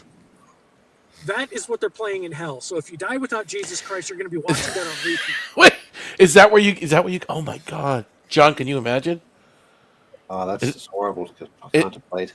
I mean, you have So, fire, John, brimstone, you really need- or fan fiction Fire, discovery. Like brimstone, you'll take the fire and the brimstone. You'll take the heat, right? Forever separation from God and watching that. So you have a choice, right? The devil come up to you and say, "Okay, you can choose standard issue, fire, brimstone, or discovery." So what do you want? I'll take actual broadcast discovery over the fan film. If you want to experience what the Bible calls Even- weeping, wailing, and gnashing of teeth, Gnashing of teeth, exactly right. Even season 3. Even Crying season in 3? Science and Friendship. Oh, that was. Oh Crying God. in that Oh, was Discovery? bad. Yeah, yeah. But Absolutely. 5 was not Watch- half bad. We watch all that kind of like over 5. the fan film. Oh man. Yeah, I know. I highly do not recommend anybody look for or I need to go to watch church. per se. Yeah, you're gonna Like be tomorrow. screaming for I Jesus need to Christ to go. save you. I need to go. You're gonna be screaming for the Just Lord to need save that you. And I'm personal not relationship. This is That's, fact. no, that's true. No, I'm yes, and I do. This is But fact. I want to get some insurance. I don't want to end up watching Discovery for eternity. That's for sure. I need to cover all the bases. I'll go Believe in with my Jesus wife to Christ Catholic and church tomorrow. That's it. Get her out of Catholic church and say, "Hey, look, if you want to keep doing the sacraments that mean nothing, that's fine. You're just going to be No, watching that Discovery she'll- fan film for all of eternity." She'll say purgatory is Discovery. That's what she'll say, right? Because that's oh boy. Outer Darkness. Well, the gnashing of teeth. That's it. Oh my goodness. That's that fan film. Wailing and gnashing of teeth. You will rent your clothes and wear an ephod for watching. A sackcloth. That's it, right? That's it. Sackcloth. An ephod, a sackcloth. Which is like burlap, right? Is that what that is supposed to be? Yeah. Soaked in vinegar, so if you have any open wounds, it's going to sting even more. Oh, no, thank you. No, thank you. No, thank you. So, do not look for this film. Who asked the question about Seven's uniform here? It says, why was it 7 not get Starfleet? Thomas. I am heading out, guys. All right. Yeah, I could hear you sleeping. All right. Thanks for. I know. Take- Good night, Patrick. Take care, buddy. Thanks for joining us. Thank you. Thanks for Good reporting for talking to you, duty. brother. I woke myself up snoring, so yeah, then That happens, brother. That happens. see you next week. Take care. All right. Get real sleep. Have, Sleep well. get some good sleep. So, Thomas asked, why were Maquis who weren't in Starfleet have a Starfleet uniform, but not 7? I mean, I think the answer is self-explanatory. I mean, but we did see her in the blue uniform in Relativity. Yeah. True. And you could see why she wasn't in that uniform, right? I mean, it's pretty obvious. Like, why was T'Pol not in a Starfleet uniform? She was a commander in Starfleet in season 4, but somehow she didn't have to put on the blue uniform. Somehow, right? She got excused from that. We did see her wear it in 1 or 2 episodes. We did 1 or 2, Yep. but not all of season 4.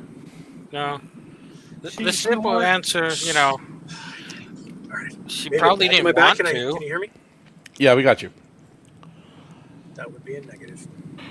We can hear you. We can hear you. All right, you're breathing. How about now?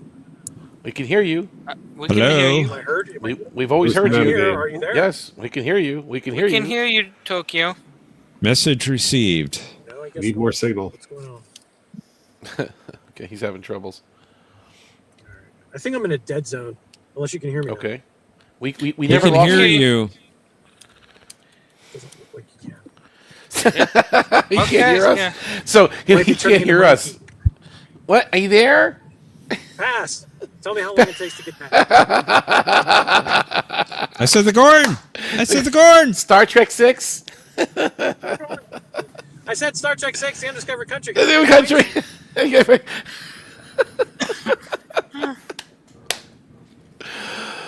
Oh.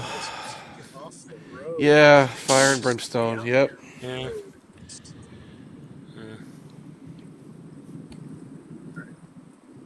Who's still left?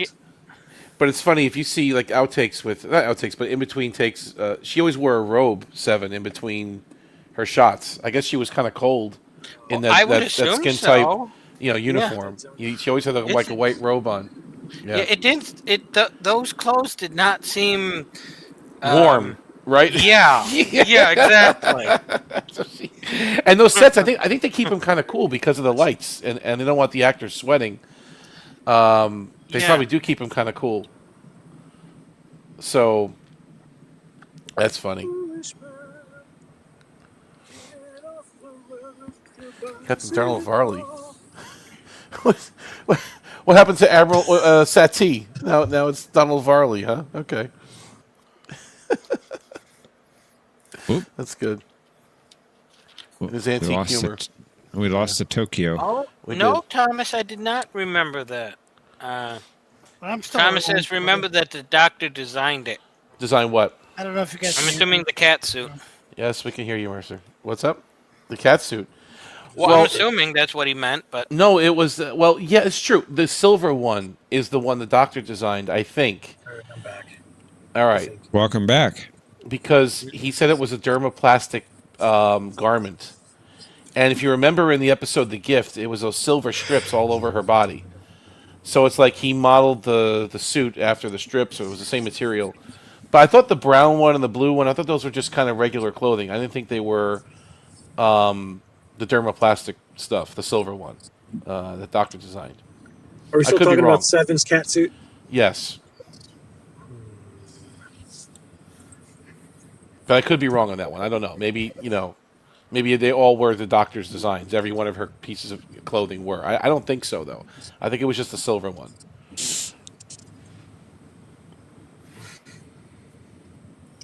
All I know is that I was watching her panties for 4 seasons. So. Well, she said that they were part of the garment. Like, they were all, like, sewn in. It was all, like, structurally part of the garment, which is crazy. I mean, that must have not been pleasant for her, obviously.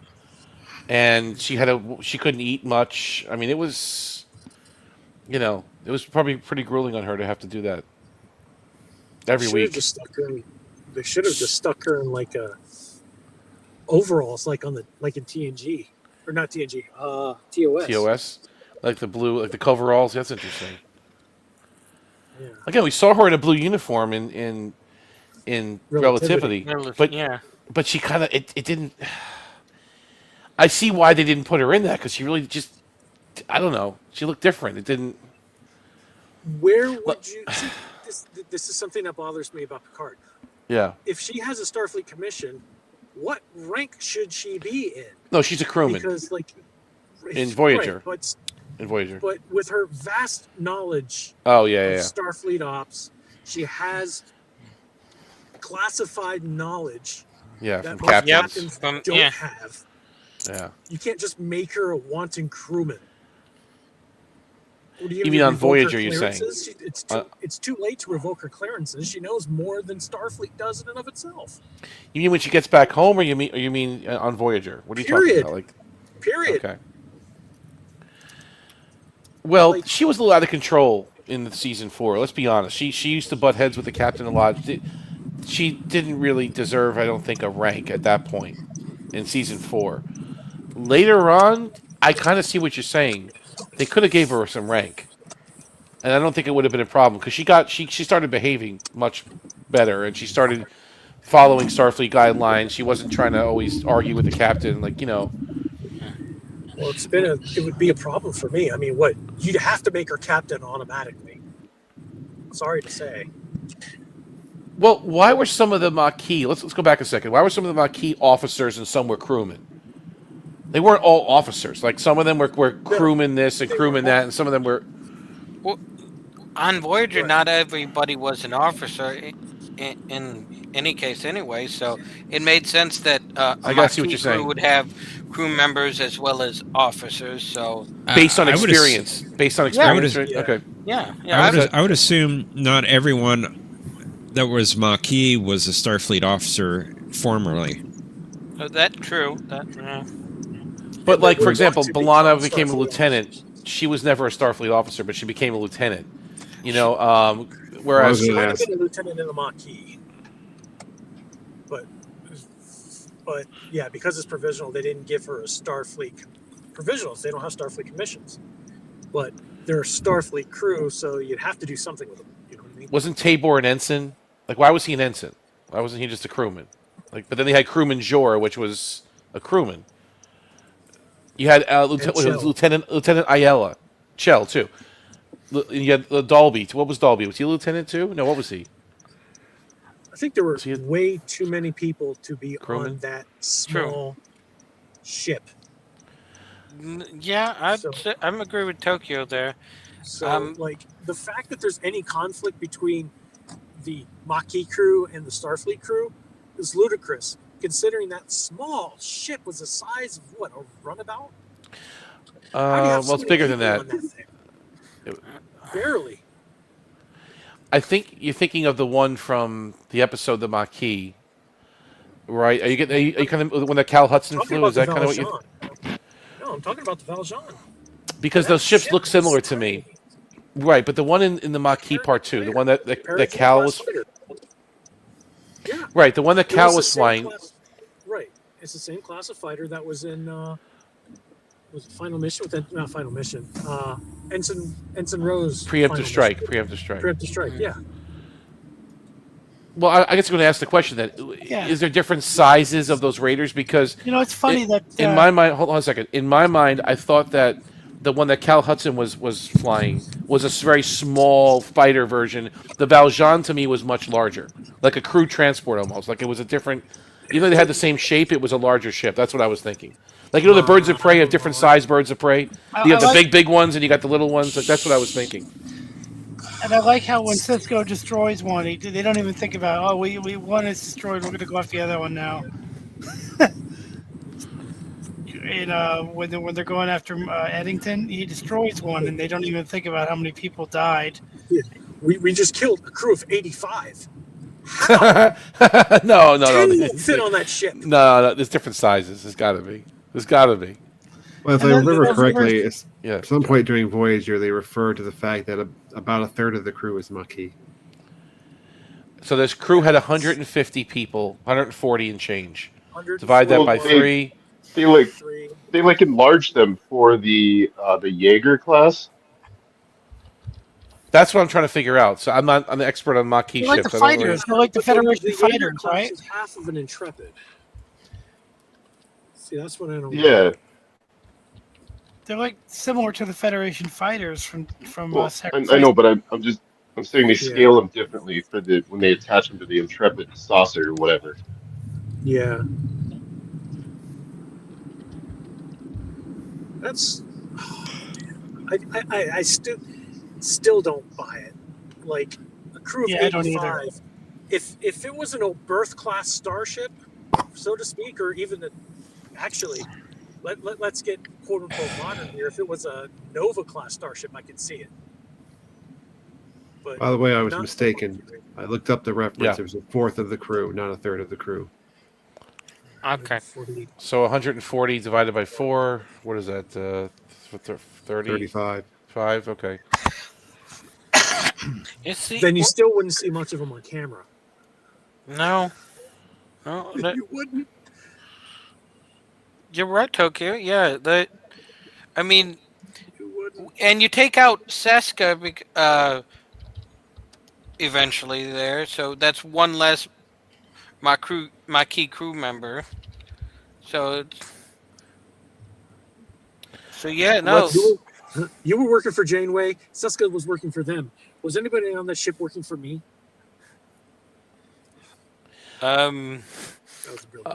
Yeah, no, that was a great quote. Yeah. You mentioned a runabout though. A runabout could easily hold 35 people. Crowded in the back. But they're there, right? I mean, you can get them on there. So I mean. But then in that case, if it's 35 people, how come we see at least 100 Maquis on camera? When? At any given episode, the What do you majority. mean? When they're in with cargo bay, when they're lined up or something? I mean, like in Learning curve? At 35, 34, 33-ish, right? If you take out Seska and Tuvok, 33. If you take them out versus a crew of already 141, so that brings it up to 170 some odd people. Before fatalities, you still wouldn't see as much as we see on screen. Well, hold on. It was 141 with the Maquis, though. No, it was 141 after. It was 141 before, because that was the number that Stadi said to Paris when they were on approach at DS9. But all right, but then the Maquis lost some people. I mean, Voyager lost some people, right? And then. Yes, Well, the then in Voyager that lost case, a bunch of people when they went to the Delta Quadrant. Yeah, like their chief engineer, CMO, engineer, first Then officer. Then that brings the point home of what I'm trying to say. You shouldn't have seen on camera that many Maquis. And there should have been no conflict. What was the episode where Chakotay was talking to just the Maquis? Was that the Voyager Learning conspiracy? Curve. No. Was it No. That was No, Learning Curve. Not that one. Yeah, I think you're right. Oh, I no. It was the one with the Bajoran, Patem Far Patane. It was the Repression. Repression. He had all the Maquis like together in a cargo bay or something. Okay. I was thinking of completely different episodes. But you know what I'm talking about? Like when he's talking to the Maquis together in the cargo bay, it's like, hey, watch out, stay in pairs, don't, we're being targeted here. And you saw a bunch of them. There wasn't more than 20 or 30 people, 20 or 30 of them, was there? I don't remember now. Well, don't forget, on TV back then, one person equaled about 3 people. And I can prove that. In what you call it, Unimatrix Zero, where they said that 11 new drones are on approach to the rebels base camp, and you only saw 3. Oh, okay. So like one person represents like 2 or 3 people in and of itself. When you're talking about extras. Yeah, because you can't have that many extras. Uniforms, it's out of control. Yeah. You got to pay them and stuff, and yeah. Right. You're not going to dress up 12 people in Borg makeup. You're just going to recycle the same people over and over and over again. By the way, did you know when they made First Contact, they only had 8 extras for Borg? Yep, it was the same person over and over and over again. And then they had the dummies. They had dummies to line up the walls. Like they're Did they catch fire or no? They probably. Did someone say dummy? Fire, yeah. They probably did catch fire. They did? Oh no! I have to watch First Contact again. They're only finished on Need one more side. kerosene. They're only Need more finished kerosene. on one side. Thomas makes a point about the Equinox crew. At the end of that episode, she stripped them all of rank, which is different from how she treated the Maquis. And like Tokyo was saying, there was only 3 of them standing there, or 4 of them, right? Who was she talking to? Yeah. And then where did they go after that? We never saw Lessing again. Yeah. Gone. Absolutely. They went to the lower decks. Out of the airlock. Deck 15? Yeah, pretty much, probably. Or kicked them out of the airlock in secret. Lord knows. Scrubbing plasma conduits or something? I mean, scrub that plasma conduit, or you're going to be finding yourself floating home. They were Neelix's food concoctions test subjects. Oh no! I know if they survived, the crew got to eat it. They were in sickbay the whole time. Too many jalapenos. Getting sick. Maybe I should add a few more of those jalapenos. Well, hold on, John, but that brings up a really good question. How many of the Equinox crew did join Voyager? Was it just those 4 or 5? Like, is that it? Because she names them. She walks by and names them, right? There's like 5 of them. Yeah, I assume those were the only ones left. The rest of them just died, right? They on the Equinox, or got killed. I don't remember that episode. And Marla, it's good episodes. Yeah. They spent a lot of time developing Marla, and we never saw her again. That's a really, really good point. She was going to be like Chakotay's love interest, wasn't she? I mean, that could have been. I liked her. But she was just as bad as everybody else, taking out those creatures to grind them up for fuel. I guarantee you, they probably were the only ones that faced actual music when they got back to Earth, if they survived. I see what you're saying. Yeah, I get it. Yeah. I mean, they could say they were just following orders. I mean, you know what I mean? They were lower-ranking officers. What are they going to... we're trying to survive. Your captain gives you an order. What are you going to do? Say, no, I'm not following your order, sir? Like, what... You will grind up these aliens, and you will like it! Did we get to the Equinox yet? No. Okay. Yeah, that's what end of season 5. Yep. When is Timeless coming? Is that season 6? That's 5 too, isn't 4. I think that's next week, actually. Yeah. I think it's season 4, isn't it? Or no, 5. No, we didn't get there yet. It's season 5. That's right. Timeless is, it's the disc 2. We have Extreme Risk, which actually is really good too. He designed the Delta Flyer, In the Flesh, Once Upon a Time, and then Timeless. I have seen Timeless. It's been a while, but I have seen it. It's got some good episodes really? coming out. And then we're at the season Interesting. finale of the other show, right? The Prodigy. Progeny. yeah. My progeny. My progeny. Omni the Equinox appears as an astrometric screen in Voyager Conspiracy. On a astrometric screen. Astrometric screen in. By the way, I like the was it the omniparticle question you put in, John? What was it? The Omega. Omega particle. Sorry, Omega The particle omniparticle, directive. no. Sorry, I'm thinking of something else. But you still slipped in Warp an Omega particles. directive question in the titles. The titles. Yep. That was Good pretty one. good. Yeah. That's awesome. That's the only time the Prime Directive has ever been officially rescinded without. Yeah. And Brad, you asked about Seska's rank. She was an ensign, if I'm not mistaken, wasn't She was an ensign. Yep. Ensign. Seska. Okay, yeah. But she Yeah, I went was from trying a to blue uniform to a gold one, and I don't know if she was a crewman and that got promoted. It was a little, in the early episodes. It was a little strange with her. So Yeah, I don't know. no, she was still hiding what she was, and Did they playing, make her a Cardassian from the beginning? Like, did the powers that be know that she was going I to don't be a know. Cardassian agent? Well, that's a good question. I don't know. Did like Susan Hackett go into this knowing that she was going to be the one to be the Judas Iscariot of the entire show?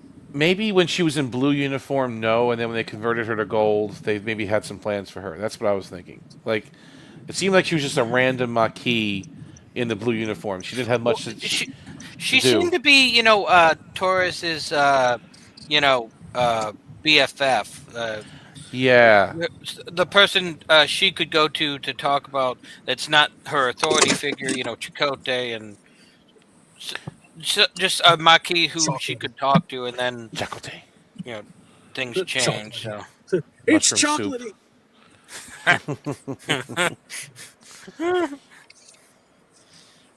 Yeah. I'm going to enjoy this and punish myself so that I can eat stolen material.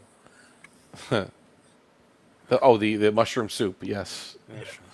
Hot plain mushroom soup. All right, guys, I'm going to get going, actually. It's great talking to everybody. You too. Good talking to you too, Tokyo. Glad you I'm could going to join grab us. some late lunch. Yeah, thanks for making my drive Enjoy. home always awesome. I'm gonna head to bed soon Good. too. I'm getting a little tired. So, Yeah, I gotta Anyway. go myself. Yep. God bless you all. Thank you for having me You on. too. I'll see you Yep. guys out Be there. good, brother. Good to see you, Thanks, Tokyo. Tokyo. See you Take guys. care, See you Tokyo. guys. It's good to see all of you.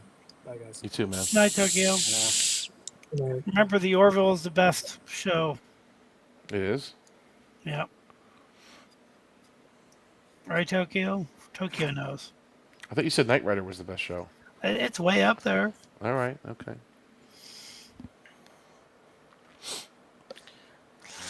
All right, guys. I'm gonna get Same. ready. Yep. Same. And for thanks me, for too. playing tonight. Appreciate it. Yeah. Thank you Yeah, for the thanks. game.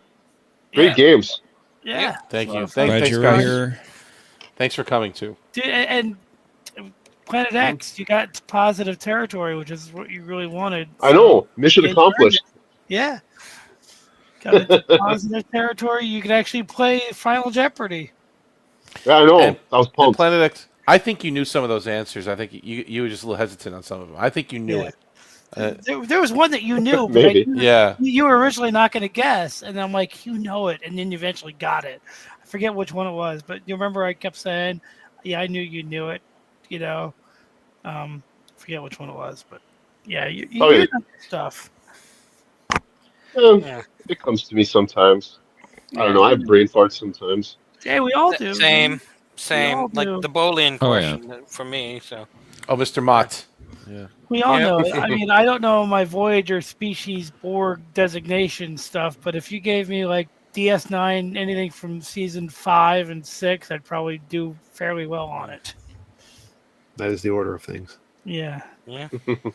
And victory is life. After, John's probably gonna next week do like Jeopnerdar, like demotions. That'd be a whole category. Like you were reduced to 6th in rank. That would be a That's real good. pain category to do. I like that though. It's a good idea. Jeopnerdar demotions. There you go. What do you think, John? Sounds like a hard category versus an easy one, but I don't know. It'd be impossible. It'd be impossible. Thanks, Mercer. Appreciate that. Thank you. That's good. You know where that's going next week. It's going around 3.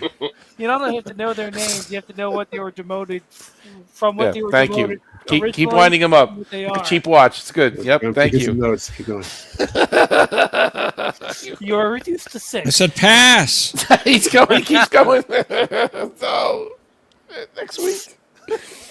What was that Jeopardar's name again? What was it? Ikateka. Yeah, Ikateka. Omataclan. Omataclan. Torax.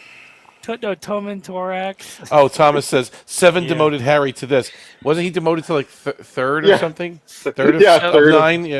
Yeah. 3rd of 10? 3rd of 10. 3 of 10 or something she says, right? Yeah. In the canon novels. 3 of 12? In the canon novels, Deep Space Nine that takes place after the final episode, I don't know if they're actual canon or they just said they're canon. There's a Jeopnerdar that joins the crew. And I can't think of his name. I think it's Tyranitar.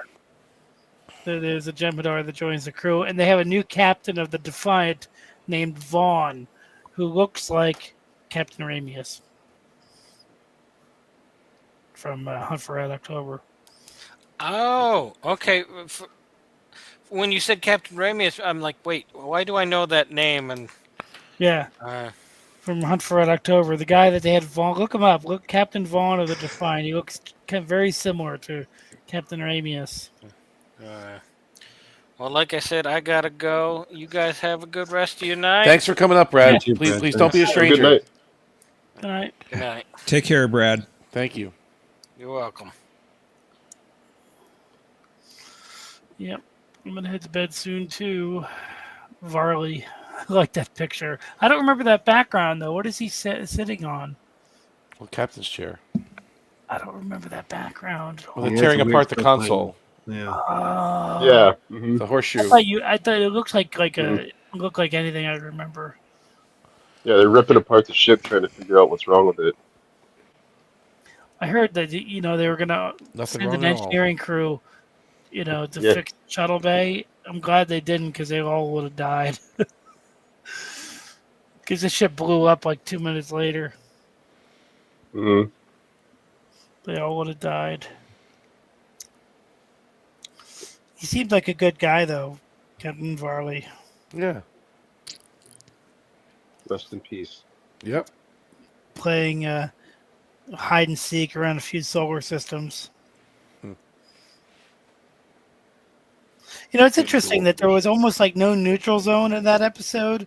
It's like not every border with the Romulans has an actual neutral. Like there is a neutral zone, but they were more cavalier about whether they could cross it. Well, they violated it. I mean, they were basically in the neutral zone looking for Iconia. I mean, they were blatantly violated the neutral zone. Something like that. There was just a different.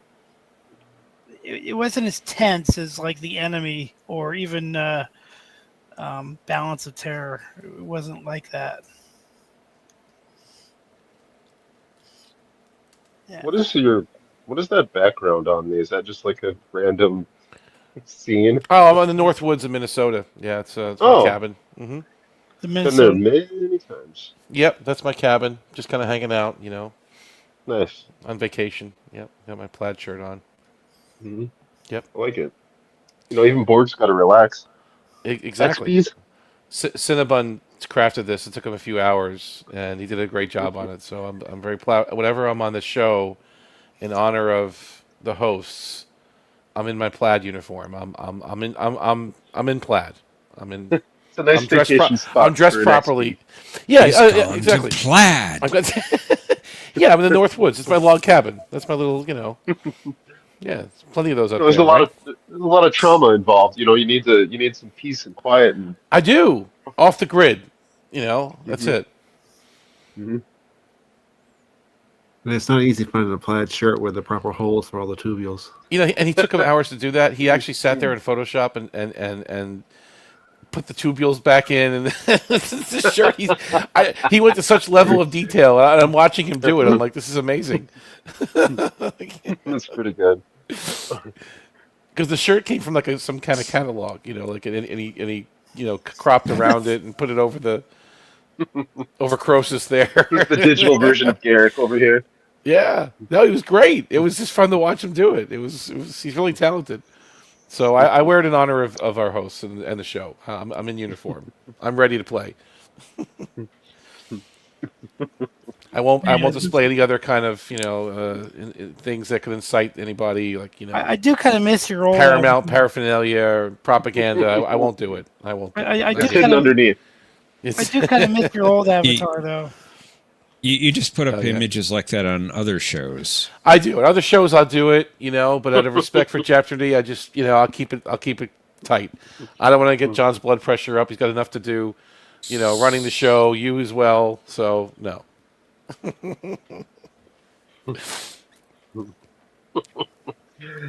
Oh man, that's funny. Well, before we sign off tonight, do you have any news about Babylon 5 for this week, Professor? I haven't heard from Matthew, but other than what he said Tuesday night, which means, as far as I know, we'll have another stream this coming Tuesday, 10 p.m. Eastern. Shadow Dancing is the episode 21 of season 3 of Babylon 5. It's a good episode. He predicted they turned the station into a discotheque or something. Isn't that what he predicted? Or how many seasons did they make of Babylon 7? 5. Babylon 7? I don't think they made any seasons Babylon for 5. Babylon 7. There were 5 seasons of Babylon 5. How appropriate. It was planned as 5 seasons all along. Yeah. Really? Then they smashed it into 4, and then they stretched it back out to 5. Yeah, sort of. I mean, there was going to be quite a bit left. Now, was Bruce Boxleitner in all the episodes? No. No, that's season 1. No, he was not in season 1. Okay. Who was the guy in season 1? Who was the actor? Michael O'Hare. He left the series for health issues. He had some mental problems. Oh, that's a shame. Now, did Bruce Boxleitner play a different character or the same Yes, character? different character. Okay. Michael O'Hare played Jeffrey Sinclair, and Bruce Boxleitner played Sheridan. Same initials. John Sheridan. Same initials, JS. Although he was Jeffrey David Sinclair, and it was John J. Sheridan. What was the J stand for? I don't know what that was. Rambo. John J. I was just thinking that. But it was John J. Sheridan, though. I know that. I don't know what the J stood for, but Rambo, John J. John J. Maybe it stood for J. J. Yeah, I can't believe that they're actually having somebody Jason play Ironheart. Rambo with somebody else besides Stallone playing Rambo. It's beyond me. He kind of ended the character, and he just said, I remember him doing the last one. He's saying, that's it. I'm done. Yeah, no, but somebody else is doing it now. There's a prequel coming. Yeah, no, yeah. Mercer? Yes. That was one of the neat things about Babylon 5. Every character had an escape route from the series. If they needed to leave, yeah. If the actor had to leave or, something happened. Oh, interesting. What was Kiefer's escape route? I mean, he was taken before his time, honestly. Keffer was thrust upon the series, and Jameis did not want him, so he got rid of him as soon as he could. You're talking about Kiefer Sutherland or somebody else? No, Lieutenant Warren the character. Keffer.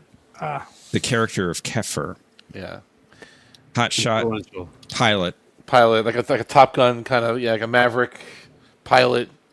The producers wanted that character, and Top Gun in JMS, space. Yeah. The creator didn't want him at all. So as soon as he could get rid of him, he did. He was gone. I liked him in Gropos. He had a couple of moments. He was okay. Yeah, I liked him. He was influential, that's for sure. I mean, he left his mark on the show. You know, he really did. Yeah. You know, he was a great leader of Zeta Squadron, protected the station at all times. Now, what the station is like 5 kilometers long. Miles, but yeah. Miles, 5 miles long. 5 miles. I don't know where I heard kilometers. That's pretty long. Yeah. Now they actually have like I only have impressions of the show. I've never really watched it, but they have like places where the atmosphere is different for those weird looking aliens. Yeah, Like- they do. Like They have methane breathing bathrooms too, in case you're Yeah. wondering. Okay, interesting. But you're in the chat. Why don't you hang out and watch with us? I mean, you're there sometimes. We see you there. Why don't you hang out and watch an episode with us? He really needs to see it from like season 1 or 2. And the other thing is that sometimes like, Honestly, Mercer, I didn't start watching regularly on first run until season 2. I saw a few first season episodes, and it didn't capture me. I started watching season 2 when it premiered, and it was good. It was really good. well, the thing about watching on Tuesday, Matthew is awesome, but sometimes the tangents I have trouble following. I'm like, you guys go off on tangents that kind of like I start thinking about what you guys are talking about, which is always interesting, but I then I lose what the show is about. Well, you can know? adjust the volume a little bit. You Yeah. can kind of make them a little bit lower and make the show a little bit louder. Like there's ways you can, do that. But it's a great show. I think if you dived into it, I think you'd really enjoy it because it's a very interwoven universe. It's very tightly written, and I think you'd appreciate I heard it. that he planned everything. That's one thing I did Yes. hear when the show came out, that he planned pretty much everything. Now, Which he had to can make be a some good thing. changes, but Yeah, you got to be dynamic a little bit because things are going to happen. every character had a way out if needed. It's true. Look at Andrea Thompson. She wanted out of the show, right? Yeah. Now, did they ever change Londo's hairstyle?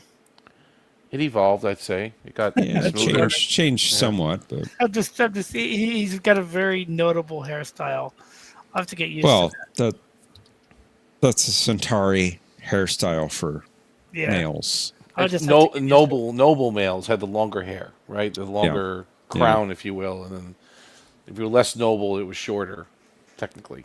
But I love things like that with culture though, because like what was it in Enterprise that said the older an insectoid gets, the longer their names are. That was a cool idea. I was making fun of Starfleet Academy on one of the Facebook threads, and I said that I'd probably watch it if Kiafet Al-Mansour was the main character. She is the aquatic representative. If she was the main character, I'd probably give it a try. I love the story how Stephen first got the role as Veer. he was. He went flounder. in for the. How did he do it? Yeah. He went in for the audition, and he didn't realize what Centauri looked like, and he saw some other potential actors for the role there waiting to be auditioned, and they were in like a Centauri getup, with the hair and stuff.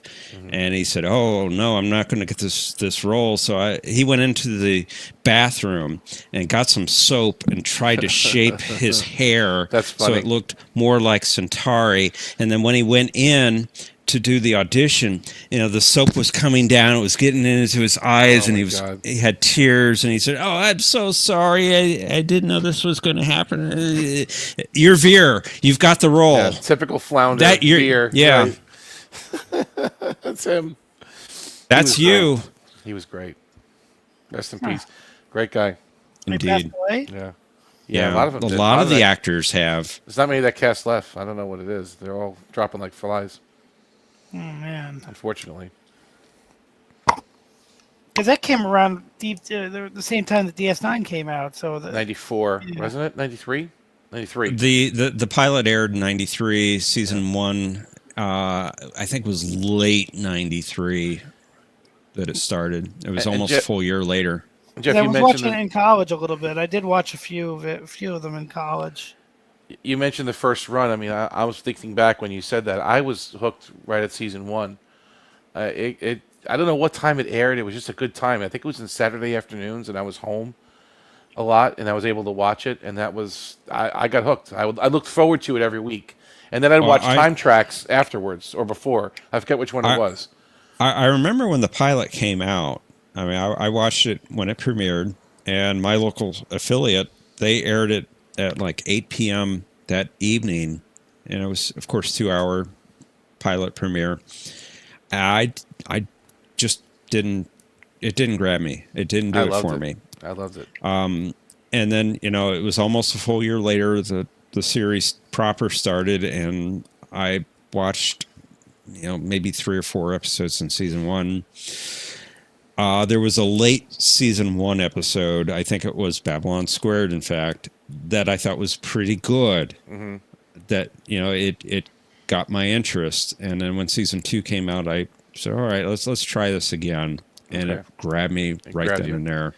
Oh, nice. And it might have been that Bruce Boxleitner helped me because I was familiar with him.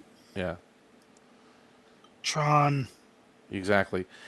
And what captured me, again, I don't remember if it was Saturday afternoon, Sunday afternoon. I forget when they aired it in my market, but it was the visuals. It was the way it looked was so different. Those computer generated graphics, and then the Christopher Frank soundtrack. You know how I am with soundtracks, and I was just captivated by it. I was like, wow, this looks really good. The acting was what it was, and the uniforms and the station, but it was like, it just captured my attention. And if you remember in season 1, whenever they came back from a break, they'd show the station with that loud sound, like boom, and the station would be there spinning. It's like, it grabbed your attention, Yeah, and it got me. I guess I was so full on wanting more and more Star Trek. Yeah, that was when it premiered. Okay. This didn't do it for me right away. But it didn't interfere with Star Trek because it was at least in my market, it was a different time. Like Trek was Sunday night, wasn't it? Usually, I don't know. At least in my area. Here's the thing: it was on a different time.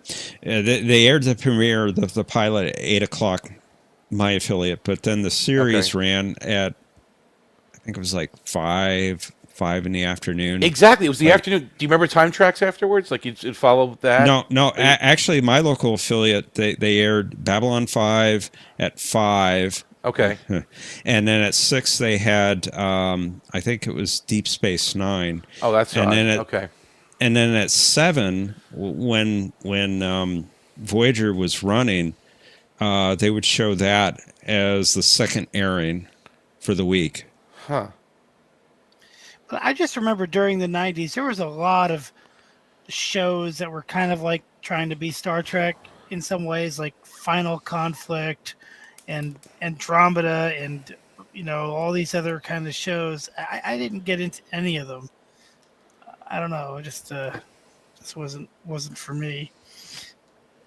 And I think the reason I got into the Orville was because you're talking about 20 years later. Yeah. And that space kind of helped, Andromeda didn't come out until the aughts, I think. Oh, really? Okay. I think it was after, maybe it was 99. I think Earth Final Conflict. I think it was odd. Earth Final Conflict was around the same time. That was the mid-90s, I think, wasn't it? Or yeah. That was a strange show. Tech War. Remember that one? William Shatner's Tech War. Let's watch that. I say that because season 5 of Andromeda aired when I was in Arizona, and that wasn't until 2007. All right. Well, I'm definitely fading, but thank you. I might give it a try at some point, but not while it's in the middle of season 5 during the biggest shadow. Probably they're doing shadow fights and stuff. Shadow dancing. We're dancing this week. Yep. Shadow dancing, yeah. Yeah. But thanks, guys. Thanks for chatting. Good job playing on the games. I like the way you guys are trying a new format. Both of you guys did a great job coming up with. Yeah, real great. Questions. Thank you. Yeah. All right. Good night. Good night, Mercy. Good night. Good night, everyone. Thank you for joining us, and we look forward to seeing you back next week for the next episode of Jeopardy. Have a good night, everyone. Take care. Justice for Hank and his crew. Justice was served. Big time. Indeed.